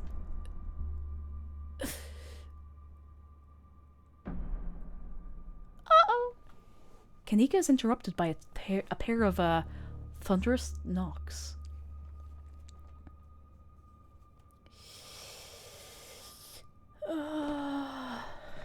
Cad é sean, fi leabhar é nó cluiche point agus click. Písa cean amháin, písa cean eile. Point and click níos mó ná fi leabhar am thuaim se. Se an bhád, an bhar fad. That wasn't me, I swear. Then what was it? Come on, Stella. Didn't you have a whole list of perfectly natural explanations for scary mine noises?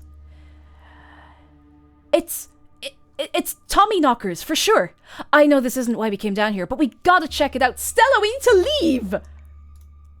They're an old Cornish myth, named for the knocking sound you can sometimes hear in the mines right before a collapse. Stella, does that...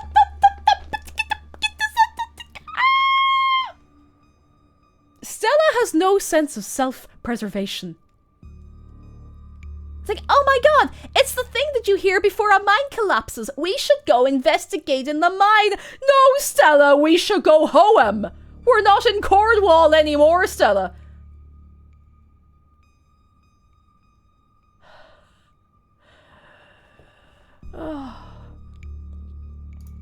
Some say the knocking's a warning, while others say it's the spirits themselves bringing down the mines. Stella! I mean, that's not all they do. They're also sometimes just mischievous. Stella! I know, but weird stuff's been happening around here the last few days. What if this is our chance to get an actual solid lead? The stakes couldn't be higher. I'm like legitimately worried about Stella. Do you have no sense of self-preservation? I want you out of here, Stella. Oh, come on, Tabby, you can come along too. If you guys are going after something spooky, count me in. Nobody... Stella, this is not content. Nobody is going deeper into the mine. Nobody is staying in the mine. You're all leaving. Get out of my mine! Oh my god. Please listen to Tabitha before my heart gives out. It'll be fun, Neeks.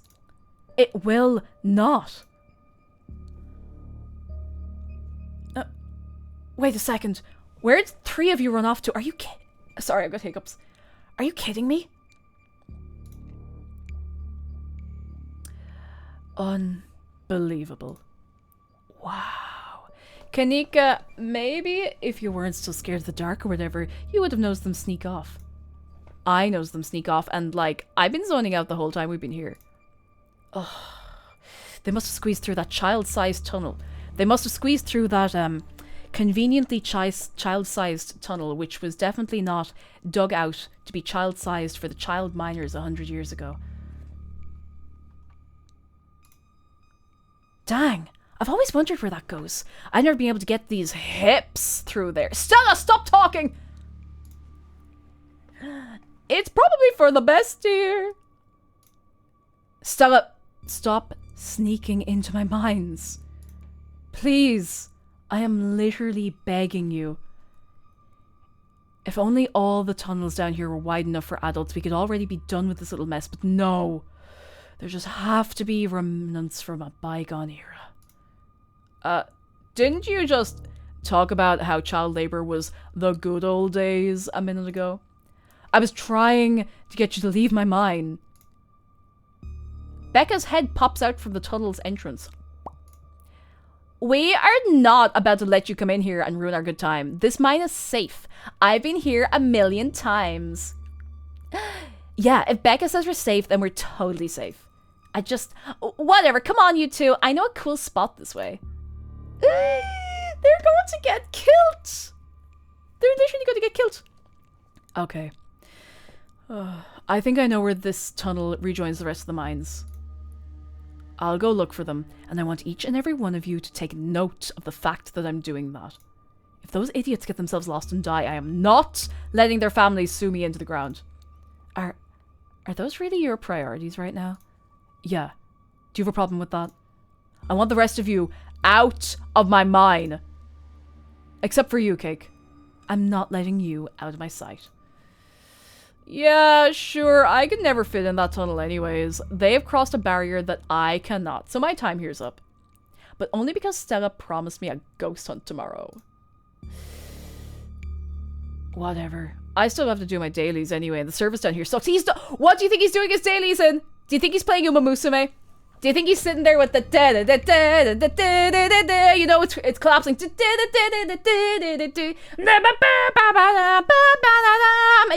He's like they're all like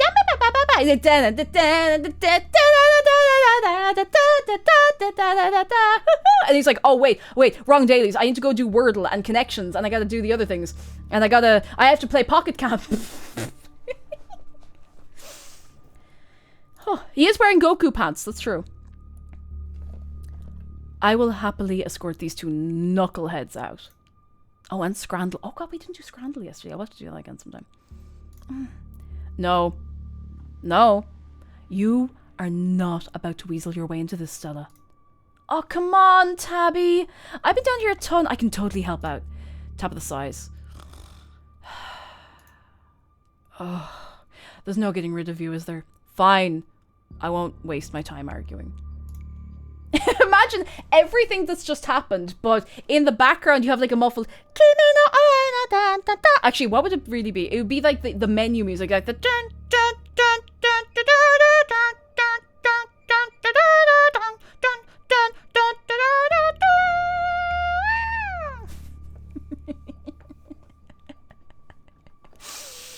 Oh goodness. Give me the fanfare. And wait, we should probably play the game. I've read a lot of stories about cave rescuers needing their own rescues. Should we get some professionals down here? Are we biting off more than we can chew? I am a professional. I'd also prefer to resolve this issue without word getting out, if possible. Again, I don't want to deal with angry parents trying to sue me for their own negligence. Inspiring. Oh, don't worry, Cake. It'll be fun. And safe. Stella, I do not think it's going to be either of those things. Fun and safe, like last night. Give me a break, Stella. How is Stella so eager to go when we saw a man get his entire skull discombobulated? She must be just running on adrenaline. Stella, don't push Tabitha's boundaries like that. I don't need you to fight my battles for me, Cake. It's fine. Stella can tag along. Yeah, she's obsessed with this. There's something going on. There is something going on. There's something weird going on. There's something super weird going on. And she looks like super guilty as well.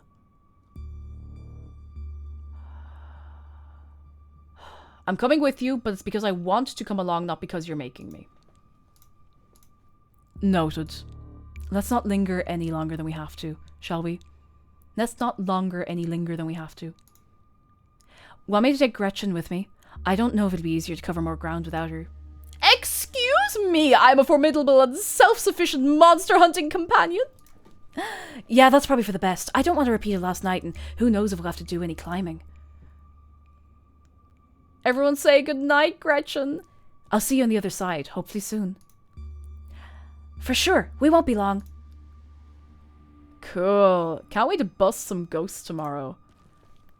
Bustin' makes me... Kanika, Miles, and Zane head towards the entrance of the mines, leaving you, Tabitha, and Stella to find the remaining teens. Chip! You see that? Chip. Strawberry Blast Marg cans. Alright, no dawdling. We should be able to catch up with them if we go this way. You and Stella exchange a glance as Tabitha ventures forward. Let's venture deeper into the mine. I am also so glad I took the animal talking trait. It's so good. As the three of you move deeper into the mine, you hear echoes of conversation bounce across the walls. Becca, why are we doing this again? I thought you thought Tabitha was, like, really cool. Why are you trying to get her all mad? We're doing this because Tabitha's really cool. She doesn't let anyone boss her around, so we can't just let her boss us around. Oh, you hear that, Tabby? Someone thinks you're cool. I can't believe she used to hang out with a nobody like Stella. Oh. Hey. I don't know. I think Stella's kind of cool. Her videos are really neat. Oh, come on. She doesn't even have a sponsor. Oh, she doesn't have a sponsor. What kind of a YouTuber doesn't have a sponsor? What's up, ghost hunters and lovers of cryptids all around the world? Today's sponsor is Scarespace.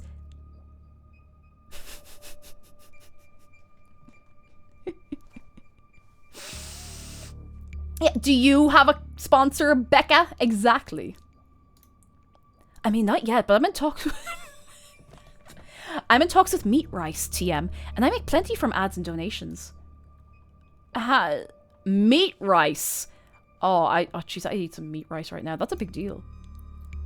They're on like every big podcast. Thank you, thank you. It feels like a really big step for the channel. How's it feel to have a teen girl think you're cool, Tabitha? I feel nothing about it. The opinions of children don't interest me. Okay, she's kind of real for that. I don't know, you kind of hesitated there. You're reading into things that aren't there, Stella. Just because your livelihood revolves around what people think of you doesn't mean that I care what people think of me. I wasn't expecting to be a little targeted by this game. Just because your livelihood revolves around what people think of you doesn't mean that I care what people think of me. Oh, well. Well. Congratulations on your sponsor, though. Oh, I'm just glad they're not gossiping about me. Yeah, I know they're just teens, but some of that stuff stung.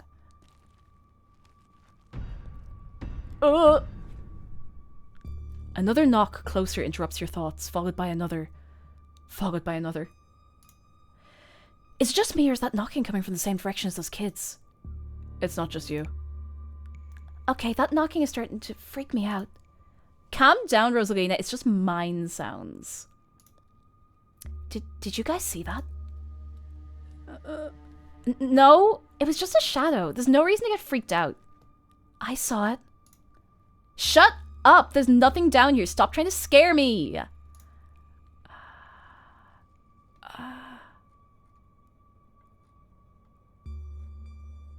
That sounds just the act of mine echoing through the walls, right? Right? Right, Tabitha? Nah, it's Tommy knockers. I'm sure of it. It's not Tommy knockers. That being said, it's also definitely not the act of mine. We use a machine these days and it sounds nothing like that. It's probably just rocks falling somewhere deeper in the mine, which is also bad for obvious reasons. Are we sure the tunnel they went through is going to meet back up with us? Yes. I'm familiar with all the old maps of this place. There should be a central chamber not too far from here where everything joins back up. Stella, stop talking about knockers! Oh, God. Oh, goodness. Those poor kids. I have no sympathies for their terror. They brought this upon themselves for trespassing in my mine and making me come down here. I'm sure they're just as upset that you came down here as you are. Let's just go. We're getting closer. Let's keep moving. Oh.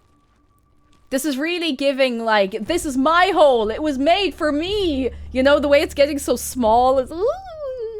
As you progress deeper into the mine, the knocking grows more frequent. It's still distant, but much louder than before. The tunnel ends abruptly in front of you. A century-old ladder is the only way forward. In the darkness beyond, you can still hear the echoes of terrified teens, their panicked arguing bouncing down the pitch-black corridors. And here we are. The tunnel they crawled through passes through the chamber below. It shouldn't be hard to find them once you get down there. I've never been this far in. Congratulations, Stella. You got what you wanted. Whose mine is it? Tabitha. Mine. Tabitha crawls up to the ladder and disappears over its edge. Alright, let's do this. Maybe it is just an elaborate knock-knock joke, you know? Maybe. Maybe everything is fine and dandy. Who could say? Follow them down into the pit. You walk to the ladder and climb down. Oh, this doesn't feel good. I'm pretty sure this is the way back. Come on. Pretty sure? I thought you'd been down here before. Okay. Maybe I didn't get this far in, but whatever. It doesn't matter. I definitely remember the way out. Hurry, I don't want to be down here anymore. I think it was actually this way. Oh, shut up. No one even wanted you to come with us anyway. Becca. Yeah, they're close, all right. Good thing they're so damn loud. It sounds like they're really lost. The voices around you, those of the teens and your companions, sound odd. Distant. Step forward. There's something in the darkness before you that's much louder, though you don't hear it. Walk towards it? You don't hear it, but you can feel it in your chest. A desperate need to perceive and be perceived. Wrap yourself in the darkness of the pit. Is the desperate need to perceive and be perceived not just Stella's YouTube channel? Have you ever just wanted to wrap yourself up in the darkness of the pit? Visit Scarlet Hollow today. Hey, are you alright, Cake? Bear witness!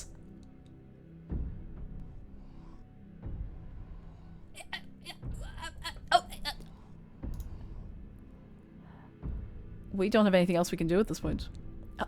What do you think you're doing? Get away from there! Your cousin dives towards you, but not before the light from your phone illuminates the chamber.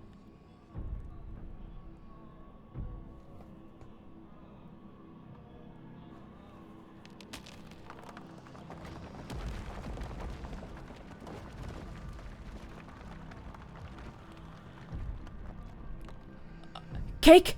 Cake, are you alright? Oh, thank God you're alive. It looked like you had a seizure or something, and then you and Tabby just conked out. I'm fine. Ugh. You can barely open your eyes. You're not fine. Neither of you move a muscle. I don't want you straining yourselves while you're still recovering from whatever that was. I'm gonna go get you both some help. Stella, I don't know about this. I'll be back soon, I promise. You fade back out of consciousness as your companion clambers out of the pit. Intent on your rescue. Yeah, and Tabitha's. Oh!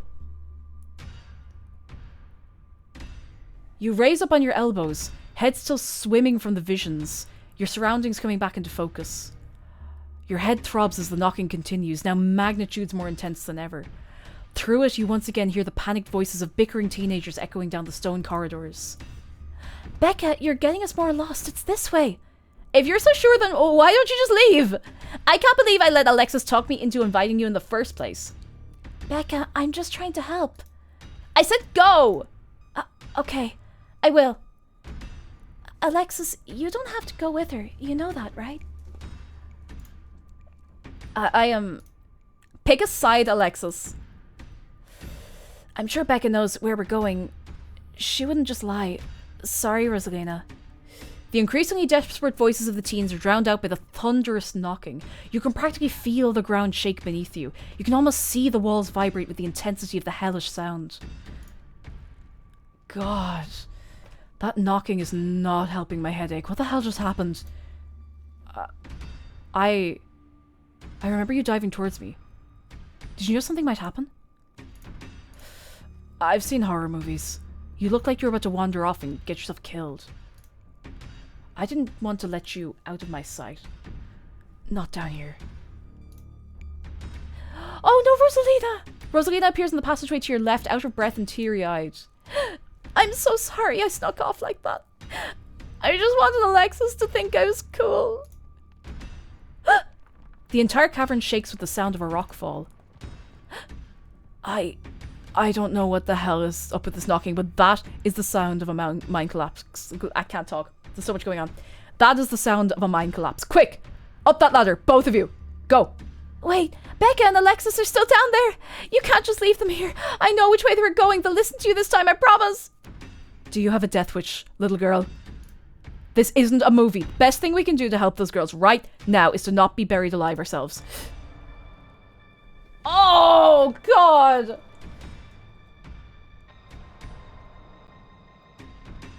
I'm going to be honest, I think we have to leave. I think we have to take Rosalina and leave. I know that Becca and Alexis are not going to make it out, but, like, I think... I have this terrible fear. I have this terrible, terrible fear that if we go back after Becca and Alexis, that all three of the kids are going to get killed.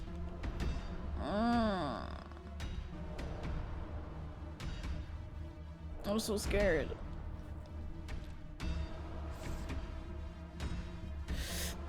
We can't save everybody, but we might be able to save ourselves.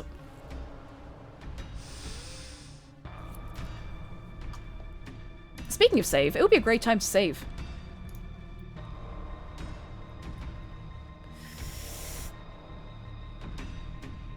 God, we can't leave them there. Okay, let's do this. Cake, don't. Uh-oh. Don't do this to me. They're kids, Tabitha. I'm not gonna let them down. I'm not gonna leave them down there. Are you serious? Thank you. They're back this way. Hurry. Rosalina runs back the way she came. And we've locked in to follow her. You run after her. The mines shake with each new thunderous blow as bits of rock and dust fall off the ceiling and scatter on the floor around you. Rosalina leads the way and Tabitha isn't far behind you. I thought you knew the way out. I thought you'd been down here a million times already. I was making it up, okay? I swear to God, Cake, if we get stuck down here... You'll what? Kill me? Then you'd be stuck down here and alone. Are you trying to push my buttons? We're coming! Just stay where you are! Rosalina, you came back. I don't want to die down here! Then, move. Okay, okay. You quickly push your way back towards the entrance, pieces of fallen rock littering the path around you.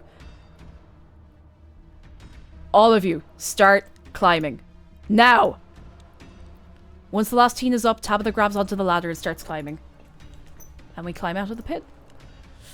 Ooh. You follow suit and start climbing. This way. Come on. Your cousin moves with the kind of swiftness you'd expect from someone who's spent her entire working life in and around coal mines. Why couldn't you have just listened to someone other than yourself, Becca? I'm sorry, okay? God! You push forward, your burning muscles giving way to pure adrenaline. Climbing Hades, I also thought we were gonna, like, slip back down the ladder. That kind of terrified me for a minute. Oh, God. To your horror, you can see cracks forming on the walls of the tunnel. Come on, we gotta go faster. We're almost there. I can see the entrance. No. No. No! Your surroundings quake as the mine collapses around you. Oh, God. And then the knocking fades, and you feel safe, having arrived back at the entrance in one piece. What the fuck? What the fuck? Rosalina? Are you okay? Clearly she's not okay, idiot. Shut up, Becca. It was your idea to go down there in the first place. This is your fault. Shit. Shit, why? Why did this have to happen? Okay, the knocking stopped at least. All of you stay exactly where you are. I'm gonna make some calls. Oh my God. It really hurts. Stella and Kanika... Oh, goodness, they got out. Okay. Stella and Kanika pop their heads through the mine entrance. Tabitha just stormed out of there. Are you... Oh, my God. Rosalina, Can you hear me? We're gonna get you out of here, okay? Stella already called an ambulance. But that means the cops are gonna come. They're gonna know I was drinking. They're gonna know we went in there to drink. Right, Becca, shut up! Becca, stop talking! Gretchen, what a good dog. Becca, oh my god, Becca. Becca, that doesn't matter. If my dad finds out, he'll kill me. He can't know. Shut up. Shh. Becca squirms through the gap in the boards and scampers away. Don't worry about her, Rosalina. She's being an asshole. One of us should wait by the gate to make sure they can find us up here. I should check in with Tabby, see if she needs help. We're gonna get you help. Everything's gonna be okay. Alright, I'll go down to the gate. Rosalina, I'm so sorry. I'll be back soon. We're gonna get you out of here and you're gonna be just fine, okay? Keg and Alexis will keep you safe until then. Don't worry, pup. I know you're sick, but I'm here to keep you warm. I love Gretchen so much. For anyone who doesn't have the context, Gretchen is the dog. Oh. Am I gonna die? Rosalina, don't say things like that. Of course you're not gonna... Probably! Sorry! No! The ambulance will be here any minute. Of course you're not gonna die. You're gonna be okay. I promise. Thanks. Thanks, Cake. How much blood is she losing? Rosalina's breath comes in quick, irregular bursts. If I don't make it, tell my dad I'm sorry. I'm the one who has something to be sorry about. This is all me and Becca's fault. We should never have gone down there. It's not your fault. I went down there because I wanted to. Rosalina pauses, catching her breath. Thank you, Cake. I'm glad everyone else made it out okay. I couldn't have done it without your help.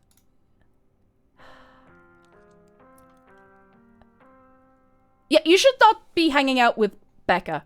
You should stop hanging out with Becca. What are you trying to do? Make this some sort of after-school special? She's probably right, though. If I were just smart and brave like you, I wouldn't have let Becca drag me down there. And you wouldn't have had to go after us, and then you wouldn't be... You wouldn't be... You're the nicest person I know, Rosalina. This just isn't fair. Rosalina? Rosalina, can you hear me? Yeah. Still awake, it hurts like hell. Sorry, I shouldn't be pushing you to talk. Sorry, I don't know what my voice did there. We're doing a lot of emotional voices and I kind of went, oh. I'll just hold your hand until they come back with help, okay? Don't go to sleep just yet, pup. Oh, that frightened me. Oh, that frightened me. Alexis grasps Rosalina's hand. Tears streak down both their cheeks as you sit in silence together, waiting for the long, anxious moments to pass before help arrives. Some of my men are on the way with rock lifts. We'll get you out of there soon. They're over here, Earl. Jesus H. Christ, you weren't kidding about the emergency. It'll still be a bit for the ambulance. The nearest depot's over in Brevard, so it'll be at least another half hour. She's losing the foot. You heard the man. You've half an hour to get her out of there. Move it! At least it's not once a week. Rosalina! Sweetie, I'm here. Dad, I'm sorry. I'm so sorry. You don't have to be sorry. It's okay. We're all here. You can hang on, Rosalina. I know you can. Oh, God. Tabitha's men quickly get to work and manage to pull Rosalina out from the rubble just as the ambulance arrives. Huh? Oh, no. Sir, I'm afraid there's no space in the back. What do you mean? I can't ride with her? You're better off driving behind us. We're headed to Brevard, so it's quite a ways. Is she gonna be okay? She's gonna make it right, please, God! Yes, sir. I promise you. We're gonna do everything we can to keep her stable. Her vitals are all looking good. Rosalina, my poor baby, I'll be there as fast as I can, okay? I promise you won't be alone. I love you, Dad.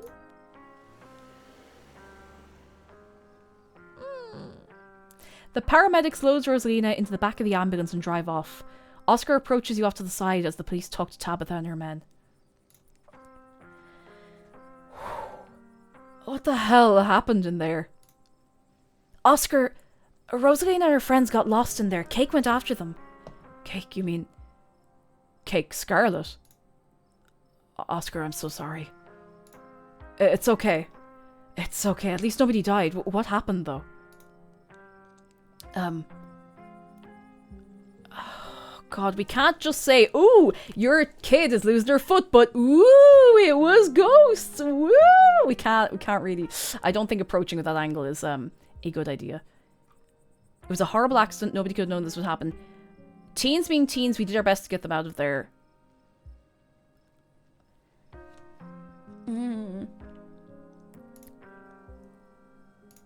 No. This was no teenager's fault. It's a parent's job to make sure their kids don't deliberately put themselves in these situations. Rosalina was mad at me, and instead of fixing the thing that was driving her away, I just ignored it. This is my fault. Oh, Oscar, no! Oscar, I'm the parent here. I'm sure she thinks I'm making things up about her house being haunted, but... Oh, wait, he's not making it up! I've seen things that I can't explain, and it's only gotten worse over time. She told us about it down in the mine. For what it's worth, I believe you. No comment, but after tonight, I don't know. Once you're back from the hospital, we can check it out for you. Thanks, Stella. That means a lot. I've got to go. Mr. Gutierrez? Is that how you say that name? I don't know. Is it okay if I come too? I want to be there for her. Of course, Alexis. It'll be good for her to see a friendly face. I like Alexis. Alexis actually stayed. Becky just like bolted. Was it Becca or Becky? Becca just bolted. The two of them head over to Oscar's car and drive off. Yeah, she's sweet. Do you think Rosalina's going to be okay? The paramedic said she was stable. She's a tough kid. She'll be okay. Your vision. There was a stone carving on the wall of that pit. It gave me some sort of vision. I saw what happened to this place. Are you sure you didn't just hallucinate? You were at the bottom of an old mine. I don't know, Neeks. You weren't down there. Cake and Tabby had, like, simultaneous seizures next to a creepy stone carving. It was like something out of a movie. I don't really want to... No. What happens now? God, she frightened me. Tabitha, you can't just slide in on rollerblades like that. What happens now? We go home. Now, hold on a minute, Miss Scarlet. Mind if we have a quick word with your cousin, miss? In private? Okay, fine. Just make it quick. And don't you dare try pull anything on her. She did nothing wrong here. Ladies, I'm afraid that means you too. Don't you need to talk to us? We witnessed this too. Oh, sure, but that can wait. We know where to find y'all. Uh-oh. What a coincidence running into you 2 nights in a row. This is my colleague, Deputy Derrickson. Pleased to meet you, Cake. Apologies for my absence yesterday. It was my special bowling night, you see. A man has to have his me time. But I was briefed on the events of last night, and even though we're still not sure if what went on could be considered a crime. Duke has been missing since then, though we found neither hide nor hair of him. Could be he's just on an extended hunting trip. Earl, I do not think that's the case. It wouldn't be the first time he's done something like that. I was told the footage showed his supposed body, but we couldn't get that camera working, so no way to confirm until we track him down. Now, I understand both of these were terribly unfortunate accidents that had nothing to do with you being in the area. But as officers of the law, you have to understand that we get a little suspicious when we see the same face multiple times in a row. In fairness to your man Derrickson, yeah, it is a bit sus. It is a bit suspicious. And, we have to ask. What exactly were these teenagers doing in a shuttered mine owned by your family, and why were you down there with them?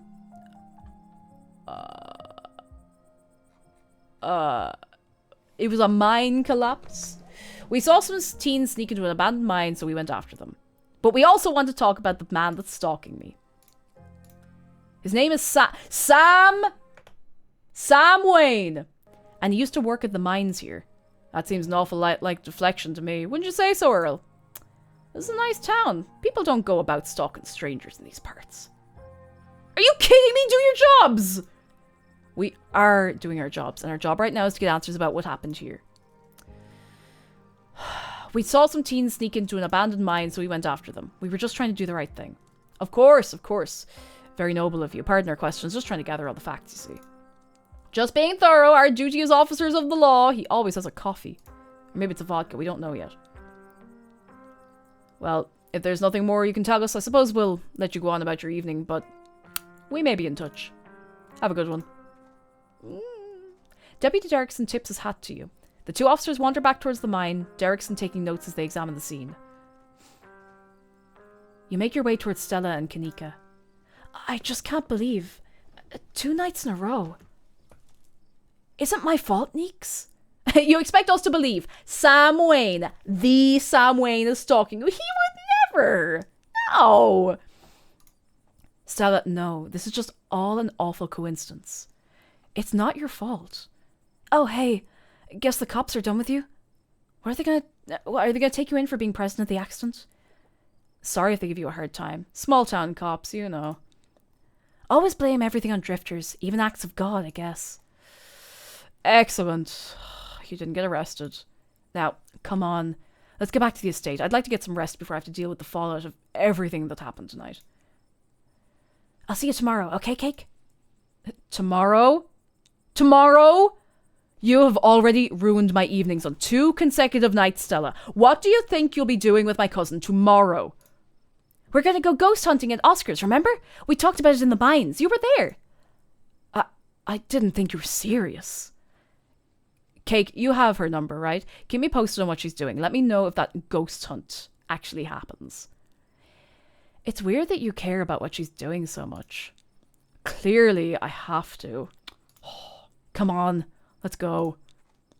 Tabitha starts walking to her car, pulling you by your arm.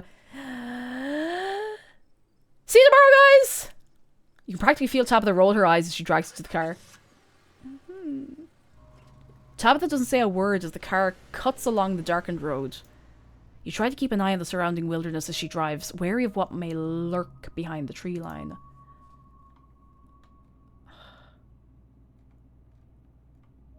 Oh. I'm doing terribly, by the way, in case you wanted to know. No, why did you treat Stella like that? Didn't you two used to be friends? It was a different time in my life.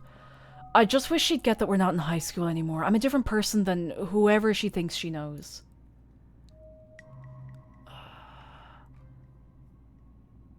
How are you holding up? Poorly, but I'd really rather we didn't get into it. Sorry about today. Tabitha doesn't answer. Fine, maybe I'm not sorry. No. Sorry for apologizing. Am I talking too much? Or this is what happens when people bother me at work. Things slip through the cracks. Poor Rosalina, poor Oscar. He should have kept tighter reins on that girl. I never got into any trouble like this when I was a teen, and I have Pearl Ann to thank for that. Because Pearl Ann probably never let you do anything or have any friends or go anywhere or run around in circles or go pure mental or have lots of normal experiences. Yeah, I do sympathize with Tabitha, but she does owe us a lot of answers. Hated it at the time, but that strictness paid off. Ugh, what am I telling you this for? You can tell me stuff. I'd like to know more about you. And about Pearl Ann, for that matter. Maybe later this week. I don't have the energy to get into it right now, but I think I'd like that. I think there are a lot of adults who should have done a better job tonight. Exactly. People who aren't ready to be parents shouldn't be parents. And clearly, there are some parents who aren't ready. Take the librarian. There are tons of people more qualified to be parents who can't even who can't even conceive. And here he is, having a kid at 19. And clearly letting her just do whatever the hell she wants. Oh. And look where that got her. Even if she doesn't lose that leg, she's going to carry what happened tonight for the rest of her life.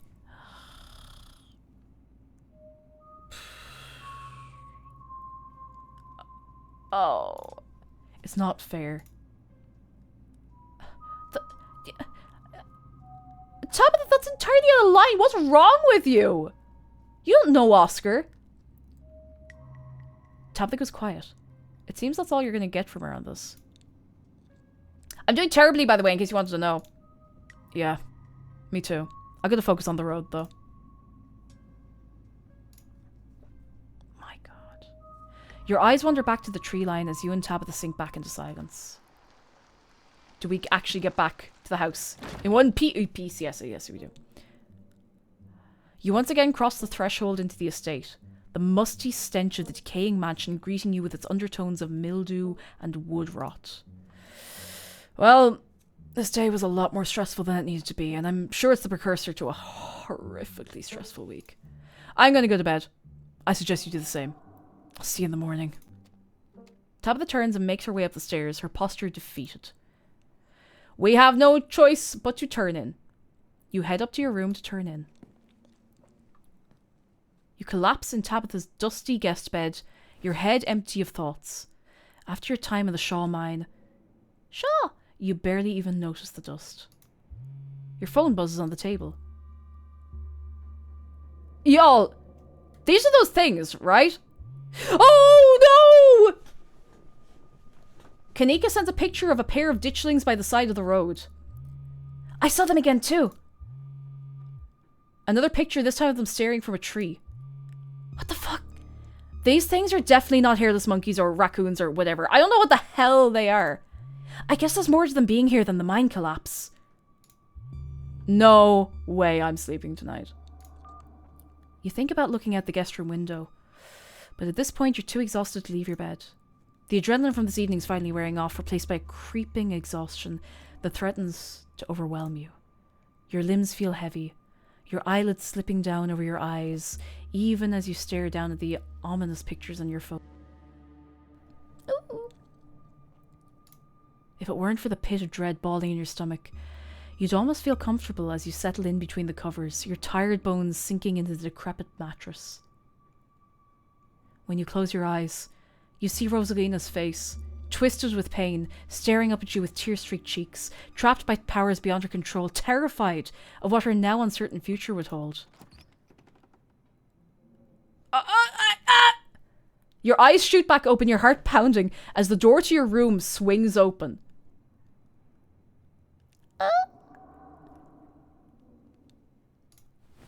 Oh, it's feckin' frou-frou. It's the cat. It's always the cat. Don't read into this. The woman kicked me out. I just want a warm place to sleep. It's nice to see another living being, even one as unfriendly as Tabitha's cat. The comfort of her presence sets your mind at ease, and you finally slip into a deep sleep. How'd you turn the doorknob? Meowed at it, really angry.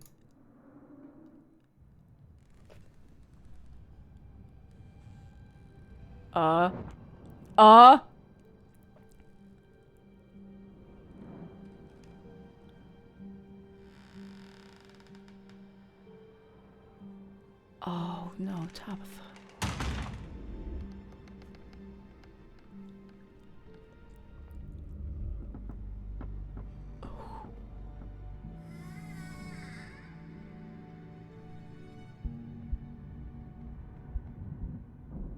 Oh.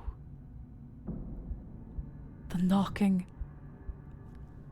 Ooh.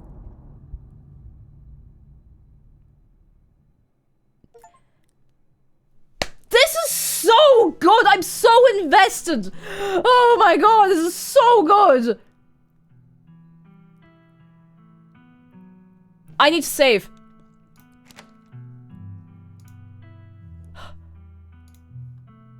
This is so good! Okay, this is how it's going to go down, okay? I have a different game lined up for tomorrow. We're still going to play that. I had a different game lined up for Saturday. We're still going to play that. Since the whole game is not out yet, how about we play this bit by bit? Since there's... how many chapters is it going to be total? Or episodes, rather.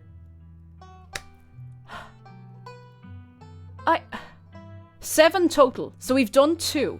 How about sometime soon we do another 2? Because the last ones are, like, there's some supposed to release next year. And I think the last one's supposed to release next year.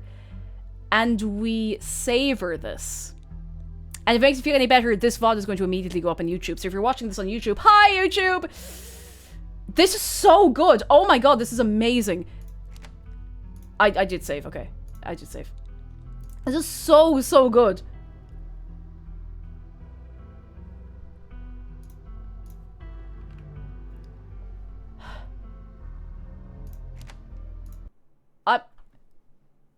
VOD heads, press that like button right now. Oh my god. This is so... I knew that... Of course! This is good! Of course it's good! These people made this Slay the Princess, of course it's good! I don't know what to do with myself. Duke says, I bought this bundle to Slay the Princess and been harassing people to play ever since. And you're so right for that. I understand now. I get it. Oh my goodness. Oh, this is so good. I need to ask you something very important. Have we had a very nice time on this day today? On the day today. Sorry if my face is kind of glitching out. The iPhone is very hot. I think it might be much hotter than it's supposed to be. Perhaps. Perhaps and maybe. Oh my god, this is so good. So good. I'm sweating. We've been here for like 5 hours. Whew. Oh, I don't even have any music to play to wrap up, but I need to say to all of you, thank you so much for coming along today. We're going to be playing something entirely different tomorrow. We're playing Easy Delivery Company tomorrow. I was given a code for it very kindly, and I would like to play it. And I think that'll be nice. And we'll be hanging out, but oh my goodness. Oh yeah, I actually did a schedule. It's over in Discord. And if you're new here and you haven't joined the Discord, please go on over. And I hope you like it very much. It's a nice time. It's a nice time. And there's also there's a YouTube. If you would like to go and see videos. Videos. I know, it's crazy. I know, it's mad stuff. This game is so good. I'm glad I could watch a playthrough of it. I'm so glad you're enjoying it. And thank you so much for the bits. I did have alerts muted just, because the ambience felt very delicate, very delicate. It's Uncle Mickey says, I've been a fan since I saw your Bloodborne playthrough. Immediately jumped in seeing you do this. My favorite visual novel. Oh, hello and welcome in. And I'm so glad you enjoyed Bloodborne. It's such a good game. So, so good. This is amazing. I'm so excited to play more of it. I'm so excited to play more of it. Before anything else, I need to see who I can put you into the hands of this evening. I need to see who's around here. Oh. Okay. Let me see. Who be out here online, running around, jumping up and down? Where are we going? Where are we off to? I think I will leave you. Who's online? Who's online? Loads of people online. That's the difficult thing. I'm like, how do I choose? I'm going to send you over to... Mist is online. Drawing. Oh no, playing Pokemon. Oh, very good. I don't know how far Mist is into Pokemon Legends ZA, so be wary, spoilers. I have not played the game yet, but I will eventually. Mystic is very cool and very nice, and we like it very much. Please go on over and promise me something very important, would you? Promise me that you'll be very, very, very, very, very nice. Thank you so much for coming along. Goodbye from me, goodbye from Shark, goodbye from Dave. I will see you tomorrow for something entirely different. Well, maybe. I don't know what it's about. Easy Delivery Code. Good, thank you. Good night and goodbye.